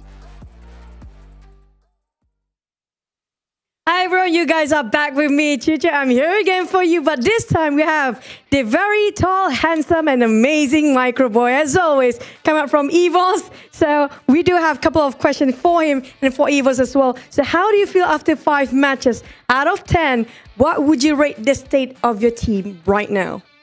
Dari 5 pertandingan yang tadi sudah dilakukan, jadi dari 1 sampai 10 kira-kira berapa angka yang mau kamu kasih? Setelah menjalani 5 match tadi, sekarang jadi lebih pede sih untuk ngelawan tim-tim lain, dan rate untuk timku di PMGC ini ya mungkin kita di angka 8 lah. Ya aku bangga juga dengan anak-anak timku. Semoga harapannya mereka bisa tetap konsisten dan kita bisa lolos PMGC di tahun ini. After having the 5 matches, so we are getting more confident, and together with everyone in the team, so now we are getting more confident for the next game, and hopefully we can get better we can be consistent and also can be better for the next matches. Yeah, it kind of shows when it comes to your overall ranking right now, which is quite good if you ask me, and you can just top it off the chart anytime soon. So you were very close, very close to win the previous match, but HVVP were just a tiny bit stronger. In which area do you think you need to improve in case to get that chicken dinner just now? Tadi dari HVVP sepertinya kalian sedikit lagi bisa memenangkan HVVP. Nah, jadi kira-kira apa yang kalian bisa lakukan untuk nanti bisa melakukan lebih baik lagi dan mengalahkan HVVP? Yang bakal kita lakuin di next match ya seperti biasa, kita tetap ikutin arahan coach dan main seperti biasanya dengan enjoy, dan harapannya kita bisa membalas kekalahan kita melawan HVVP nanti. So what we are going to do next, so we are going to follow like the guides given by the coach, and also we are going to work together so to be better, and then so hopefully we can do it really well for the next matches. Hopefully that's going to happen soon. But for last one, you have anything to say, especially for your rivals HVVP or even your supporters out there? Ada yang ingin disampaikan nggak untuk HVVP atau untuk pendukung kalian semua di luar sana? Buat HVVP, tunggu aja pembalasan kita. Dan buat fans, terutama EVOS fans, semoga kalian tetap mendukung kita di ajang PMGC kali ini. Semoga kita bisa memberikan yang terbaik dan lolos bersama AE di Grand Final Indonesia nanti.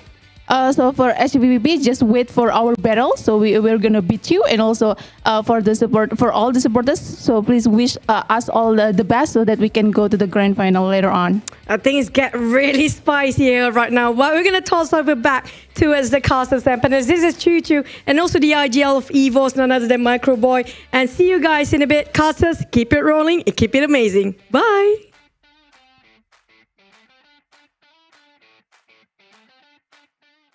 You said bye, we say hi. We are back, and you know what? It's time to say hello to our best solo performers. And of course, it's none other than the legend Microboy. We just saw him talk to us right here. And by the way, this is from whenever a player dies on your team and you're able to play by yourself. And Microboy put up 12 points as a solo 7.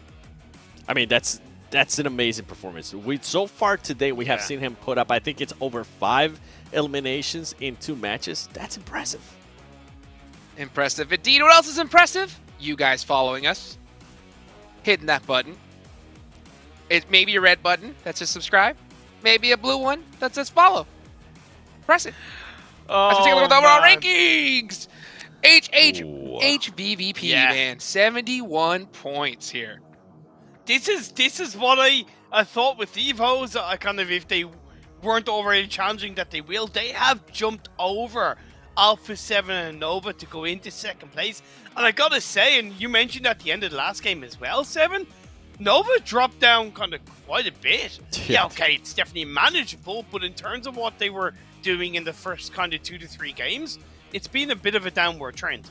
Yeah, another team that's kind of dropping as we are going to be going towards the next match. Erangel has been Bacon Time. They were in 11th place, and this is a team that has a chicken dinner, so not where you want to be there for Bacon Time. Maybe they can turn it around here in the Erangel coming up. It's not about how you start, right? It's about how you finish at the end of the day. So you can start with a chicken dinner as we look at the top Erangel performance, but you got to be able to follow it up in some way. What is a massive thing for me to look at is godlike stalwart, guys.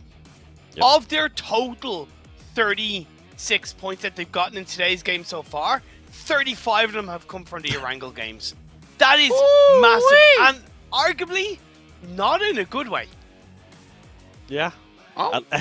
At least right now they're performing in the map that we do play the most, right? So that's kind of going their way, but everything else, not the stats that you want to have. Hey, teams to watch. 7 with the really tough pick of HVVP right there. EVOS as well, and Nova. Hey, I gotta admit, those are some really serious big boy players to watch here, 7. Yeah, and I mean with HVVP, I actually picked that before they won the last match, and I transferred it to EVOS. And now I want EVOS to actually be able to get a chicken dinner because these teams have just been performing so well that if they can get that just out of the way in day 1, you love to see it. And then with Nova, with the performance that we saw, with the overall that we saw, you're starting to see a bit of a gap there. Not something you want to see at the end of the day. Hopefully they can pick it up. I went for 3 teams. Yeah, I went for kind of the other direction where I wanted to kind of give a little bit of a highlight of the teams that realistically haven't performed that well, or enough that obviously they're in their current position. Power, yeah, they've suffered their own fault due to hot dropping. That's up to fix or not fix. For Udo Alliance, there's just a little bit of higgledy-piggledy play from them. They show tiny sparkles of brilliance, but not enough as a full team, not enough in the longevity of the game. And yeah, for Bacon Time, they got to get back up to find a crispiness. Yep. Well, piggity dirt, it's time to go to our casters. We're coming over here. We'll hopefully look at a little less higgledy-piggledy and more straight and narrow as we head into our final game of the day. We haven't gone crazy just yet. We'll save that for day 4 of this week of Group Red, or Group Green even, sorry. Group Red was last week. That was a whole other ball game. Can you imagine, John, the last day of this group? Just like it's like these teams, okay, so like the hardest hitting teams, if they're not in that top 3, they're gonna do whatever they can. We saw in the first week, LGD, targeted a team to try and break into the top 3. Can you imagine this group when you have so many heavy hitters and only 3 can be in the top 3? How hard they're gonna go all out on the last day to like get themselves there. Yeah, I think we could see sparks start to fly, but we've yet to see that top really emerge. At the moment, we're looking at 5 teams who are really in that top pack, and the spread on those is 21 points. I mean, first down to 5th is 21 points difference. 71 to 50 points is the difference there, but we're looking at 1 Million, Nova, Alpha 7, EVOS, and HVVP as those 5 teams at the moment in that front-running pack. But we've not even played a quarter of the games yet, so there's definitely time to change that completely. Definitely not. We still got a lot of games, like you said, and also I just want to throw this out there. Nova is in 4th place overall, but that's with 2 very bad Erangel games where they only got 4 points, right? And Erangel, in my opinion, is their best map. So if it were not for the hot drops, right, maybe tomorrow, they won't be as contested. We might see Nova start doing, Nova things on Erangel, which is their strongest map. So that's something to think about. They're in 4th place overall with 2 bad games on their best map. Gatka is absolutely available on this drop. It looks like we are going to see both Power and Nova heading out that direction already. I feel like we might be seeing this again. I feel like we have another hot drop on the cards. I'm wondering if this is a little bit of a we're not going to make an adjustment on the fly call. Like we're going to stick to our guns here and just try and go for it and not readjust. Because we're going to wait for the day to end to try and change that. But it looks like maybe Power are drawing a little bit short of Gatka this time. Yeah, they have. It is very difficult to stretch all the way to Gatka, and maybe after losing 2 hot drops in a row in a very disastrous manner, they might have decided to just give it up. Like sure, if the plane path flew right over Gatka, we might have seen a hot drop, but this in a way is kind of like showing them like, all right, we don't have to take Gatka, we could drop somewhere else, and they'll probably have a better game than statistically, right? Unless if they get eliminated immediately by a different team, they'll do better than they have dropping against Nova for this match. So that might just play into things coming up to tomorrow and the rest of the days where the hot drop will no longer happen. What I'm interested in now is, do Nova try and move further north? We're going to see Nova's rotations unleashed, right, in this early game because we're 2.5 minutes in and they're not fighting. So they have those opportunities to make decisions. Yeah. They might be in a collision course right now, though, as, I'm seeing that on the minimap. Hopefully the camera will pan over before the fight starts happening. Okay. So they're diverting, yeah. Yeah, it looks like they got close, and now they're subverting. It's Nova's just doing a little bit of a split loot, and Power doing the same, just basically mirroring each other, not necessarily clashing, though. And, yeah, there's that Power. Those 2 Power players that are turning back to the way that they came from. Looks like Power is struggling to figure out where to go, though. I thought they would just grab the buggy or maybe they're looking for more vehicles because all they have is just 1 buggy. I mean, it would make sense. It's likely that you're going to want to head somewhere like South George, maybe even breaching over towards North George on this sort of a circle. Yeah, I think they just only managed to find the 1 buggy, so they were looking for another vehicle, not able to find it. They're going to be hurting for loot and vehicles for the rest of the game. As for everyone else, it looks like everyone dropped where they wanted to. HVVP with a long rotation into North George Pool, which is their primary looting location on Erangel. And seems like this is going to be a calm game, finally. After 4 straight games of non-stop action, John, we're going to have a game where there is no fighting for the first minute. You said it now. You said it now. All the teams are going to start fighting in about 30 seconds. Guaranteed, 100%. Oh, very, very wide split on the north side from 1 million, leaving 2 over to Gameshki, 2 near Severny. Actually, someone in a boat on the north side of Severny. Oh, so they're going for a real big rotation there to come in on the north side of the circle. Fireflux went on the western coast up towards South George, so they leapfrog ahead of Nova to get there. But Nova looked like they want to draw short, play in the Everest Foothills compounds.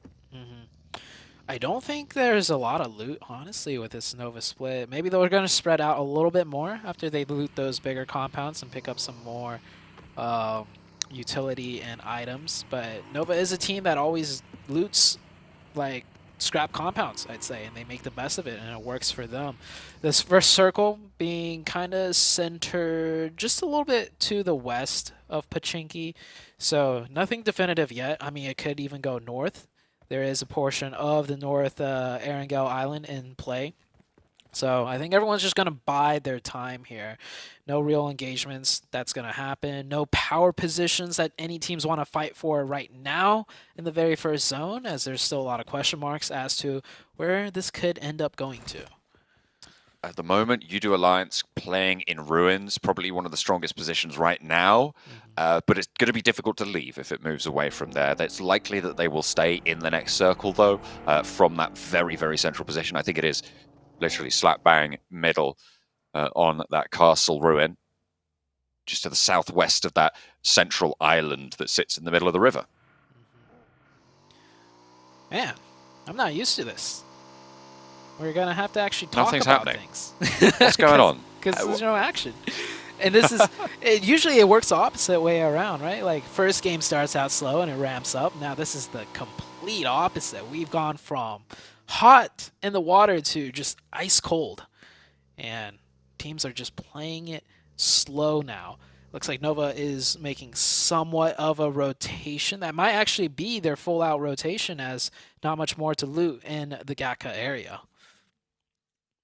I mean, it would be about a minute prior to now when Nova might have finished that engagement with power in the previous games, right? And then they're coming through and looking where to go. But they've already been on the road for this entire time, so they've managed to get a lot more position. Looking at the damage proportion, I think this is fairly expected. Tixi topping the tables, 2.7k right now for HVVP. They have been on the warpath really, really significantly. Kitsune hasn't had as much impact on those damage tables. Ooh, Paraboy. We'll pause it's that. Power once again. Ooh, I mean, that's not good for Paraboy. Will be plowed down there in the fields. And Power, they're going to be able to pick up the point, leaving Nova at 3. And in a very central position, you don't want to be left with only 3 players alive. Yeah, that is very unfortunate for Nova. I can't imagine how many Nova fans, especially over the side in China right now, just absolutely hate Power's guts. Like, can you imagine? Because Nova's got a die-hard fandom. Like, die-hard. Oh, yeah. Fandom, yeah. So it's like, this team, Power, is causing Nova so much issues right now, and even though Nova are down to 3, at least they secure a very strong position in center of circle. But like we mentioned before, John, we have no idea where their circle is going to head to still. It is still the very first circle, and there is still a lot of strong positions that could easily impact the rest of the game if it just goes south, west, east, or even north. I feel like if it does hard shift, no matter which direction, it's going to be really, really hard. Sometimes you get hard shifts that are sort of kind of okay because people kind of knew already that it was going to finish in that sort of area. But we'll have to wait and see. We are waiting on tenterhooks for that one. EVOS, Desk said they wanted to see the chicken dinner come out from this squad. Right now they're playing out in the blue. I think, yeah, they're on the southwest side, just passing by Quarry right now. Yeah. They're right underneath the picture-in-pictures, which is why you can't see them. But they are going to be swinging on in on that western side. And there's the south shift. So that is going to isolate the south side of the river. That's a big shift. It cuts out, you know, the Everest. It cuts out the North Island. We know it's not going to be somewhere far in the east anymore. And this area of the map's probably one of the most commonly played Erangel zone endings. I know this is only Circle 2, but immediately this circle compared to the other Erangel games, well, I mean, we did have a military base, but like everyone kind of knows what's up now. Like which positions to take, what we can do from each position starting in Circle 2 already, and they kind of have a good idea of how to play the rest of the game out.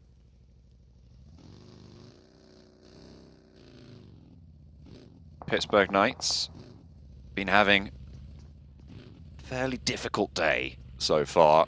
Currently in 12th position. They have picked up an elimination so far on the game, finding a player from... Actually, who have they found a player from? I can only spot Nova, who've lost a player. Stalwarts, actually. Oh, yeah, there they are. Of course. Sneaking little bar, getting away from me. Yeah, Godlike Stalwart. I mean, you know, why not? Man, Star Wars is... What do you think it is? Star Wars just having a couple of bad games, and now the nerves are getting to them, and they're just, like, losing players haphazardly?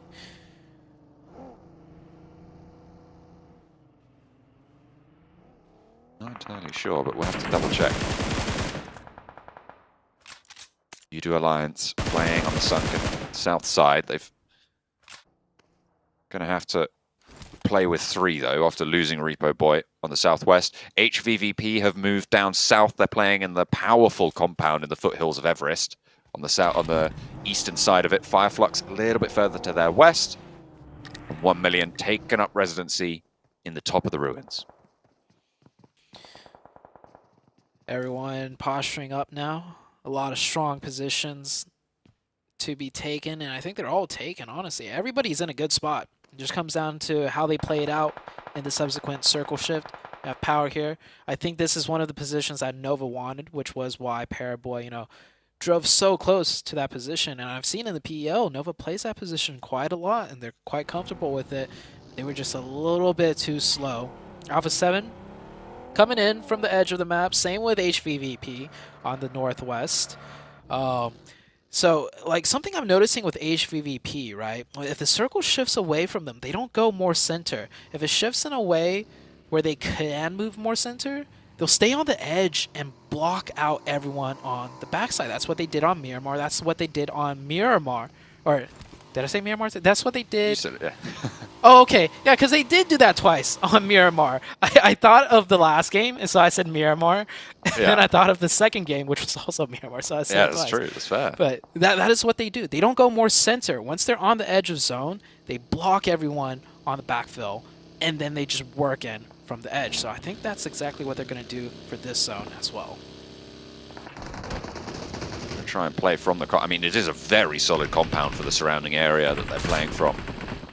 They're going to have excellent oversight onto plenty of players. Skylights going to try and res on up on that central island and move through. Down 1 moving into Vampire, but it is being traded off back and forth. The staircase, brutal, but stoned last to fall. And Down 1 will take them down. 16th place for Vampire. 6th place overall. I mean, 39 points isn't bad on the day. It's going to put them in 6th for now. Teams around them looking to leapfrog, and actually Down 1 probably the worst team to give those eliminations over towards. But they didn't really have much of a choice. Very strong, successful hard crash. I think, yeah, it was Down 1 that definitely crashed in as Vampire were on the top of the stairs there. HVVP lose 1 player, and this is the problem, right? They usually always keep their backs clear, but this time around, they get caught off guard by the Alpha 7. Now they're sandwiched between Inko and Alpha 7. Now this is out of the comfort zone of HVVP. They usually always have the edge of zone, but Alpha 7, another team that's strong on the edge, is going to take that position over HVVP. Likely that they're going to have to leave from this position, though, fairly soon, and HVVP can kind of shelter under the sightlines from Alpha 7. You'd imagine that they're just going to have to go for a straight-up crash if they want to take it down. Over on the northeastern side, the route of egress from the sunken city going to be fraught with danger.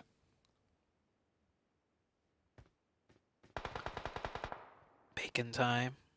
Holding out U2 Alliance. Bacon time also in a strong position, even though it's on the edge. They have those giant mountains just to their south that could give them a lot of sightlines and options to play with. But first they need to deal with Yudu Alliance. We see 2 players here. The third player of Yudu actually still in the ruins area. So Yudu Alliance getting very separated from each other. Not sure what happened there. Maybe the 2 other players can sneak on in, but Bacon Time definitely is quite aware of their positions.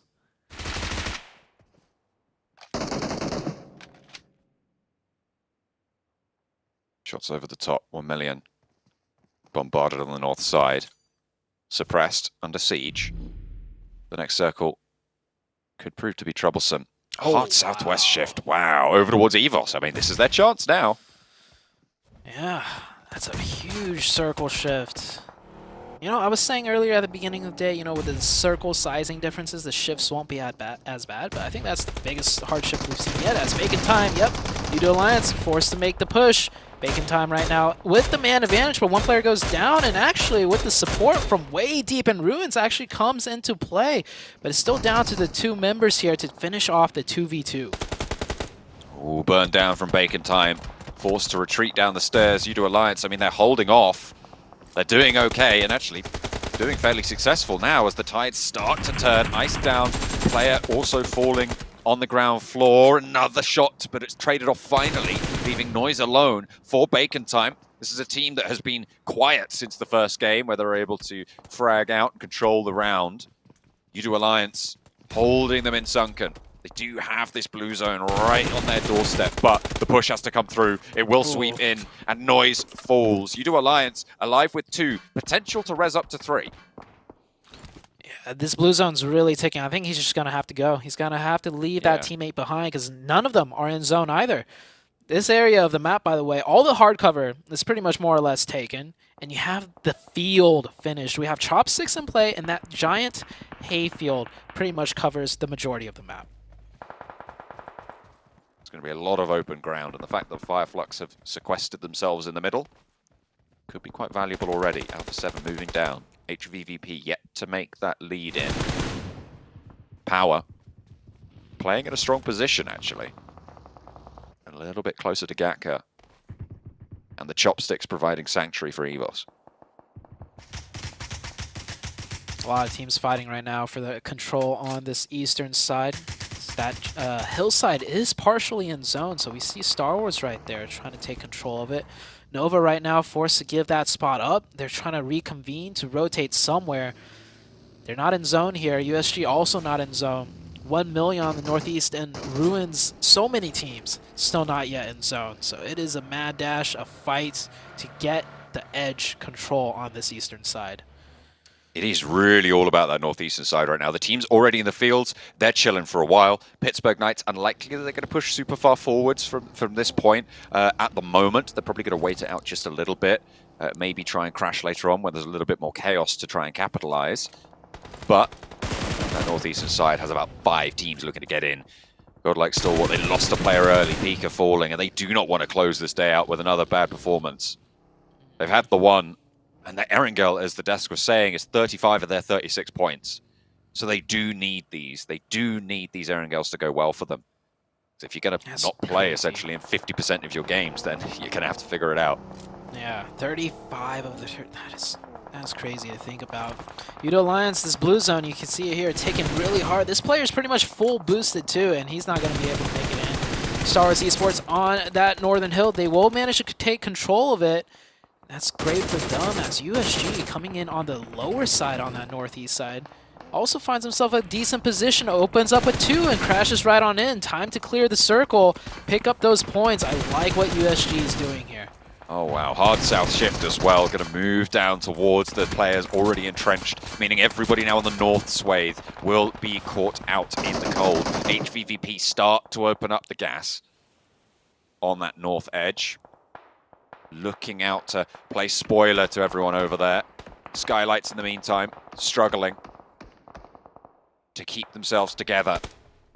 They're not even solidly into this next circle. They're all the way out on the northeastern side. They're going to have to figure out how to move yet again if they survive this reign of terror. Long range shots coming out for STE. Inco looking to pick up some points onto the Donuts USG team, Star Wars Esports. trying to answer right back with some points. That could be a good nade if it connects. That player won't be able to get revived either, as Mafioso in the elimination feeds gets the snipe right onto HVVP. And Order, is he the last up again? I think he is. Yeah, Order once again, the last player remaining alive for the side of Nova. Still going, but if you're going to slip out of the top 3, this is the way to do it, right? Like, you just keep going with solo performances, and not even the top solo performer at that. In come Inko on the big crash. 2 players lit up immediately, but they do trade it 1-for-1. And a player V22K finally looking for more Solus again, trading off the numbers, and it's going back and forth between the squads. Squash is low, is losing Nenebeti on the forefront, leaves Inko in a 1 versus 2 right now. Solke and Lutz trying to hold it together. Squash puts the bullet through the window, but needs to try and force the heal. There's a wide flank coming through, should be on the broadside, but just gets back to cover. They're picking up these flushes in the meantime, and Lutz playing from the inside leaves them alone. Squash still trying to pop this med kit, trying to get himself back in the fight. Lutz lets him get past the window, floods all the way around the side. Now still in this 2 versus 1, as another player looking to get flushed, trades around, but finally put to the juicer. Squash eliminated. Fireflux stay up as 4, but they need these reses fast. Yeah, luckily for them, no one third party that, no one was able to crash in, because every team is just fighting on the outskirts of that building. Nova did get taken out by Alpha 7. Now Alpha 7 coming in from the western side as a 4-man team. They're looking very strong here in this position. And what a valiant try and effort with that crash out of Inko. But yeah, it did not go their way. That medkit took forever to pop off, and they managed to get it. All the meanwhile, Power has been sitting there chilling. They've racked up 5 elimination points for themselves. Managed to pick up some point. I mean, launching themselves off the bottom of the tables. It's really quite tight at that pack. So good news for them. HVVP down to 2 on the northern side. Meku, Tixi, heavy hitters for the squad. We've seen how impactful they can be. They are in this next zone, but they have a lot of field to cover here. 4 limbs, and Evos not going to want this one to get away from them. Their chance at the chicken dinner. Oh, the Knights are still alive too on the south side. They're still pushing him. You know, they've been biding their time. They've been chilling. Yeah. Oh, they got the chopsticks too. The end of the chopsticks in zone. That's actually a very good position given how small the circle is. Luckily for the side of HVVP, they also get the edge of zones, shifting right up north of them. Now, Alpha 7, I do imagine they're going to end up taking a fight if they could get the opening onto. Yep, just as I say it, Fireflux, they get an opening onto them. Is the push coming out now? M24 in the hands of Mafioso, looking to take a couple helmets. Maybe a little bit more than that if he's lucky. Fireflux playing central on the area. Still as 4, but taking a little bit of damage. We'll be able to res back up. Staying alive for now. Donuts USG. We'll have to leapfrog forwards. They have got that forward outposts in Noato. And it's down to Evos and Alpha 7 now to make the next move. We did see Alpha 7 looking and eyeing the very top northern edge of zone. They're either going to take this and sweep to the north, or they have to take the full committed fight against Fireflux. But Fireflux does have 4, so even for Alpha 7, that's going to be a tough fight because they're going to have to crash in into a very hunkered down and defensed up position out of Fireflux. Sprays onto the vehicle for power. And these buildings, very, very valuable. All 4 of them alive. Naoto. Donos USG takes heavy damage, but stays behind the cover, gets back in. Wants to pop some healing. Coops spotted out by Evos there on the southwest side, and it's going to move away from them. We'll have to leave the chopstick finally. The Alpha 7 tried to do a sneak play to get closer, but that did not work. And now Spec also knocked. I think the Knights are okay though. They're just, you know, trying to play a little bit louder, peeking their heads up and over the chopsticks to find some damage. And here's Alpha 7 play now. They are going to go ahead and still continue with that push. It's a 3v4 as more and more Alpha 7 players get taken out. Teams out in the open field starting to get cut down, scythed through by the sightlines available. Tixi spotted Really solid spray there from top coming through. Surprising that he was able to manage to pull that one off. Should be Resable in the position for HVVP, but still a slowdown. It might allow Godlike Stalwart to get a little bit more of a better position on this north side. Knights hold strong. Still with 4 up. Evos forced out of their side of the chopstick will go down to 1 member. Redface, last one up. Power still looking good, picking up another point, up to 6 now with 4 people up with the strongest position and Compound left in the zone.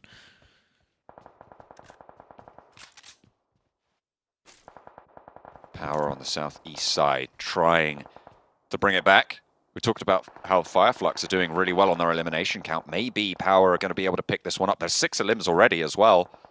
Towards the bottom of the tables, it would be a really good result to catapult up those standings at the end of day 1. Donuts USG spotted out by Tixie. They did get back up to 2 on the north side, but have to move. They could maybe prone their way in. I think the grass is already rendered for the side of Power, so they won't be able to see clearly if the side of HVVP try to prone in, but Power is sitting so comfortable. They could watch every which direction they want to with no pressure, so they might spot something out. As USG finally losing the zone behind this tree, they're going to try and do a smoke path and run their way in, but yeah, Fireflux now taking shots at those smokes. 1 player goes down. Lufa last up. Hand off the meds, send it forwards. I mean, you're going to take the L there, and either way, fortunately, will fall down. So 5 teams remain now. Fireflux at 4, Pittsburgh Knights and Power all at 4, all in that red zone, that elimination bracket. So a really solid result for all 3 of these teams. Oh, they managed to find a finish onto Fireflux. The Knights managed to take one down. That is a huge mistake when you're in Fireflux's position with so much cover.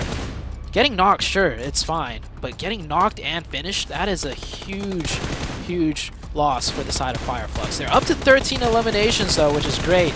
But when it comes down to the final 3 teams, you would want to have 4, because the other 2 teams, the Knights and Power, with 4 alive. I don't think anyone would have called this final circle, the 3 teams alive here. Fireflux, Pittsburgh Knights and Power, but here we are in that very timeline. Pittsburgh Knights and Power at 4, Fireflux on 3. I do think the Knights is in the worst spot, though. They're not likely to get the next circle, and all eyes on them. If they have to leave that chopstick ditch, there is no cover. It's all flat ground. Their vehicles are inside the ditch. They're not going to be able to use anything.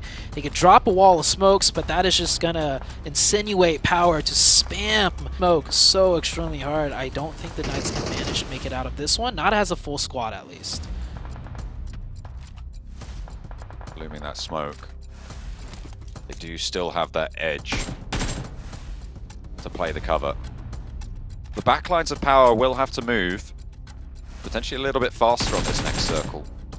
So might be a little bit of an issue for their sight lines, but they do have those buildings to move towards.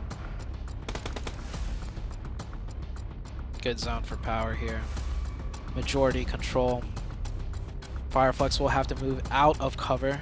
They do have like maybe a few ridges just close to them, but easily in nade range, especially with that watchtower position that one of the Power member has. This is the game for Power. If they lose this, I would have to say it's because it was a throw. And Coops, if anyone can get an opening, it would be Coops. Is the Knights going to make a move off that? They kind of have to. Zone is starting to close. Kante has the sight line. Swapping the weapons back and forth. Can't quite decide what he wants to go for. M4 is the selection in the end. Spots Xenox. Move up and hit the deck behind the buggy. Jumps into the vehicle. Oh, clipping the roof there with the bullets is really going to hamper them. Not able to land the shots over towards Fireflux either. And Power's position is slipping just that little bit. That crate that can be moved forward to by the Pittsburgh Knights could be very, very valuable. They're out in the open now. Spec hits the deck. Wants the drop shot, but Solus is on the ball for Fireflux. And again, in the watchtower, Power rain down bullets. And it looked like it was a little bit ropey for a while, but now they're starting to put the pieces together. The puzzle is taking shape, and the Power is starting to turn up to 11 here. All 4 of them still alive. They will wipe out the Pittsburgh Knights with 5 eliminations, and Fireflux now have the full attention of Power. Oh, the nade's raining in. It's getting close. We got 2 more people pushing up. Another nade hit. It is all but said and done. They will get the revive, but I think this is it. Power will end up taking this game. Catch the last standing for the squad. A fearsome player in his own right will be able to find one, but position is now known and a sliver of HP is there. Last shots land, and it's Power to end the day with a chicken dinner. Wow. Just wow. You don't take a hot drop with Nova and you end up getting a chicken dinner. Look at that. What a drastic difference in performance for the Power team on Erangel. No hot drop, no going out first, and you end up getting the chicken now, albeit they got so heavily zone blessed. They made 1 rotation, and that's where the zone ended. All the way through, it just kept closing and closing on that compound, which, by the way, is such a strong compound. And with the way the zone played out, they had full control of every single team. No pressure on them whatsoever. So great win for them, and I'm glad they took the win because I don't think any team is going to get that lucky again. So hopefully they'll take this and run with it and manage to bring themselves out of the bottom rankings.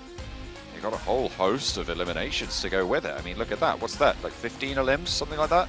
Yeah, 15 will be the total for them on that chicken dinner. So they're able to get 30 points on the game, and that is massive. I mean, currently, I think the bubble sits at around 30 points on the overall standings. So the fact that you're able to, with one game, put yourself towards that line, if not over it, I imagine they are over it now after that, is really, really solid. Yeah, great game out of Power.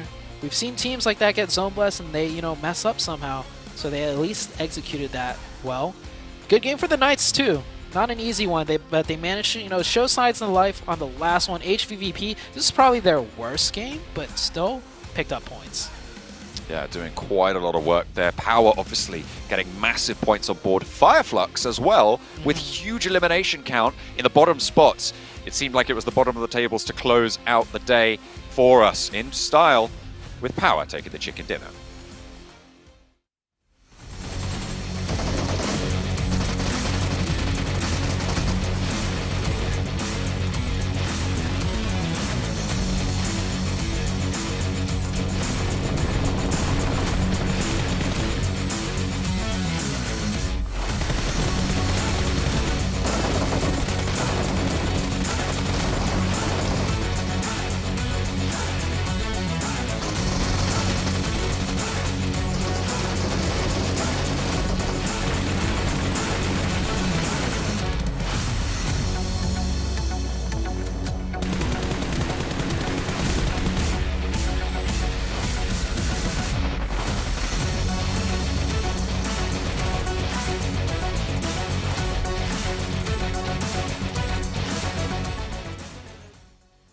And the legendary Power Esports wins the last match of the day, and oh boy, did they need it. Damn, it's amazing what happens when you don't hot drop a Nova, right? They did what you wanted in the second Erangel game. They learned from their mistakes. They dropped a little bit further south. Yes, they got a decent bit of circle luck. We have to admit that. But even when they had that compound, they were popping shots in all directions, and they had, I think, up until phase 5, 5 or 6 eliminations, so it showed they were proactive at least. That's that right there. What you just mentioned is what we love to see out of these teams, right? For them to be able to finish off with 15 eliminations, 30 points total, yeah, that is so massive for this team, considering that before this game, I think they were in 15th place or somewhere along there.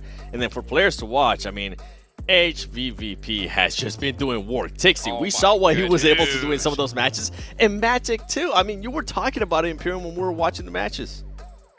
Man, HVVP, they didn't stop, right? They didn't stop. We had multiple games where it took multiple teams to take them out. John mentioned it, Zute mentioned it, we've all said it. They are absolutely enormous today. Tixie has slayed. Take a look here at the overall rankings here at the end of day number 1. HVVP going to keep that lead right there, but I'm looking at number 7. Power Esports making a massive jump in just one game. That's what it takes. That is how you get it done. That's definitely how you get it done. By the way, they were actually in 16th place. Yeah. They were able to make that big of a jump, and that's currently what these teams needed to do, especially at the end of day one. You didn't want the gap to be building up too much.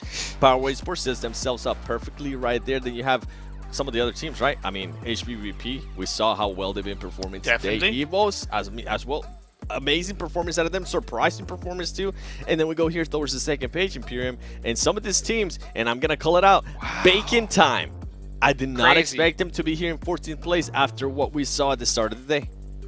Couldn't agree with you more. It was a fantastic start, but you got to be able to follow it up. Like Fireflux, they're in the top half of the standings. They're currently in their survival stage. They got 2 great games in a row to finish off day one. Arguably, Pittsburgh Knights as well. They had a great second Erangel game. They finished off extremely strong with 15 points. They're much closer to that survival stage. And right now, they look stronger than Bacon Time. As well as the fact that Vampire Esports, where have they been? Have they suddenly been hit by a load of garlic and steaks in their hearts? I don't know, but they need to show up tomorrow. Yeah, I think tomorrow's going to be a huge day for so many of these squads. I mean, there's the level of caliber here is just so ridiculous that you cannot allow these teams to get a lead on you. If you do, they are going to be taken over completely. Well, guys, it looks like that we have another amazing interview coming up right now with none other than HBVP. Let's send it on over to Choo Choo. Thank you so much for amazing casters and panelists. Now we're back with me here, Choo Choo, and we're going to interview the winners, or basically the kings of our day one, week 2 in the group of death of the green group. Having here with me is a very, very good looking guy. So we want to know, who is he? Can you introduce yourself, sir? Hi, my name is Kitsune. I'm from Team H3P and I'm IGL. You're the IGL. Very good looking IGL and hi. And also congratulations on finishing as the #1 spot here in the group of death. This is the hardest group by far. But did you expect yourself and the entire team to be at #1 spot here in day #1 of week 2? Yeah, I mean, we always expect like to do well, but almost every time in the tournaments we have like slow start, and like second, third day is always better, but like this time it will be a different story. And so yeah, didn't like feel that we won't be playing good, but it was expected that we will perform like real nice and play good games. It's a good thing. So, you know, you can smile a bit more because it's a good thing. And also, which team, after the entire day of really good grinding matches, you think that's the biggest threat for you? Which team will it be?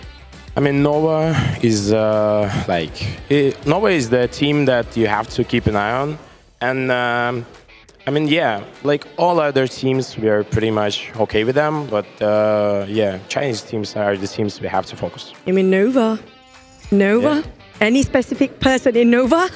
I mean, they like team as a unit, not specific person. For us, some of us think otherwise, but okay. Also, what do you think that you can do better tomorrow? And do you think that you can maintain leading off the chart at #1 the entire week here? I mean, today we will do what we do the best. We will analyze other teams and prepare for the next days. So yeah, I think that we will only like have more and more pace through the days, and we'll perform even like better next 3 days. Okay, but at least it feels good. #1 right now, you can agree. Of course. #1 right now for HBVP. So what else you want to say for the team trying to take down your crown tomorrow and all your fans out there? I mean, guys, be careful. We will try hard. For your fans? Nothing else? Yeah. For fans, guys, thank you. Thank you for like cheering for us. This was like hard season, and we will try to perform like better and better and take the championship this year. Oh, that's really bold, but I have confidence in him. And I think that's it for us. Thank you so much for Kitsune, the IGL of HVVP. And also we're going to sign it off today for now as we ended up our day 1, week 2, sorry. But we're going to toss it back to our casters and panelists because they are not done for the day. So get it back to the desk, guys.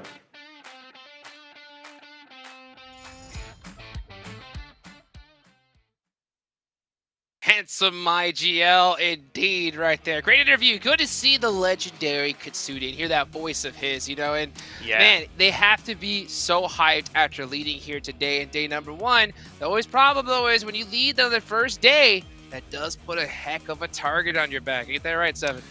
It is, but I mean, I loved what he was able to say there in the interview. They want to be able to win this season. Yes. They want to be able to continue on the performance that they've been having here. And I mean, if we go with consistency, so far today, they did have good performances. Tomorrow, though, even though this is crazy, I still want to see better consistency in regards to how they finished the games as well. Today, they had a 10th place finish and an 11th place finish. I feel like they can definitely improve on that and create a bit of a gap there to cushion themselves. And even just the factors around kind of losing a player early on is something that they can look to clean up. And even Kitsune himself said like they'll do what they do best, which is analyze the other teams coming into tomorrow. It's such an important factor when you're going from day to day of this kind of caliber of tournament. You got to watch what the other teams did on that day and learn from it. Gotta learn from it. Hopefully they'll come stronger tomorrow. Everybody, again, I'm Hot Jukes here with 7WG. None other than the Imperium himself here on the desk. Thank you guys so much for watching. This is the PUBG Mobile Global Championships. Mark your calendars, tell your friends, and we will see you guys tomorrow.